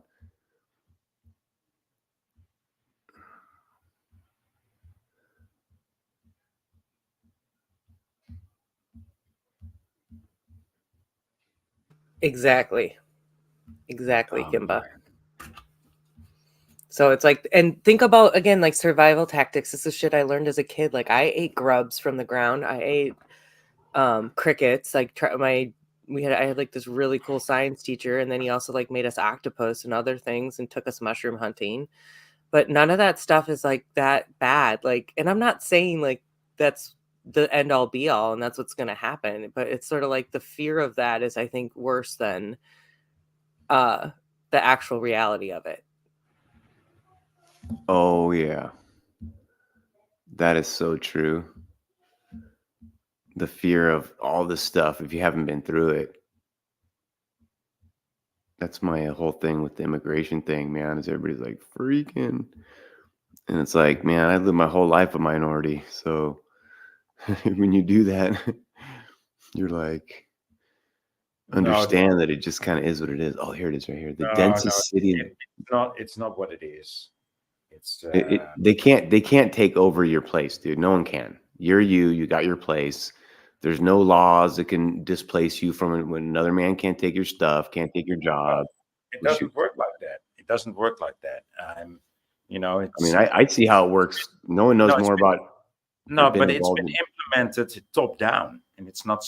It's been subsidized. Like, what would you know? You know what I mean? Like, I know I lived through this stuff so much that like, no one can tell me what it is for Mexicans moving into a neighborhood or nothing like that. Or you just like, it's not a big deal. It just isn't. The worst thing that happens is when Chinese come.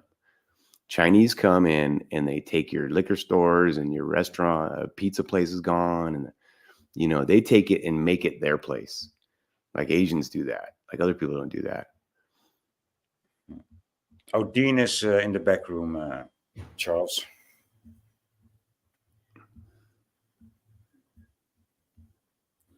Well, you know, it's well, the way I see it, it's part of the Kalergi plan, you know, and that's. Thanks, boy. Hey, Dean. Hello, how are you? Kowloon City. You guys ever heard of that? What's up, Dino? Haven't heard you. Haven't heard you up here for a while. Who's that? Is it Forever Love? Oh no, it's No? Esra. It's Mindful Exposure, Sarah. Oh my. Okay, sorry. It's okay. It's Sorry. okay.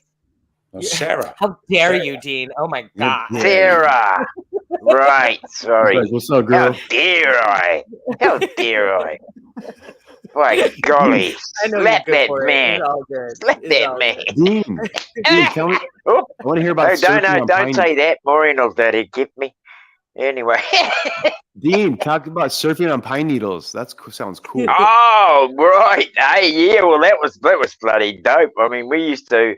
I was sent off to bloody boarding school when I was 13 by my parents, and yeah. So you know, a bit of fun. We'd go out into the pine trees and You know, like even just we found this out by you know, boys wanting to be boys, sliding down on the hill on your bum it get a bit hot, you know. So in your pants.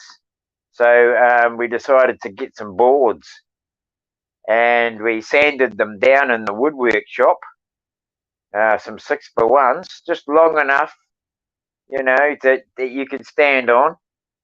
You know, about maybe a bit over a meter long, and then by the sand them down, get them smooth, and then go out to the pine needles. Man, the pine needles were actually surfing down. It was dangerous because you had to pick a path. You didn't want to hit no trees, but yeah, we could get some hell speeds up, and the bottoms would just get shiny like glass. You know, I was slipping on the pine needles. Yeah.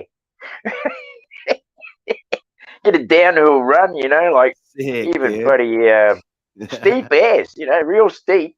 I bet. And yeah, we used to take cardboard. We had like old like tall grass on our foothills, and they when get it shiny died, too. yeah, we take the pieces of cardboard, and we call it Cardboard Hill. Walk to the top and just fly down, dude. That's how it started with me, because it was on the farm. You know, we learnt to slide on the bloody cardboard, or we had these other things. A type of palm tree in New Zealand, Nikau palm. They call it Nikau is the Maori word for these palm trees, and man, they can slide. Even Maureen knows about it because she used to do it too. All kids did it here. You know, it was one of those things. Yeah, so that's the story on the pine needles and the boards. There you go. Maureen said if you couldn't get a board or a frond from a Nikau palm, you get a piece of cardboard. Am I okay? Is people hearing me? Yeah, I got you, bud. Okay. Sorry, okay. I had to take a quick phone call and I just got off. So yes, I'm here. I can hear That's you. all good. Who am I got up? We got Joe King. I'm just using my magnifying glass because bloody vision these days is not as good as it used to be. Boy, of course. Sarah and Charles. Okay. Yeah. So things were fun in those days, Joe. But hey, I wanted to talk to Chuck about. He put up a post about these Tartarian buildings, as usual, and he wanted to know what they were all about. And he says underground tunnels coming up. I envisage that all these buildings really are what was left. They only left behind what they wanted. I don't think, the average Joe's house, they didn't want them. If you're gonna fit a narrative, the bill that we came from, medieval times,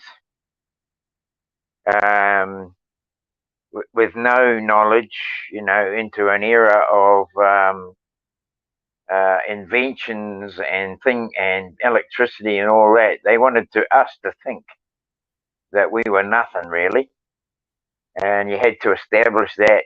So really, I feel like they destroyed everything but left the buildings that they could use as a political chamber to carry on and establish this, what I call the New World Order, has began right from that very day that they stepped up from underneath the ground. Yeah. Maybe they left some special ones, in certain spots. That's what I was thinking. Exactly. Thank you. Yeah.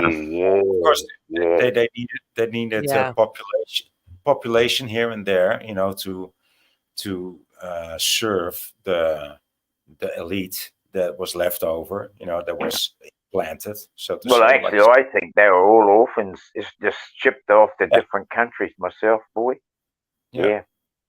And the And parents, if you have a look at the orphans' faces, you can see they've been through tough times. Even as children, right? I mean, some of them faces, you could swear they were almost like adult faces on children's faces, right? You can see the hardship they've been through already. Yes, exactly. Yeah. Yeah, I don't know. What's up, Where's Chuck? Dean? He's not. Yeah, hi, Chuck. Yeah, bro. Yeah. I mean, if you read my comment there, you probably see that on your latest post on your shorts there that I really do think the buildings were left as portals. And I actually read an article a while back, and I can't bloody find the damn thing. It's like it's gone out of my feed, but I remember screenshotting it, and that was a couple of years, maybe over a year ago now, where there was an article saying that they had surface men clearing railroad tracks. Now, what the hell why would you call them surface men, right? SURFACE, not service, not servicemen, but surface. And that's an unusual name to call somebody, unless they were sent out to the surface. And I liken this to Noah's Ark, sending out a dove. Well, yeah, sending out like Noah's Ark, sending out a dove to get a piece of olive tree to show that the surface had the flood had receded enough that they could get an olive branch. 40 days and 40 nights. I think that was a little bit strong when you get a dove coming back with an olive branch and a green leaf in it, right? It's going to take a bit more time to reestablish plants after a flood, right? So yeah, that's kind of different, but it's fun to see everybody's mind working in the same direction right now. Like everybody's like grooving, man. It's kind of cool. Yeah, so I mean, that's how I view things, and I think people, we tend to think that we believe the world's bloody narrative, that we were all come from medieval times and we knew nothing, and bloody electricity wasn't invented, and all these machines weren't available. They had these fairs trying to establish bloody a new washing machine and a new bloody fridge and things like that. But really, I mean, these things were probably all available in the last bloody reset as well. We just too bloody scripted to know any different. In the chat says, Dean, just tell us you hate God. I hate that fucking God in that book. I hate him. I don't hate creation, because I think we're all part of this bloody thing. It's an ongoing thing, and I think people that dude's always trying to derail everybody's getting shows. getting a little fucked up over what is right and what is The true creator is not that God in the Bible. The God in that Bible is the system.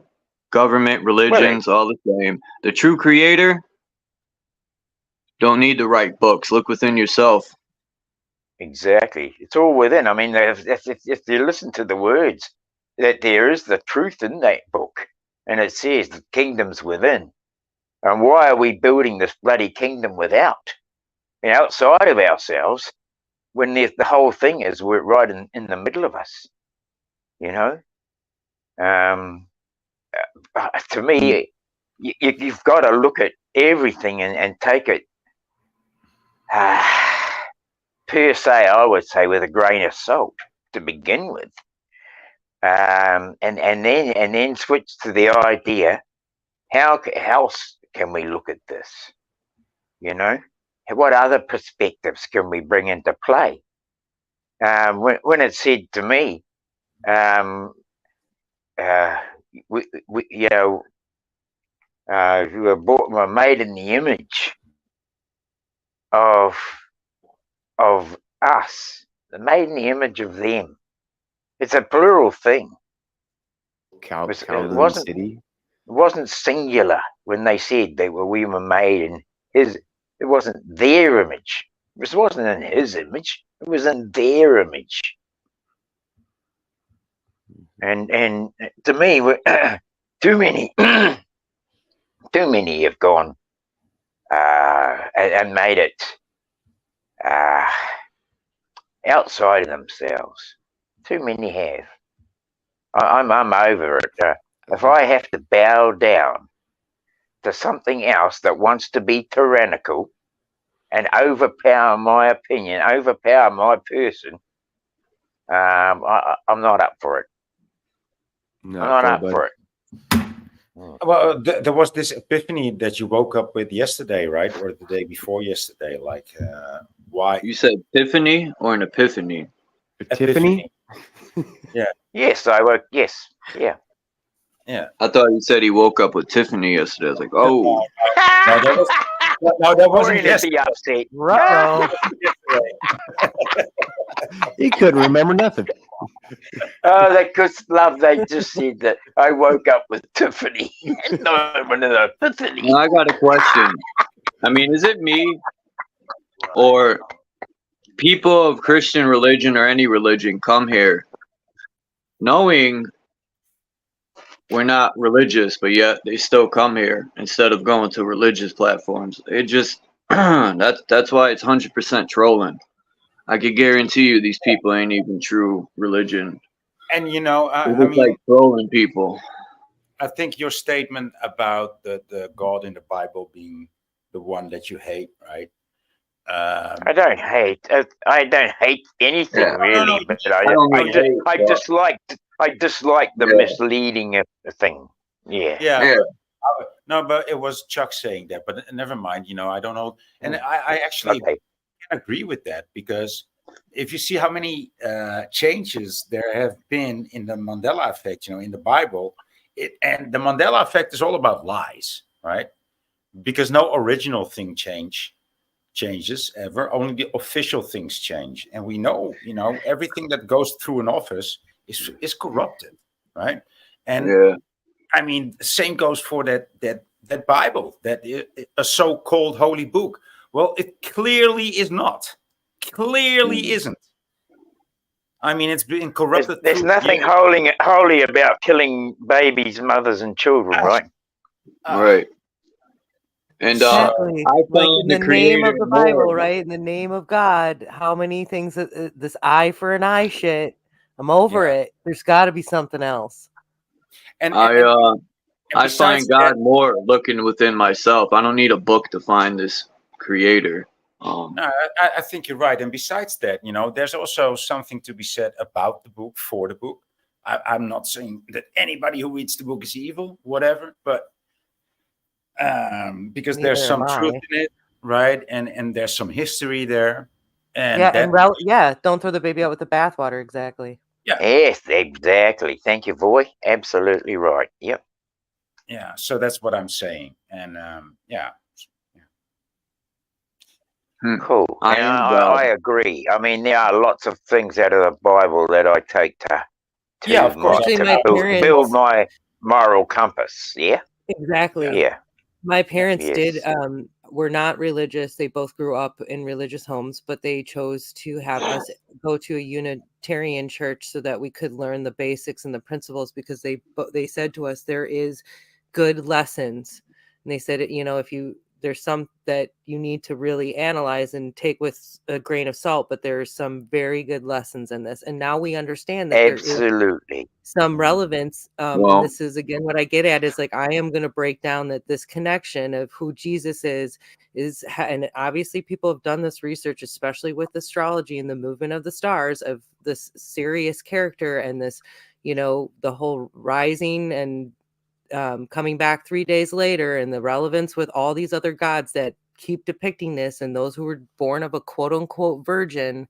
This story is repeated over and over again. So let's get down to the core of why was it even created in the first place? Soul, you know, that the soul, the God that looks like Statue of Liberty is in all the Jewish temples, and you know, it's in Druidic pictures of the same character. You know, like you start to see that, you'll see the patterns of what you know, what truly people were like worshiping and stuff like that inside of all the BS, the little Sunday school they send adults to. They think I'm at church. No, you're at Sunday school, man. You're just like the little kids in the other room. You know, that's not, you're not learning anything. You don't learn anything at some service on a Sunday, you know, very rarely. But yeah, it's like not to say that there's no pastors that take it deeper, but for the most part, a lot of I went to my hypocritical stuff friend's in the church. I Bible. immersed myself. I went to youth group. I read the Bible, even though I actually used to get my parents to pray with me and everything. And I'm not saying I gave up on it. I'm very spiritual, and I very much still live my life in that sort of perspective. And so the I'm not like some principles. tyrant running around murdering people, raping people, or being an asshole. So, you know, just calm down. Well, God in that Not you Bible guys. says, "Thou shalt not kill," but then He wants people to sacrifice goats and animals to Him. It don't make no sense, that book. You shall not kill, but I'll kill your mother and your innocent children, because of, you know, this all-knowing, you know, creator, right? And then He wants you to put blood on your door to identify, you know, all this stuff don't add up. If He couldn't even save His own son, like all this stuff is just facts, and people don't want to admit it. Like I said with Lilith, what good creator would make an ultimatum of, you either go back to Adam, you choose that, or you could choose, I'll kill you all your children. Out of any ultimatum, He chose to kill children. Once again, for, you know, Lilith chose for, you know, that God or whoever he is to kill her children.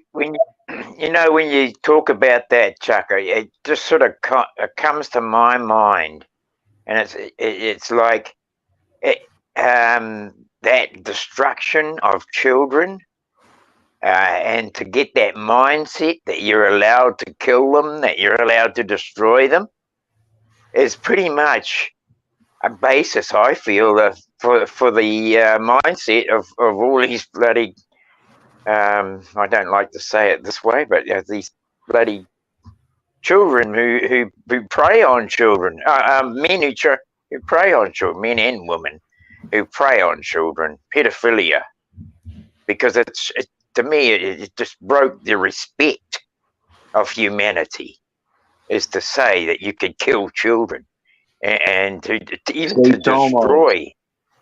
And to me, Jomos, okay. So thank you, Chuck. And you know, to me, that gave them. To me, it gave that level to them, to people, that they could just treat them with nothing. My father was he wasn't one of those, but he was tyrannical, and he didn't treat children well. I went to bloody school, and you know, teachers didn't treat us bloody well. Hell no. I had to learn to spell, and they made me stand on the bloody desk, and that woman whipped my bloody legs with a bloody ruler if I got a bloody word wrong or spelt the bloody thing wrong. You don't treat children like that. If that book had built respect, right? The word of God is already within all of us, which means treat people good, you know, be thankful. All that stuff's like common sense to me. I knew all that before I even opened the Bible. Yep, it was like ingrained in me growing up. Well, for me, it was very interesting to read in the Bible that the New Testament was only written 100 years after the whole thing happened. And so there was this force in the world already at that moment that wanted to destroy the truth. I mean, he is known as the truth, the way, and the life, or the truth, the way, and the light. Either way, you know, he was the personification of truth. And so how could it be that everything that was written about him in those first 100 years has been destroyed? So that there had to be another, that they hijacked the story. Like I said before, this is also part of, and you know this, Charles, I mean, I've shared this vision with you. That was because Satan himself had to reenact that whole act to get it right? And that story would become history, and that story would become the New Testament, right? But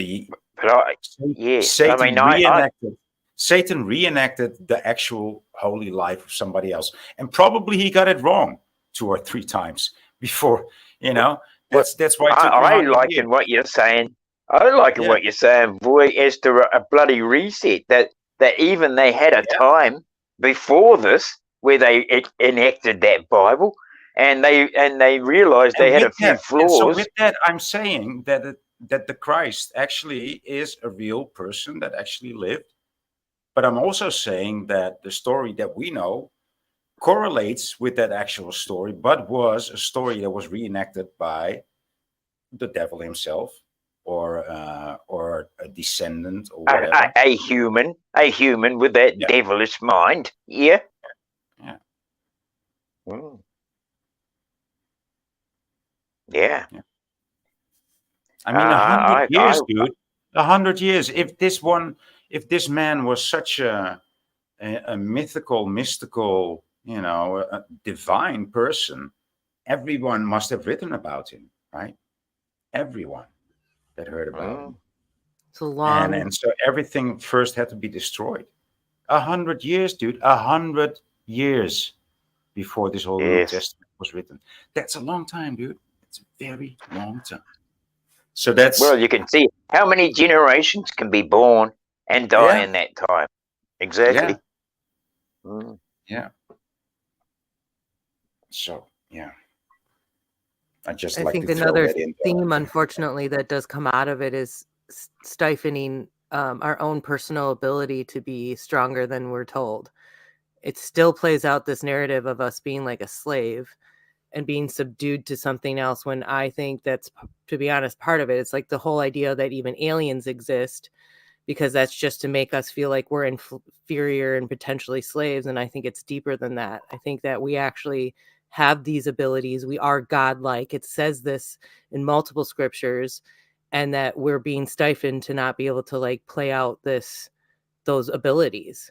And this is going to sound hilarious, but because of my Sasquatch experience and some of the people that I've been able to connect with because of that, and you start talking about these weird abilities that these Sasquatch potentially have, it has started to make me think about how heavily connected they are to the earth, and they're like actually able to cloak themselves like with an invisible cloak. This is depicted, and this is from stories of hunters like you would not believe.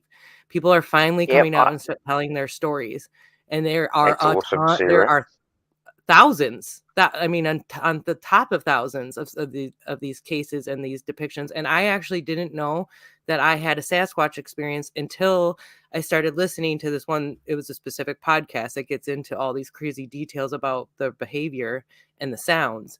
And me and my partner at the time were sleeping, camping, and it was the most unusual vocalizations I ever had in my life, excuse me. And it like shook the ground, and like where we were, there was no possibility of like there.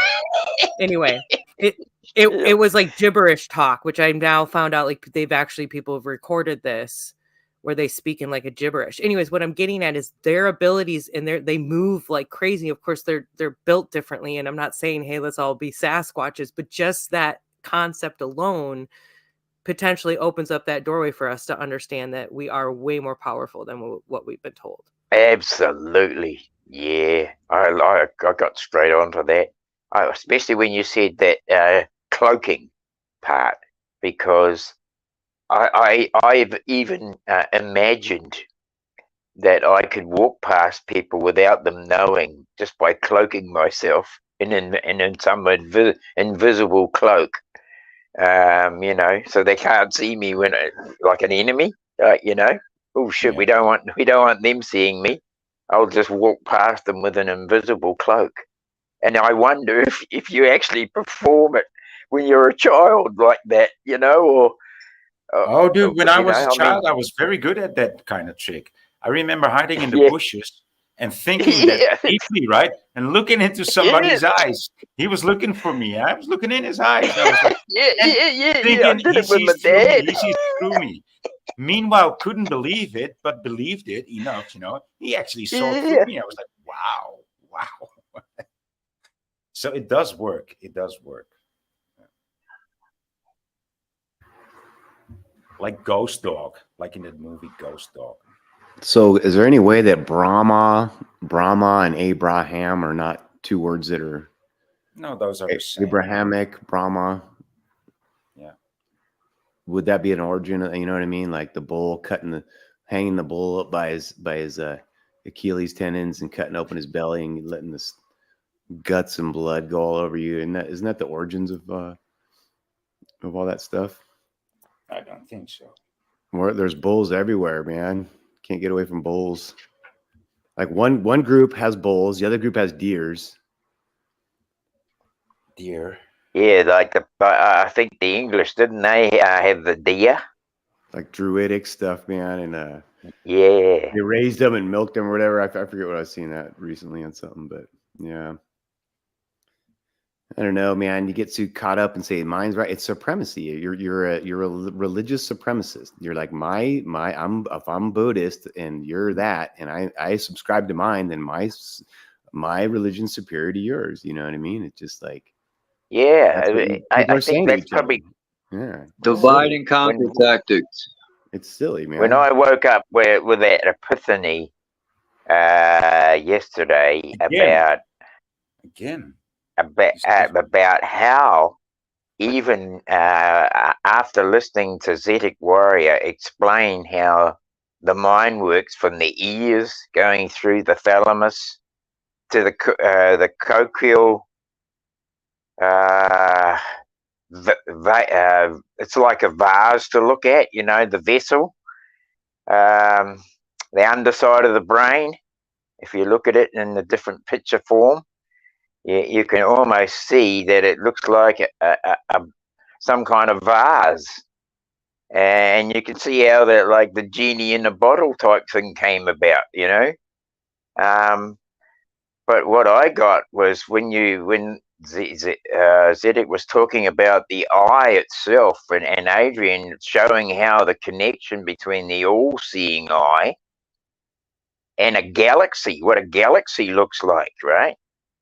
And we explained in space that NASA shows these pictures in space of galaxies. But I don't think they're out in space myself. I had this epiphany that all these things are in the dome, and what we see is like all the twinkling lights that they are calling galaxies and stars and gas giants and such, as being on the inside of a great skull. And that we are looking at, you know, the thoughts of a mind at work. It's hard. It's probably too deep for some people to take on, but if you my can background, micro, right? if you can micro yourself down to where you're looking at it like that, then you got the bigger picture in front of you. And I liken the whole star system to our neuro pathways in the brain. And And actually, how if you we see neurons like connecting to each other, like when they're yes, building there new you neural go. pathways, and what that actually mimics and looks like. Yeah, Dean, I'm a sleep tech, and so I used to run sleep studies and do EEG like analysis, and so this is like Cool. Yep. Wow, so you really can get what I'm saying. Yeah. Yep. And it's partly why, and I think ironically in my life, but why it's opened up other doors for me now and understanding, because really they'll tell you in sleep medicine they know very little of how it operates, other than they've supposedly figured out some things with REM sleep and our memories, but other than that they kind of keep it.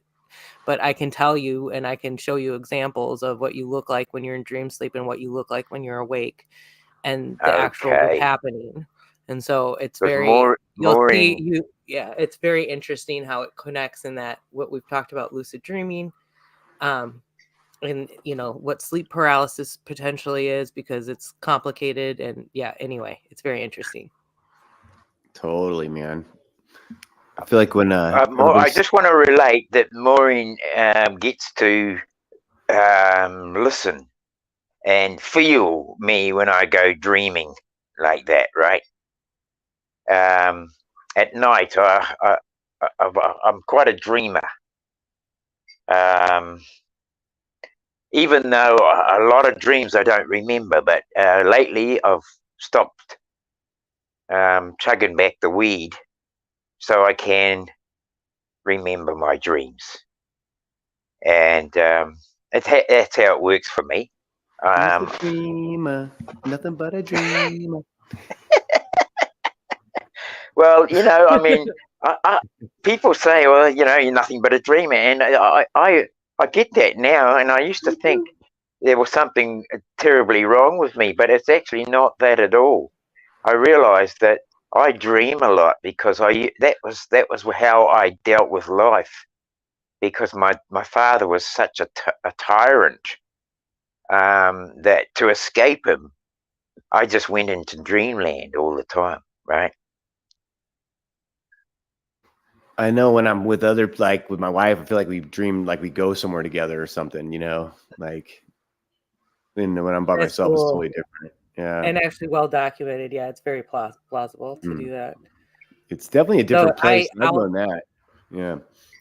That's interesting, because that really does show you actually how connected you two are. Yeah. I feel like that, it's crazy. That's cool.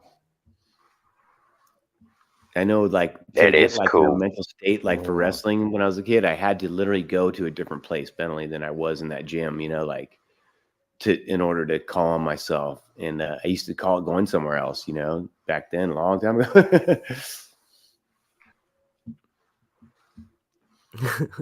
Yeah, that's amazing stuff, guys. I'm gonna get going though, and it's so awesome talking with you guys. Great morning. You too. I'm excited about the future, man.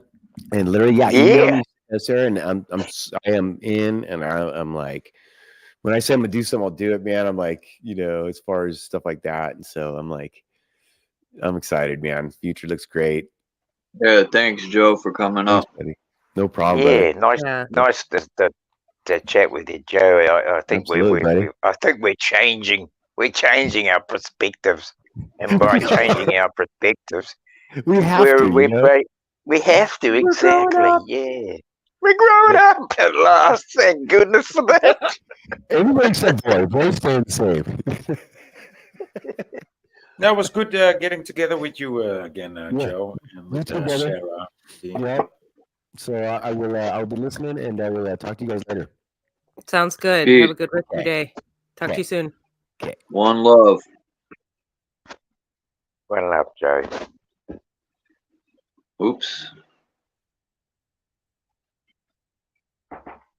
Brilliant. I love these conversations. What do you think about this picture, Dean? Let me look. Do you think that used to be? I think this used to be a castle or something. A cathedral. Yeah. Oops, not that one. Yep. This one. Like yeah. Totally looks like. I mean, when you look at it and then yeah, bloody But oath, it it's also got to looks be. like AI generated. To be honest, It could be AI generated. Yes, it could have been. Yep. Everything's AI generated now to everyone. They can't tell. No. But this looks a bit far like from AI it looks generated. quite Photoshop. It could be a Now cathedral. I'm gonna go Chuck, find the real but one picture. that I'm gonna go find the real picture to prove that it's not. Okay. You know, I mean, come on. But I mean, even Paul Cook is showing that there was 3D printing going on. I feel easily we could have built castles and places like that in 3D, even with blocks, block-like Yeah, I look mean, there's look-alike. this guy that made this art project, and he made a 3D printer that would work on solar power and also with solar light, right? So with sunlight condensed just through how do you say a loop, right? Yep. Just Yes. through a lens, and you can actually melt sand into bricks, into glass bricks, right? And so he created a machine that was building houses in the desert, you know, just like that, on solar power. And look at the inside. I mean, it's possible. If a guy in the art academy can come up with such a project, dude. It's, yeah. And Will, and as you say, Voy, dude, man, I mean, shit. We know that they had technology before, in the 18th century and 17th century, etc. It's just that we've been delayed, mentally delayed. Have you seen the H blocks? Have you seen the H blocks in I think it's Puma Punku in South America, and the way that they figured out they interlock with each other, but the precision cutting of those blocks, like how the hell did that happen? Yeah. And all the way over there. Yeah. Especially if we're not talking alien intervention, because I mean, look at that building. that's very clearly makes they're trying to give us a narrative. Yeah, I know. And well, this is like what's talked about with like how long it took them to repair Notre Dame and all this, right? Like, yes. I mean, Notre Dame, right? Sorry, I think I'm saying it wrong. Look at this architecture. This is a theater. Right. You're great. And look at the architecture in these theaters, or even some of these pictures I got indoors. I mean, it's unbelievable.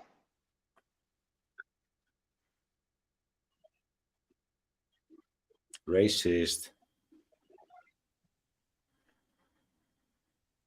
That is beautiful. Theaters. I mean, the architecture is too sublime to. It's Coney Island.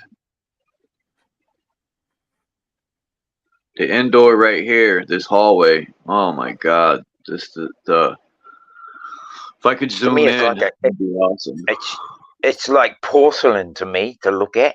Yeah. When you look at it, it's so white. It's like porcelain, and porcelain is basically bone china, right? And I mean, when you think about, I used to think about bone china. What sort of bones did they use? Oh my giddy aunts! When you break into how we are treated and stuff like that, how many bones?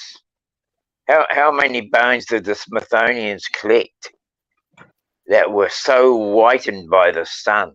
I mean, you leave bones out in the air.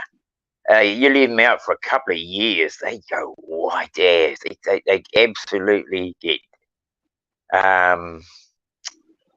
made. You could grind it up and make beautiful porcelain with that. Yeah. Look at this. Whew. Imagine that being your home. These chandeliers and just the wood grain, or it's probably got a lot of gold leafing too. I mean, whew. The detail is just unlike anything today. Yeah. And I'm sure there's a lot of that. All those beautiful old organs, my mother used to play an organ in our church when we were kids, and I'd love to know what happened to all that brass and copper that they made organs with. Man, I mean, whew. Probably got melted down. Yeah. And the healing frequencies from playing that. Also, like the interesting aspect of calling it an organ. Yes, the aspects of how it affects our body, right? It probably resets and heals. Remember we were talking about, Dean, the resonant, not resonant. Yeah, and the labyrinths. Yes. The same. It's almost like, just like a lot of the old churches have resonance designs that are copper, in the floor. That church in San Francisco we were talking about, wasn't it? Yeah. And they had a labyrinth there. They have actually yoga classes there. And I wonder if, you know, like the tallness and the shape of the roof is like what brought the sound back down from the top of the organ right back down into the base of the floor, you know. It was like what do they call those?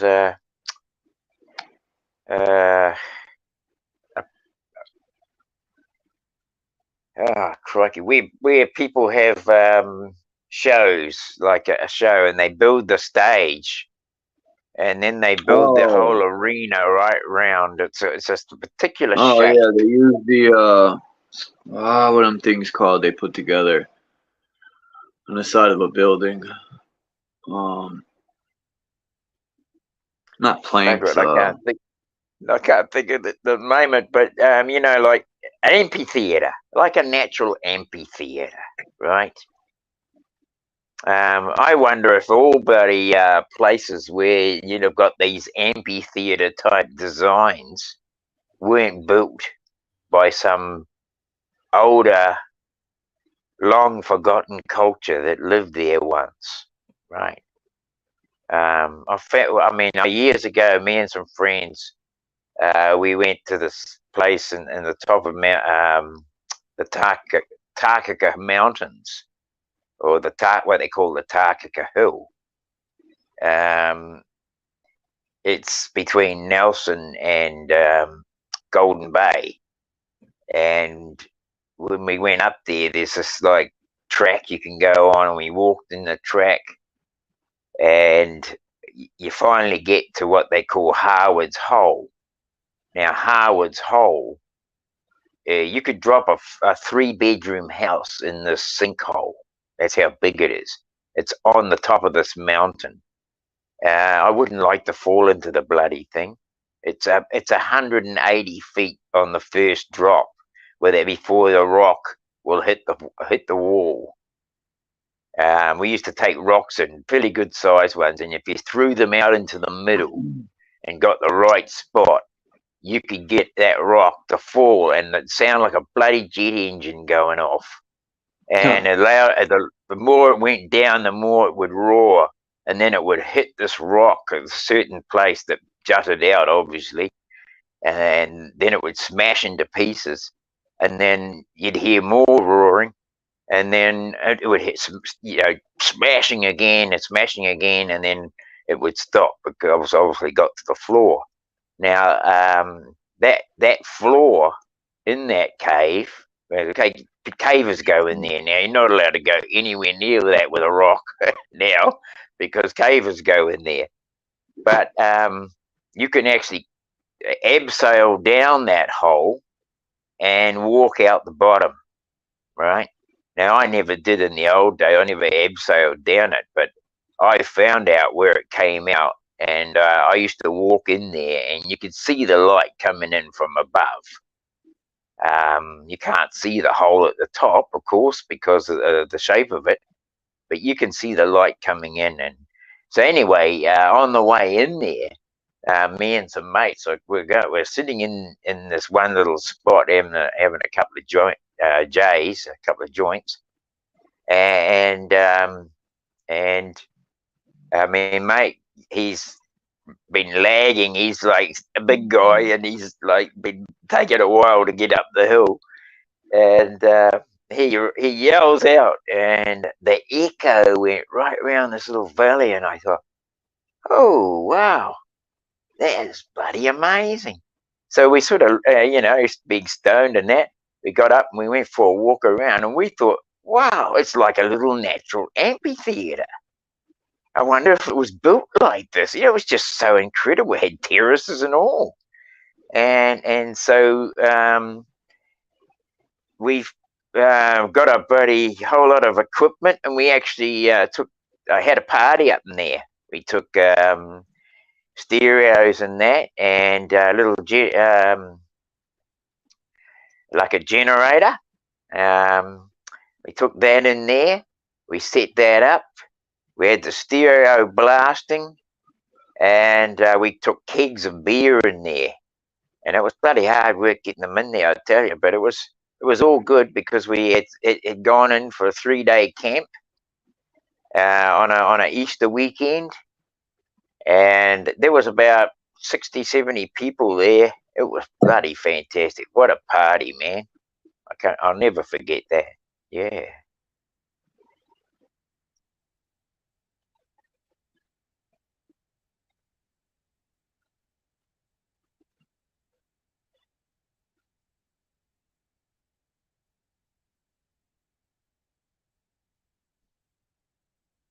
Are we all here still, or is everybody left? Yes, just enjoying your depiction. Thank you. I am. I just kind of got cozy, sat back. I'm just listening and enjoying. On you, Sarah. I mean, I'm Peace, Dominic. Fair bit of life, and I've enjoyed things. Yeah. Forever love 774, Dominic. Found places in my youth that when I look back now, I just know that there's a whole lot more to it than what I saw at the time. Yeah. And I'm enjoying that because I love exploring as it is, and especially that's why I'm kind of obsessed about pointing more. Like I can't wait to show you, Charles. I have oh, you know what? I got it. Can I play something for you that I think is pretty profound that I found in Utah? Yes, please. I'd love to hear. You want to share your screen? Yeah, I'm sorry. Yeah, that's what I'm getting it queued up right now. Hold on 1 second. Because it's in my... I gotta go. Forever love. Forever love 774 says it's super awesome to hear you on the panel, Mindful. Oh, thank you. I have been on Charles before, but it's been a long time, and I took a break. I don't know if everybody knows that. I was just realizing I needed to take a step back so that I could kind of organize all my thoughts and all this research I've done, and so we have some legit stuff to put together, you know. And peace to never take the Jabuskis. What a name, right? Yeah, what a name. Awesome. Salutes to you. Salutes. Yes. We don't need audio with this either. I don't actually think I put any music behind it.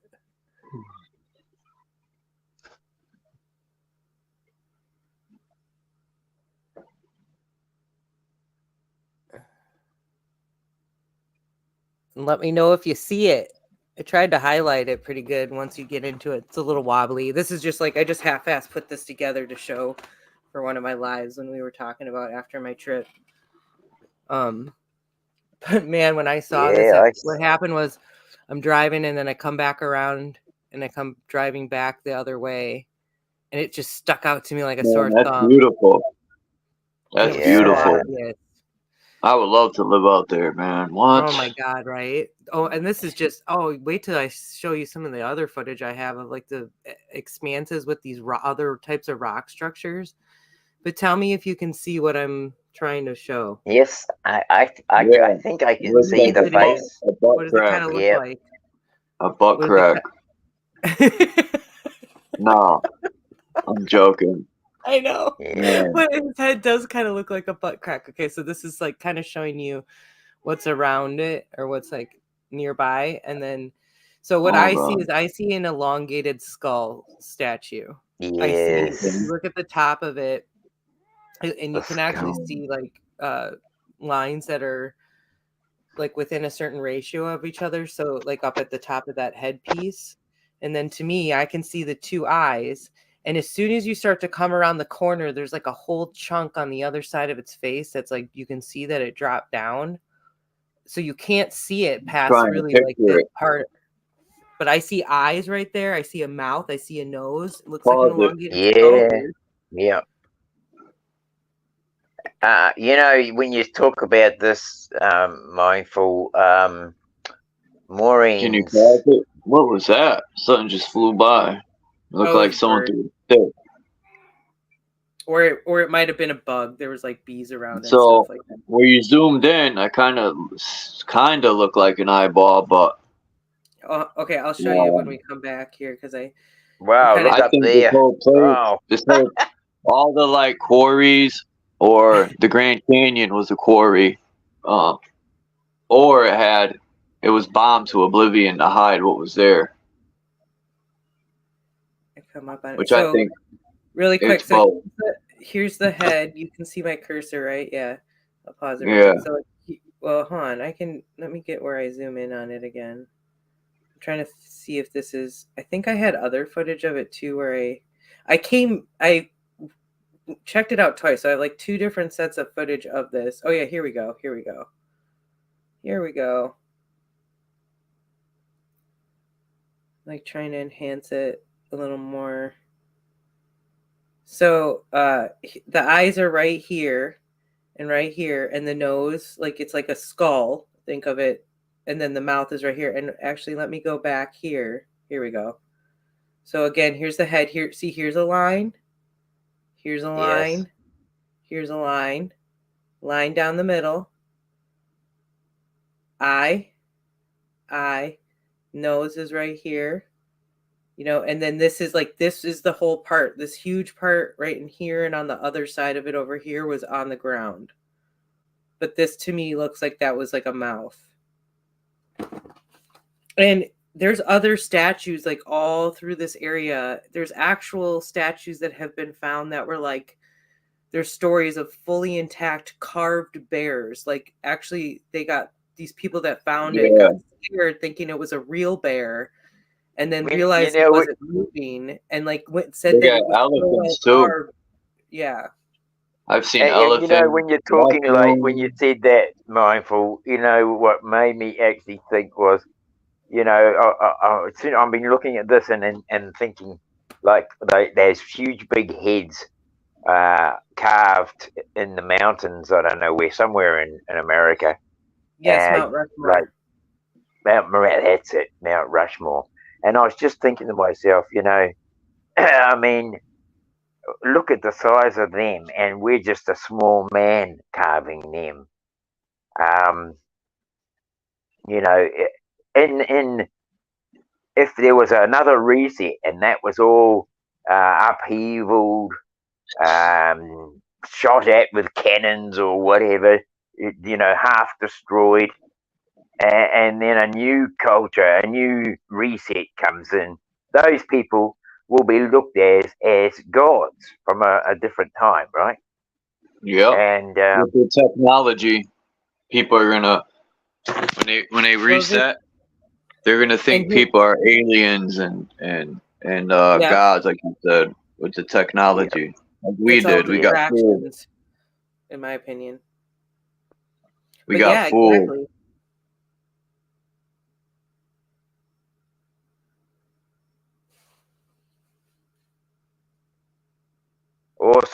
Awesome work there. Great work. Yep. I got this thing too. It's called Turtle Rock. Out here, and it's pretty. I mean, it really looks like a turtle. So as much as they just want to say it's like natural, you know, all these things. This is why my show with Shem that we're doing is kind of and then the explorations when I try to go back to Utah. I shouldn't say try when I go back. We're calling the show Pareidolia Dreams, because it's like, you know, is this all just an illusion? But like, it's worth like looking into, I think. It's worth exploring. Absolutely. I loved how you got your mindful exploration going there when you presented the beginning of it. I thought that was bloody awesome. Yeah. I mean, that's kind of my thing. It's sort of silly, but like I have a thing called mindful wandering, mindful history, mindful limelights. Like it's sort of my little thing with my mindfulness. Yeah. You know, trying to be clever. Yeah, I think it's so cool. I mean, I got that from, you know, yeah, it's awesome. Yeah. I like to be a little cheesy. I don't care. Fair enough. You know, it keeps life exciting, right? Exactly. Yeah. So, this is, I think, something that we've talked about too, with like when they talk about the Grand Canyon and like the names of the mountains in the Grand Canyon being like Mount Montezuma, and the connection again with the Kincaid Caves, with the potential of like ancient Egypt being in the Americas. And, you know, people have talked about that the pyramids in Egypt are a lot more modern than what we've been told. I mean, and this could even play in, like, I'm with you talking about resets and stuff. I'm still considering that we're potentially in a realm that's like the show Lost, where like there's different chunks of this world or realm we're living in that actually like gets reset on its own and time warped. And so like time warps happen that way, and it's different all over. It's not just like the entire world warps at one time. It's like different sections of it, which is like why some people. That's why I believe creation is ongoing, right? Oh yeah. I don't think creation is ever going to end in that way, right? And I think that it's the more we can disassociate ourselves with the premises and the lies and the misinformation, then we can allow our minds to not just settle on something, but to be open to new and ongoing creations, right? I don't want to be closed off. Like I think there's just so much to figure out. Yeah. But this is actually funny because talking about like prophecies that they talk about, that we'll understand our abilities as we start to uncover like the history, as things start to expose themselves, is like how it's worded. Like, you know, certain more or less saying like certain objects are going to like surface as the earth shifts and everything. And as we've had these fires that are exposing all these rock structures, especially like for me here in Oregon. And I'm going to do a little expose, but I lived near this area called Table Mountain. And if you look at this structure from a distance, and this is kind of a more remote area, so I just feel like it's not really being like noticed in that sense, but it definitely looks like it was some sort of structure. It has very distinct sides, and like it has a very like beveled like look to it from a distance. Like it does not look like any of even the scraggly mountain like looks. It's very structured. So anyway, and it's not a very well trafficked area either, which is the other interesting part about it. So well, so much most of these places are parks, aren't they? Parks, national parks and such.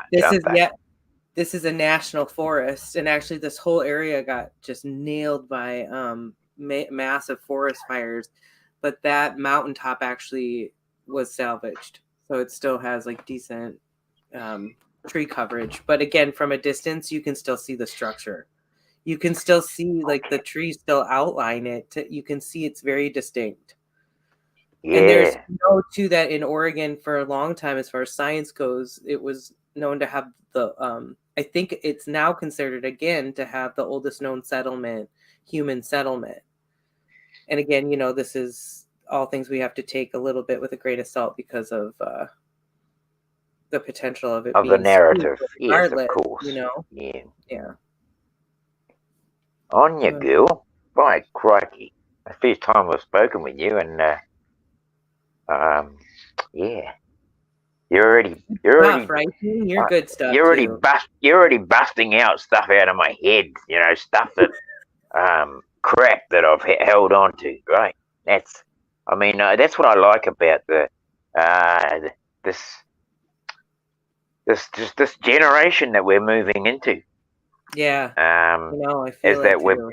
busting out old misinformation and Yes. old premises that are useless to us. They're holding us back, right?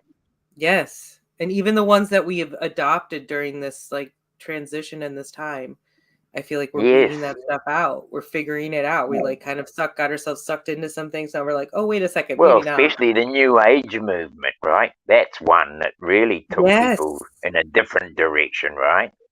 And I mean, everybody wanted to get onto the New Age movement because it was different to being worlded, right? But there was a lot of misleading in that too, and that's where I kind of think to myself now, you can't really use anything as concrete. We have to take the gems out of whatever we find and let the rest go, right? Look at these pictures from Russia. Yeah. Oh, I accidentally found them. I accidentally found these pictures. I think they might be the late 1800s.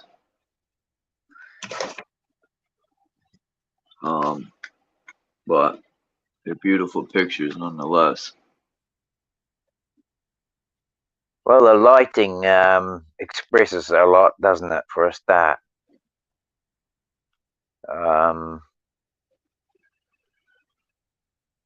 Like even just thinking about it, I mean, you look at the size of those things, and no windows, and no snow. None of these places ever have snow. Show snow. It's just amazing. And that's the thing that always gets into my head is why no snow? I mean, did they not have snow at that time? Probably not. Or it might, to be honest, like if photography comes into play, it's a little like because of the if you're talking about like freezing temperatures, just because I am a photographer, your camera sometimes doesn't work. So that could be it. But at the same time, like, I mean, me, I'm not going to, I'm definitely scrutinizing all of this. I'm just saying that could be potentially why you don't see it with the snow. But also it's well documented. Like we clearly shift. That's a whole other thing too with what we've been taught about, like with the reset and climate change and pole shifts, and the fact that pole shifts actually mimic climate change, like lots of flooding, lots of turbulent, stormy weather because of the electromagnetism, and then you'll notice that actually earthquakes pick up during this time. So it's all, yeah. Yeah, I think the single pole does shift, but I don't believe we have another one in Antarctica, for example.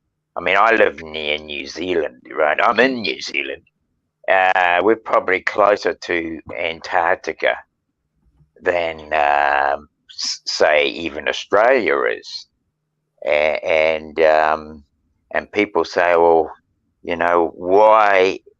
why do we have what is a magnetic field? Well, if the southern pole was magnetic in any way, why is my compass pointing to the middle pole as the North Pole when I'm so close to the south one?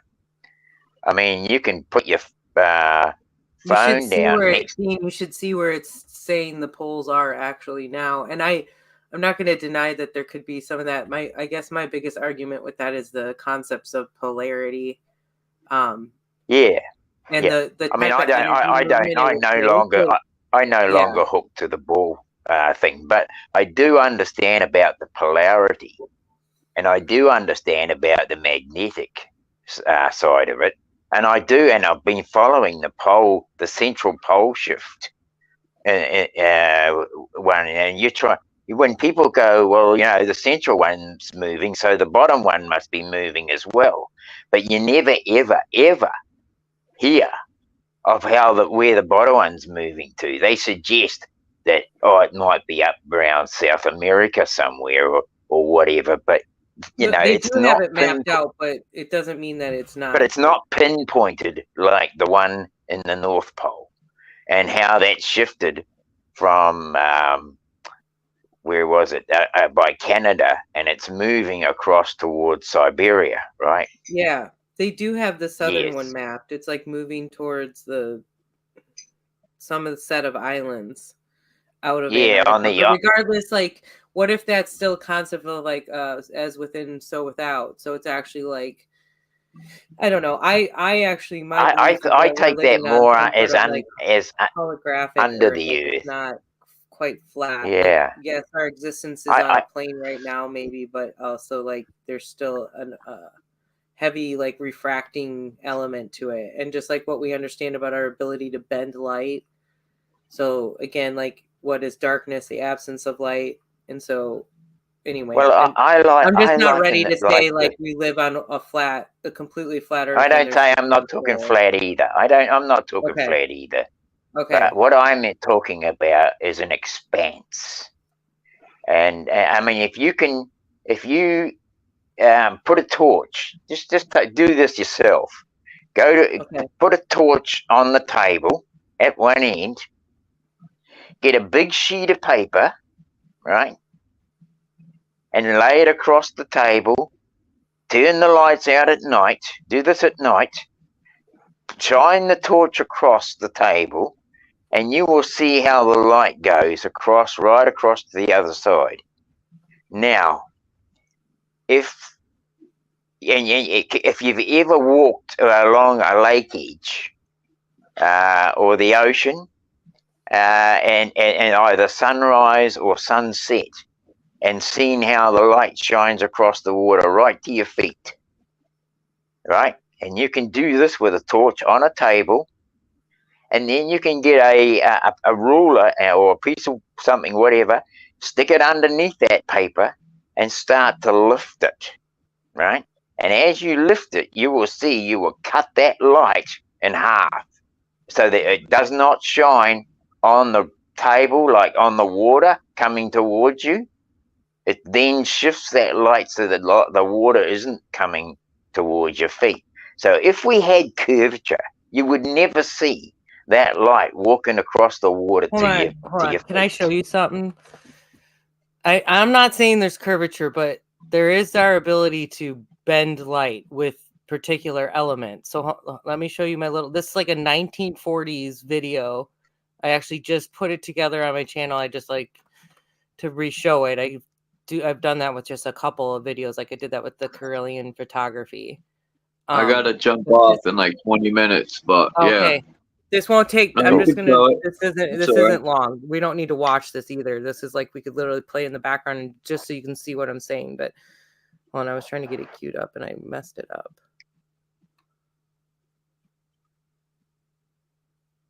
Let's see if it'll let me do it now. Okay, there it is.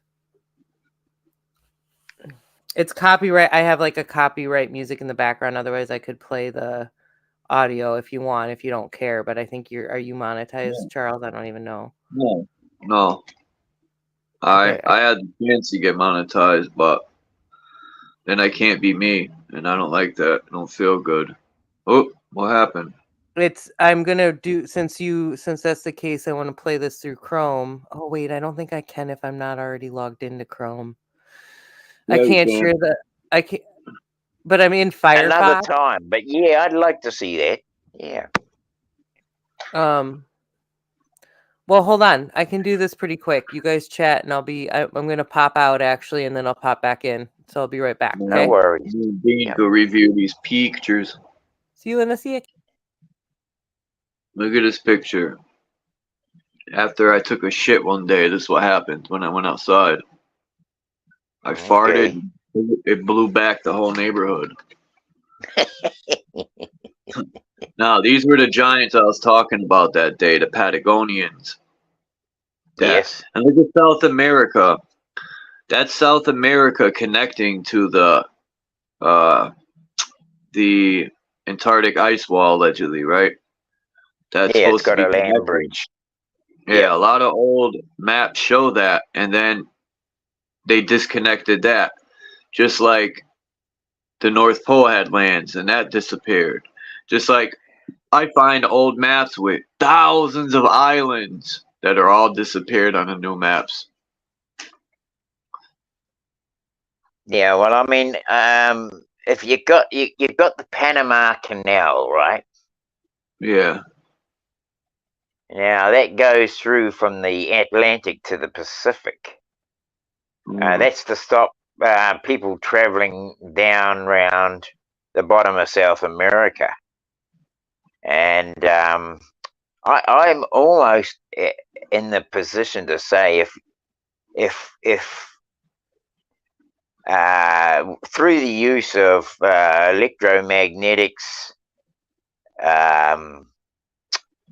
and earthquakes and the ionosphere, these what do they call them, HARP machines, I think they can really shift land more than we really know.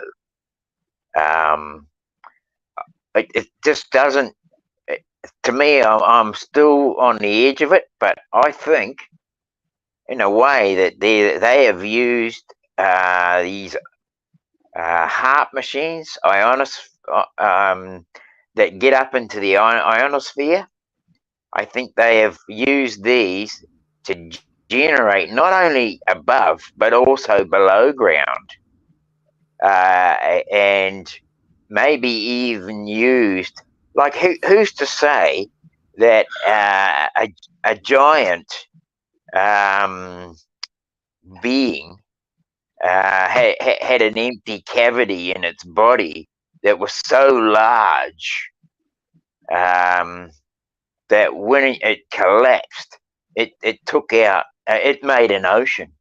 Right? Well, giants built this thing right here. I don't think people our size built it. Look how huge the birds are. But anyway, you're talking about inside a fossilized giant. Yeah, I mean, if a fossilized giant had a big cavity like its chest or something like that, it'd be a cave, like a cave system. There'd be a big cave in there, right? The lungs would be massively huge. I mean, you could fit a whole These country of guys New were Zealand tall. in one. These giants, where did they all go though, Dean? Like, I don't think all the giants are dead. I personally think they moved to outer lands or something because all these, we survived this mud flood and this disaster at our size, and all the taller people died. That don't even make sense. That's backwards, right? No, it don't. I mean, to me, that don't make sense either. Of course, it doesn't, Chuck. And would they want to be genocided to the point that they didn't exist? Surely they escaped as well. If we escaped and was able to hide, so did they. And that's why I don't believe in the ball as such, because I think that the expanse is far greater. I mean, you can't have a body the size of, say, Roger Spur's dragon laying down on the size of New Zealand. It ain't going to work. The bloody thing's monstrous. And so when we look at these Quetzalcoatl, the one in America. Yeah. Yep. I can never say his name right. that dragon alone, imagine the chest cavity of that animal. I mean, if you collapse the chest cavity, you'd make a bloody ocean the size of bloody the Mediterranean, right? So that's what I say, that these land bridges may well have been different parts of bodies that they collapsed. It's just my words. We don't have to take it as factual. It's just something I'm toying with in my head. That's the beauty. Who knows, right? I love it.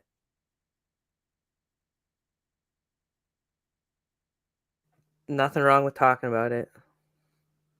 Absolutely. I feel like, we're only exploring at this stage. Do you guys want me to play the whole thing at 7 minutes or just this end part? Yeah, play the whole thing. Okay. Yep. Let's do it. We can take a nice little break. Smoke them if you got them. Let's do it. Smoke them if you got them.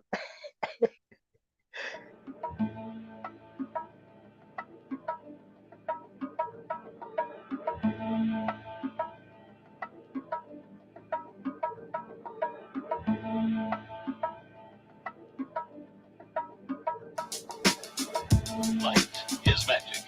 There is magic in the way it is created, in the way it travels, the way it behaves. And beyond the magic of light itself, there is the magic of science, finding new and amazing uses for light, the life giver. Sunlight is a mixture of several different kinds of light. Most familiar is the visible light, the kind of light we see and see by. Then, as modern sun worshippers know, sunshine contains an invisible form of light called ultraviolet. Ultraviolet light produces tan skins and those healthy little things called vitamins. Science has learned how to produce this invisible form of light artificially. And now, without leaving our homes, we can turn winter into summer. The scientific ultraviolet light generator is arranged to remove all of the visible light and project a strong beam of invisible, like magic light. One of the most amazing things about ultraviolet light is its ability to help us see things which by ordinary light are impossible to see. The radiations of pure ultraviolet light produce a strange effect called fluorescence. Fluorescence is a glow, such as is found in the figures of an illuminated clock dial. Many different chemicals respond to the radiations of ultraviolet light. Different chemicals seem to respond with a different glow. This fluorescent effect makes it possible to read many secret or hidden messages. The ink with which the hidden message is written seems to glow under the magic rays.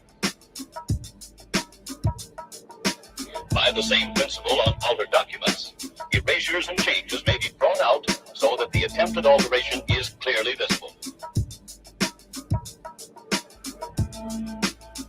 Mixed in with the visible sunlight and the ultraviolet light is another magic light that our eyes cannot see, but which we can feel as heat. These invisible rays of heat, which form so large a part of sunshine, have been given the name infrared light. Infrared light has no visual effect on our eyes, so in order to see its results, we must use a camera containing a special film which is sensitive only to infrared light. To furnish invisible light for the infrared camera, we will use these big electric units which produce no visible light at all. And now, for the first time on the motion picture screen, we're going to see a picture made entirely by infrared light in a dark room. There go the lights. And here is the picture taken by the infrared camera. And remember, to the eye, this girl is in total darkness. Infrared light is very penetrating in its effect. With it, for example, we can even take the young lady's picture while she's hiding behind a screen coated with rubber.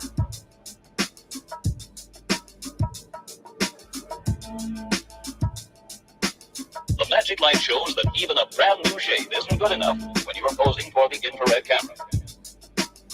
It digs right down and finds the whiskers that haven't even sprouted yet. Previews a shave 3 days in advance. Visible white light has also been put under control by science. A remarkable new device splits light into separate narrow rays so that the path of a beam can easily be followed. Notice that the light spreads out from its source in all directions. We can see how a mirror reflects light.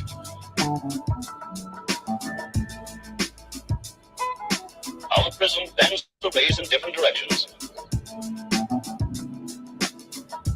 And how light can even be bent around corners in tubes and pipes.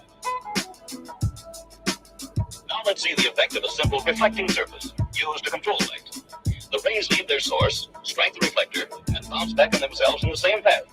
Then if we place a lens like this in the path of the light, the rays are bent inward. Now let's try another type of lens, similar to the lens used in automobile headlights. Instead of bringing the rays together at a point, this lens bends them so they go out in parallel lines. In the motor car headlight, the new system of light control makes use of the type of reflecting surface called a parabolic reflector. No matter at what angle the light rays strike the reflector, they are bounced back in an even parallel path. conceptual mechanics of this new headlamp are somewhat similar to previous two-beam lamps. When we are driving in the country, light from the central filament is used, and an intense beam of light is reflected straight ahead and far down the road. I like that beat. When we switch to the passing beam, another filament only a few thousandths of an inch away is lighted, and the beam is now aimed down and to the right of the road. A more accurate lens has been designed to direct light farther ahead in the driving beam, and more light on the right side of the road for the passing beam. Then the whole unit has been sealed airtight, so that air and moisture, tarnish and rust cannot cut down its efficiency.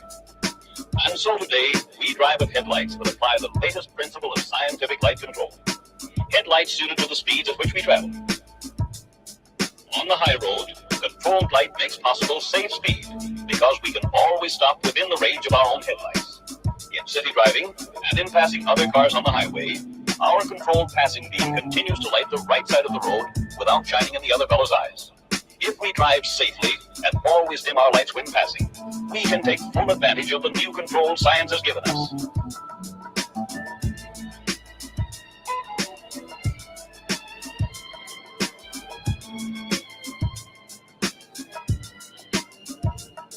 And in the laboratories of today, science is working on the light of tomorrow, seeking still more numerous ways of using it to make life for all of us better and safer.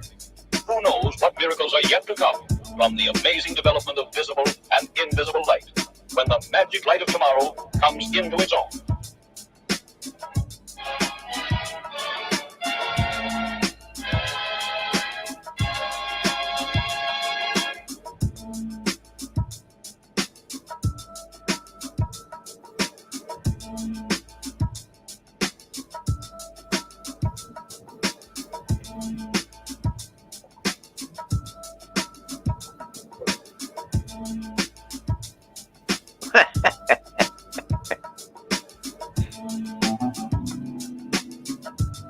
Looks like a UFO. I'm in the middle of nowhere when I found this. Middle of effing nowhere. I pull over. I'm like, what is that? It's so cool.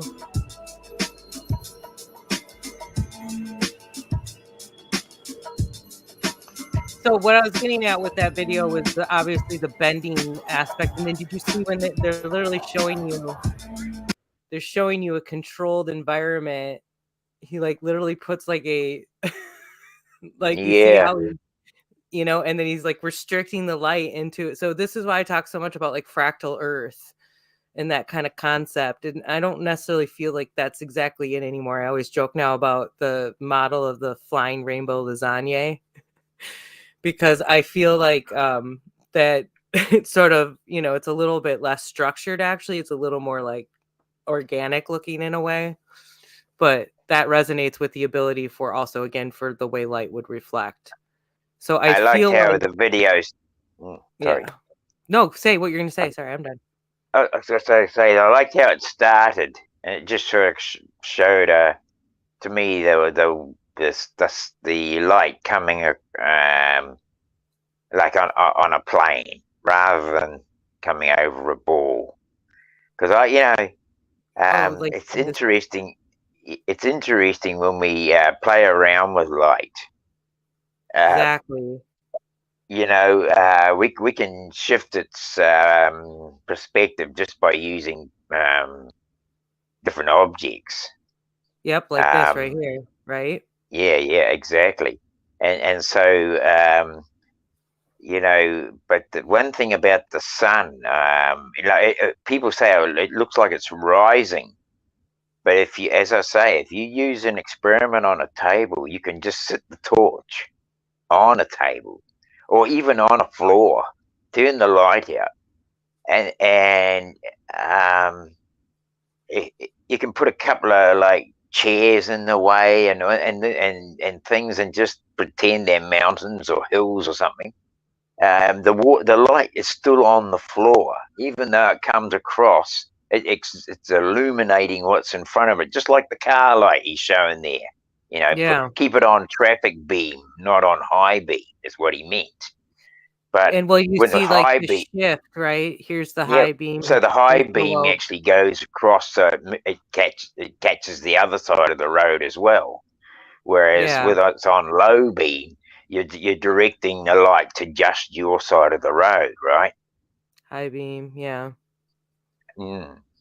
So it's not like, I mean, when you're coming up to a hill, you can Changing see a car angles coming again, at right? nighttime. You can see him coming at nighttime because his lights, he might be on a flat, but you are seeing his light coming over the hill, even though that hill might be just a bump between you and him. We see the light coming over because the shape of the hill directs it as such. But it's the object that directs it in front of the light. It's not the light itself that's got the angle. It's whatever's in front of that light that's shifting the angle. Yes. Right? Yeah. Yes. Exactly. Yeah. Very interesting. By the way, Charles, that beat is from it's an old school hip hop song, People Under the Stairs. That's why Joe said that. It's the song's called Acid Raindrops. It's definitely worth a listen. But that was the instrumental version of it. And it should show up in your live because it was copyrighted from this video. It tagged it. So it should show up. But it's a good song. Yeah, I like old hip hop beats. Oh yeah, I know. That's like I've noticed that with our community. Some of these people. Thank you, Joe. Oh, is that the link that you put in? He did. He posted the link to the video. If you guys look up in the chat. Yeah. Sorry, I noticed that about you, that you would play some hip hop stuff, Charles, like we talked about, and so that was like some of it. I mostly try to play my stuff in the beginning though now. Yeah, I've been writing a lot. That's good. And trying That's to awesome. bring my creativity out. That's awesome. That's what I'm talking about doing with Shem for our documentaries is making our own music for it, because obviously moving forward we're not going to be able, unless I have permission. Hear me out too. One of the things I want to encourage everybody, especially if you're trying to make your own content and you want to use certain videos and you want to create something a little bit more like put together so that it potentially, is something that if you could get copyrights for, could put, That's what I'm money wondering somewhere, about. right? Thank you Wait, very what? much for bringing this up. Wait, say that again. I said, thank you very much for bringing this up, because Maureen's bought me a laptop, which hasn't arrived yet, but I'm kind of freaking out about this copyright thing, and how the hell am I ever going to know what to do? Well, you got lots of people to help you, and then you can think about, you got Charles Music. You can, like, that's something I need to look into. I collected the link, but I haven't checked it out yet. You but could like play your my band music. labs, yeah, because I could use your stuff and promote you. People want to play my music. Go ahead. But hear me I love out. the introduction. I love your introduction, Chuck, and just the words in it and everything. It's so clever. I love it. Yeah. Thank you. What were you gonna say? All I was gonna say was, like, don't be afraid to reach out to people. I did that recently, and I got like a very quick, very like warming response. Like I was asking to use footage out of their and they have like a decent following. They have like a 250,000 following, and I was asking to use their footage from this very like remote location, and like something that he was given permission to go to, that like I wouldn't necessarily be able to go out there. This is like in the middle of nowhere, British Columbia too, anyway, but I wouldn't necessarily be able to go out there and get my own footage of. Like he got special permission. And so I asked him if I could use his footage in my documentary, and his response was, oh, maybe consider this episode, the footage from this episode. So he's like giving me full permission to use his stuff. And all I said was like, I'm not copywriting, or I'm not monetized, and I'm not, seeking to get money from this. I'm just trying to do this, for education or whatever. And his response was just like super cool. So just not be afraid to reach out to even some of these bigger people, because then kind of humbles them, I think, too. And then we all kind of, I don't know, can maybe work it out. I'm just kidding. I don't know. I love what your last video there. It just shows how even what they call it crepuscular rays work. Yeah, crepuscular rays. Yes. Yeah. Yes. Yeah. It's interesting. Real interesting. Oh, beautiful. Great. I mean, you bring in these little videos. People are finding this stuff, and people have done lots of experiments with light. So It's good to, it's and cool. I'm all about making these correlations and just like, because I think it helps us get a good perspective of what's actually going on. But at the same time, I'm open to it. I mean, it's not one of the things. Bex is in the chat, and she I love some of the things that she challenges or brings up too, because it's like takes you a step back. And there's other like Cage and people and all of you guys. There's so much that I've taken from all of you, and Dom too. And one of my favorite things Dom always says is, "How does it serve?" Like that is How such a does great it way to just bring serve? you back, Yeah. right? Like just Yeah. take a step back and ground yourself. Love Yeah. it, guys. I mean, when your mind's confused, and mine's been bloody confused of late so much because I hear one thing or I see another thing, and then I try and fit them together, and it some of it just will not fit, right? And so then you got to say to yourself, well, what kind of explanation am I going to find to fit that? And you got to let your mind marinate on it, even sleep on it, so to speak. But Marinate. yeah, You said marinate. marinate. Yeah, let marinate. Thank you, Chuck. I mean, it's just like I mean, I get confused. I do too. But I'm not stopping. I'm not giving up. And it's too bloody interesting. It's too bloody interesting. And why believe something when it only might take a couple of bloody moments of someone else's communication to change your whole perspective yet again. So yeah. When I first used to hear Dom, I get so confused, and it was just me. It's nothing to do with anyone else. It's only my own perspective and lack of, what is it? They call it, Max Vision does it, remote viewing. Lack of remote viewing, because that's all it is. How much can we remote view in our own minds, right? And or manifest, right? That's what I always am saying. Exactly. Yes. There you I'm go. like, Max, yeah. what about the manifesting? But we've talked about it, and so that's something that would be fun as a group manifestation project, right? Yeah. Well, it is a manifestation, isn't it? I mean, because when you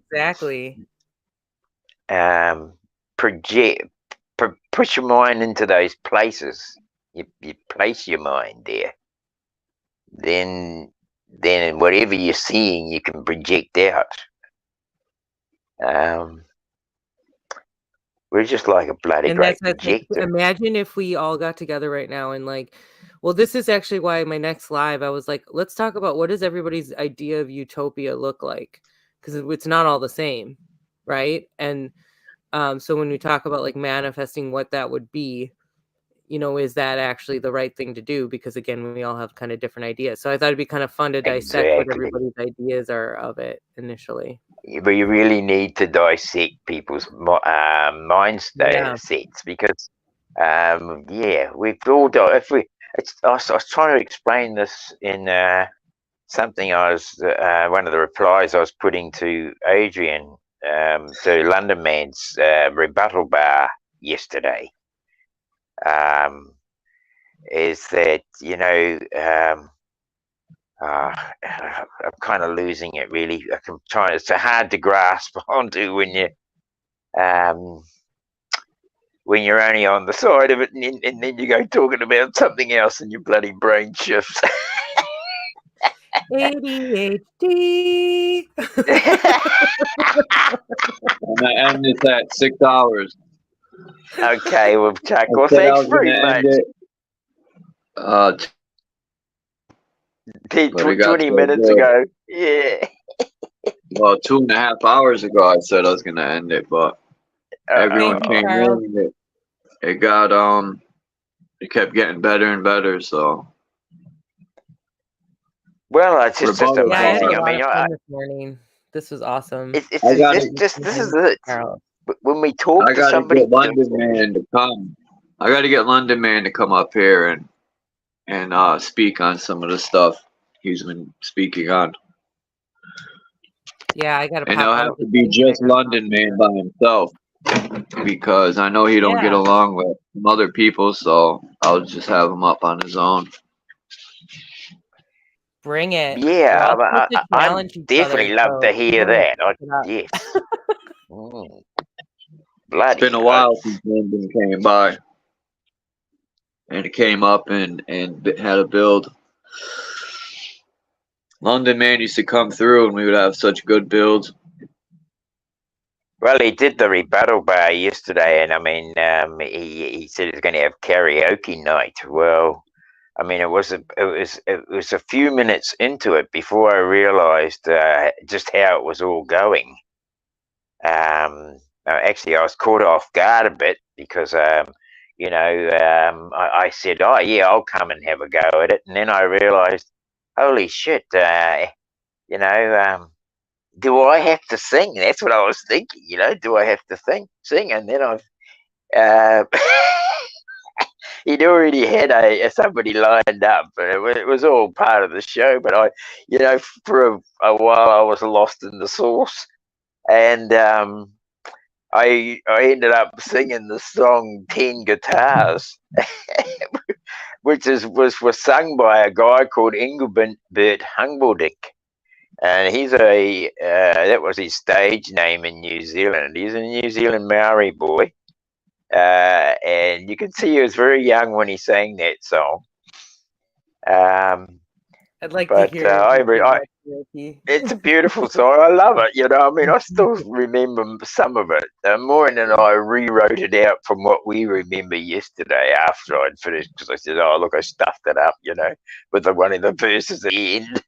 But yeah, it's just go and have a listen. It's quite cool. I mean, I don't know. Like my mates used to say to me when I was a kid, because it was like one of my escapes from my family because of the shit, and like it was just an escape route, and I would sing, and like I'd sing songs. We'd be at a party, and if the bloody batteries had run out on the bloody cassette player that we were dragging around with us, right? Because we didn't have a power source out by the beach somewhere. I'd just sing songs out of memory, and I was a bit of the DJ sort of thing at a party years ago, in my days. Yeah. All interesting fun. I'm gonna apologize. But, I got a little distracted because apparently there's 2 people in the chat.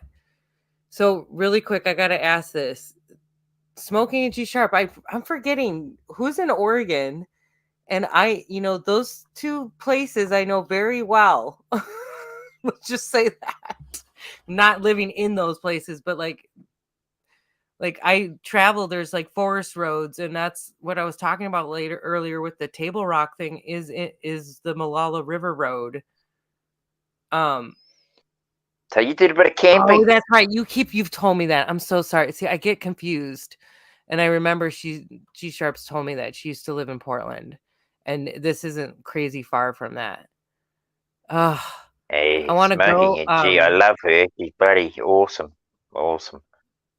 Oh, that's cool. Okay, sorry. It's just, it's like one of those things like when you realize how some of us are so close to each other or have like had those connections. So Yeah, well, I mean, you've done a lot of obviously camping and tramping expeditions in your life, yes, and that's I'm a cool. big outdoors person. I'm a photographer, and so I've gone out and done a lot like before I started doing video stuff. Now I'm trying to do a little bit more of that. But I'm just like that's like my second home. And I'm like making a thing now where I want to try to, even in the winter, like make it set up my day. So I spend like an entire day outside. And I mean, cause I'll go hiking. So usually, I end up doing something like that, but yeah. So anyway, Good on you, Rose. Yeah. Sarah, sorry, Sarah. Good on you, because I'm an outdoors person. I'd rather be outdoors than indoors. yeah. But And like, think about your yeah, house having that implemented where you kind of have an outdoor indoor feel to where you live, but you still have the little comforts that you need, but you just have that. I think all of us would just feel more at peace. And this has actually been done in studies where they did this in hospitals, and they took windows and had fake scenery. And they did a study where like half the people had brick walls and the other half had nature, and who healed faster. You can imagine, right? of course. Yeah. Right. I mean, I still do it today when I'm uptight, when I'm distraught. Yep. Like to the Yep. point where I feel like I just want to burst out. I just go out and grab a big tree somewhere, go and find a tree, and then hug it, and I even do it. talk to it like my best friend, Well, call me a hippie. I don't effing care. Freaking hug trees, and I do it on every hike. Awesome. Look at this thing, Welcome. man. I've never Nice seen to meet this you, before. fellow tree hugger. I'm part Sasquatch. It comes with the nature. Oh, I love Sasquatch. I just want to. Have you seen the guy in Australia? He's got a whole show on the Sasquatch. It's called the Big Les Show. I have not seen that. I have not seen that. Oh, you gotta see it. You gotta. It's all cartoon. I'm gonna go to this. There's a Sasquatch museum here in Oregon, and the only ever Sasquatch trap. They literally tried to make like a giant trap for him. And so I'm gonna go film both of those at some point and do a little video. Oh wow, that is interesting. Holy! Because when you were talking about like the dreams of Sasquatch and cloaking all I've had dreams of Sasquatch. And well, that's the thing, is that this guy he's in Australia, and he's got this this whole thing about Sassy the Sasquatch, and even like Sassy the Sasquatch and this other guy Donnie, I think they went to sleep and the end of the world took place, and like the whole thing crashed, and then snow came, and and then something else arrived, and then they were back into reality again and started up again. It's just like a whole reset. Just cool, yeah. Anyway, you got to find it. I'll see if I can share it to Chuck, and then he might be able to bring it up on the show. Not yet. Hold on, let me show the movie so people can go watch it. No, what was it called? Anyway. People won't watch it, but Pulse, is it? No, not that one. I forgot the name. Not the creator movie I've watched. We watched 9 together. Bird Box, is it? Or Bird Cage, I'm not sure. I don't have a lot of time, Chuck, but yeah, just flick me the bloody link again. I'm not sure if we got the same. I'm running the same link, and I'd love to. I'll put this thing up about Sassy the Sasquatch in your thing, and maybe you can share it to Sarah and other people, and they might be able to have a look at it. But it's I think I've shared it in my channel on YouTube. I'll go and do a redo one. It's quite cool.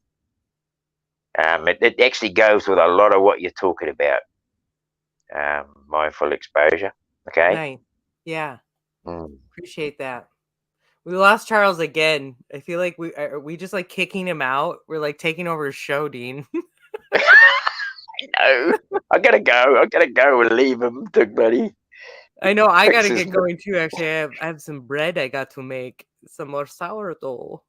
Oh, good So on I got you. that skill We set gotta. to bring to the table too, guys. All right. Oh, crikey! Well, I need to come to your live so we can talk because Yes, that mine would be makes great. bread too. Mm. Oh yeah, I actually the other thing I want to do is I'm getting ready because I love kombucha, man. I drink so much of it, and I like weird ones like carrot and turmeric. Oh, yummy yum. So I'm going to make my own Turmeric finally. and carrot. I like turmeric and I like carrot, so that sounds good. I'd like to learn about that one because we're growing our own carrots in the garden now. Oh, great. Okay. So we're gonna make and I want to learn how to make my SCOBY from scratch, like the sourdough starter. We made it from wild organic apple skins. So like the SCOBY for the Okay. kombucha, I want to figure out how to make from the original source. And then I'll show you guys the process. And I already know how to, like, I've done some, like me and my ex used to make brew our own beer. So I kind of have, some, and we did I've only cider. just got a So, kit like, I the have other some day knowledge too. I'm over going to start again. I'm going to start brewing beer again. Yeah, I haven't done it for years. When we live in my community, I love beer, and I'm going to have moderation, but we're definitely going to have some brewing of our own beer while we're out there. Called Simulant. The movie Simulant. Okay. But yeah, I gotta jump off. And okay. Yeah, we're okay. Yeah. Much love to you guys. Thank you very much. I'm just so excited already. Awesome. I know. Let's go, guys. All right, let's catch up soon, and we got plenty of action. I got your email, and so let's do this. I'm going to have to get up a little bit earlier to catch you. I can see that. Yeah.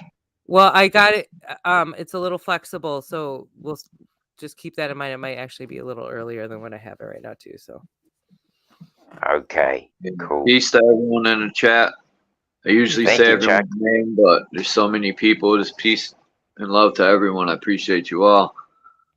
And thank you, Dean and Mindful. Boy and Joe. Crystal came up. Joe King. Thank you all. Marcel. Well, yeah, this is a good build. Take care.